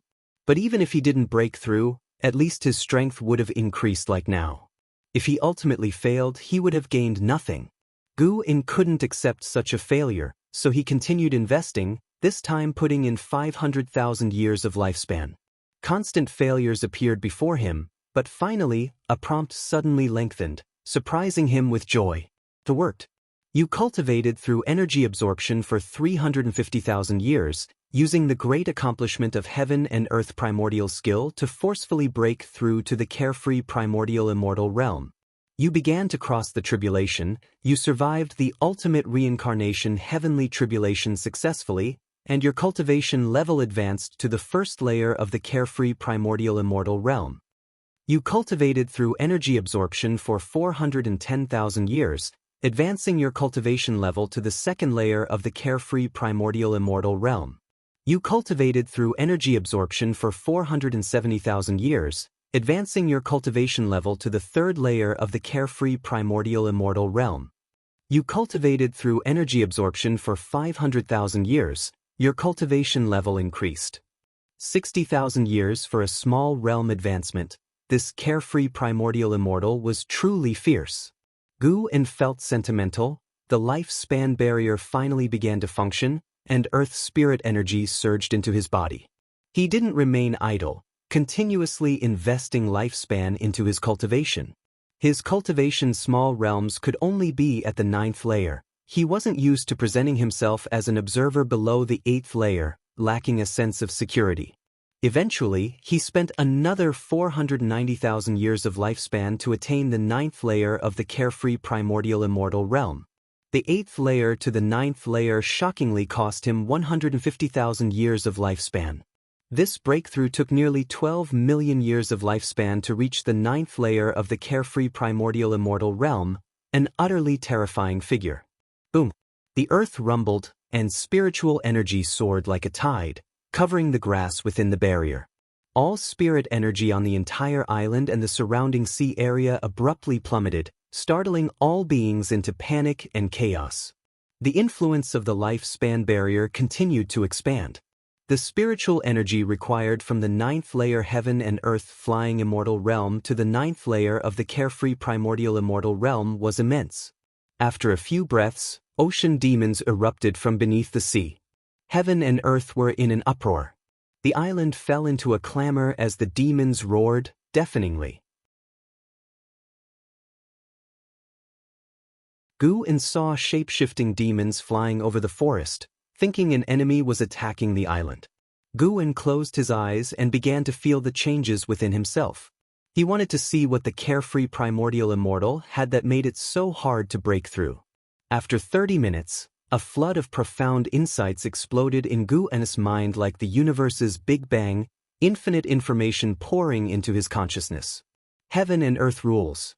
Heaven and earth flying immortal required cultivating the path of 5 elements to perceive higher realms. With the 5 elements' perfection, one could perceive the heaven and earth rules. All things in the world were composed of the unseen and untouchable power of rules. The 5 elements were the foundation, as stated in the Tao Te Ching, that Tao produced 1, 1 produced 2, 2 produced 3, and 3 produced all things. The carefree primordial immortal was the realm of perceiving the rules of heaven and earth. Reaching this realm meant being completely unbounded by the constraints of heaven and earth, completely carefree. The primordial spirit underwent a baptism by the rules of heaven and earth, reaching transcendence. His golden core and mystic heart were transforming into higher existences. The golden core was accumulating the power of heaven and earth rules to form his Tao. What was Tao? Tao encompassed everything: cultivation techniques, spells, divine skills, etc. Everything about his existence was his Tao. The golden core generated the Tao, transforming into the primordial elixir. No wonder the nascent soul and golden core independently existed. The nascent soul transformed into the primordial spirit, and the golden core transformed into the Tao. Gu En guessed they would merge at some future realm, making him the incarnation of the Tao. Time flew by quickly. As Earth's spiritual energy sank faster, the clouds above churned violently as if ready to collapse with the spiritual energy. The island's demons were terrified, assembling in formations and hiding within the island, not daring to come out. Fortunately, no demon intruded into the lifespan barrier. After an hour, Gu En successfully transformed into a carefree primordial immortal. Breaking free from heaven and earth rules, truly carefree. Wherever the Tao existed, the mind could reach. What was the existence of Tao? Places and beings inheriting Gu En's Taoist sorcery were where the Tao existed, enabling him to easily escape and control their causes and effects. Gu En realized the way of cause and effect was a unique Taoist sorcery. As his realm increased, his mastery over cause and effect grew deeper. The so-called cause and effect were the invisible forces produced by the interaction of all beings. There were cause and effect, and gathering endless cause and effect together was the world. After a major realm breakthrough, Gu En's cultivation level began to surge.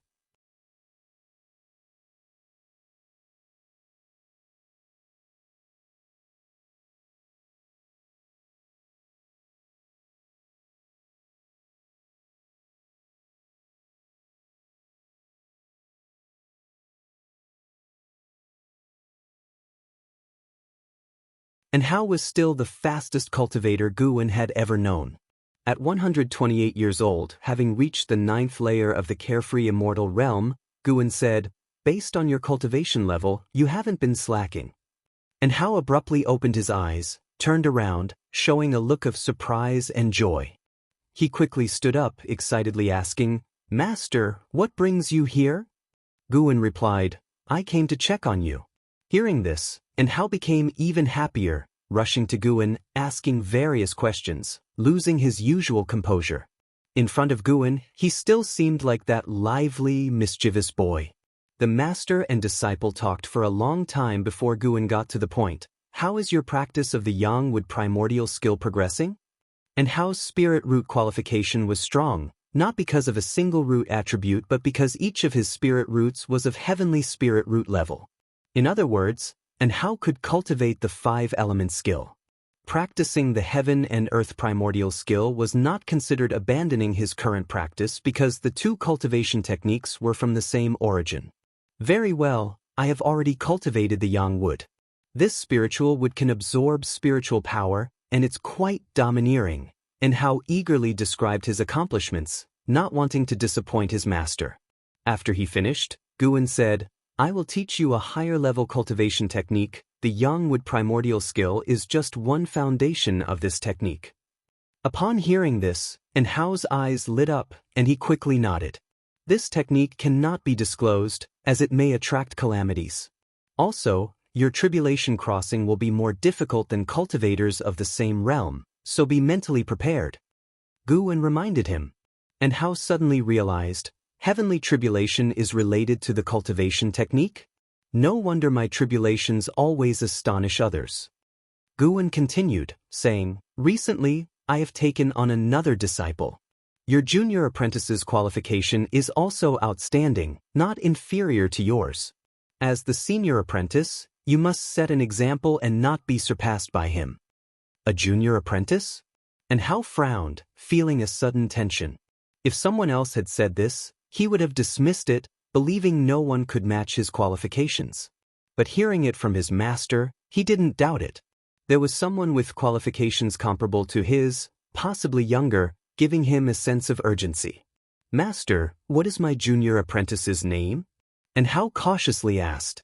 "One day, you will meet and get to know each other because you are cultivating the same technique." Guwen answered, "Could it be Liya?" And Hao thought of the Taizong divine shocking sword that Liya had used. Soon he dismissed this guess. Liya was older than him and wasn't considered a genius, at least in his eyes, quite ordinary.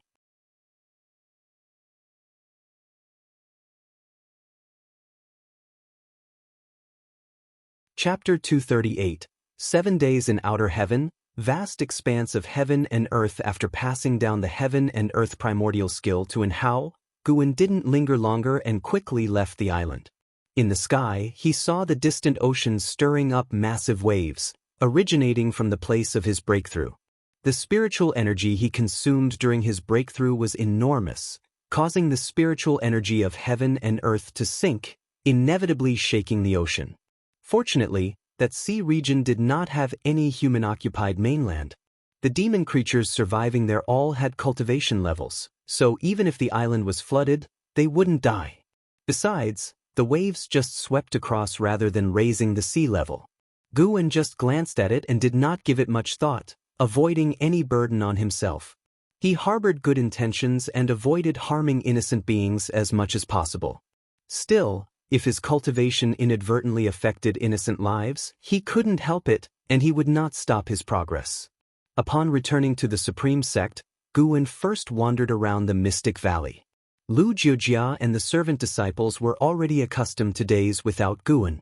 Although Guwen often visited the Mystic Valley, everyone knew that his focus was on the inner sect's Medicine Valley, which they understood. Without Guwen, they felt no pressure. Half an hour later, Guwen arrived at the Third Medicine Valley. Compared to the Mystic Valley, the Third Medicine Valley was much livelier. Guwen stepped down from the transmission array platform, looked around, and saw the past of every servant disciple before his eyes. A mortal spirit's century-long life was just a fleeting moment for him. Guwen looked at an Exan, peering into her past, And sure enough, he saw his own figure. He could see the past of mortal spirits, and so could other carefree primordial immortals. This made him more grateful for his choice. Luckily, he stayed in the supreme sect. If he had roamed the world, the increasing causality would have attracted the attention of hidden carefree primordial immortals. If such transcendental beings found his growth speed unreasonable, it would have been troublesome. Guwen walked to the wooden fence in the garden area, looked up, and found his vision far beyond before, feeling more and more that the great heavenly spirit land was vast.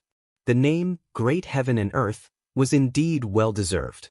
This continent was already vastly broader than Earth in his past life, yet it was like dust in the entire great heaven and earth. As his field of vision expanded, he saw more heaven and earth flying immortals coming and going.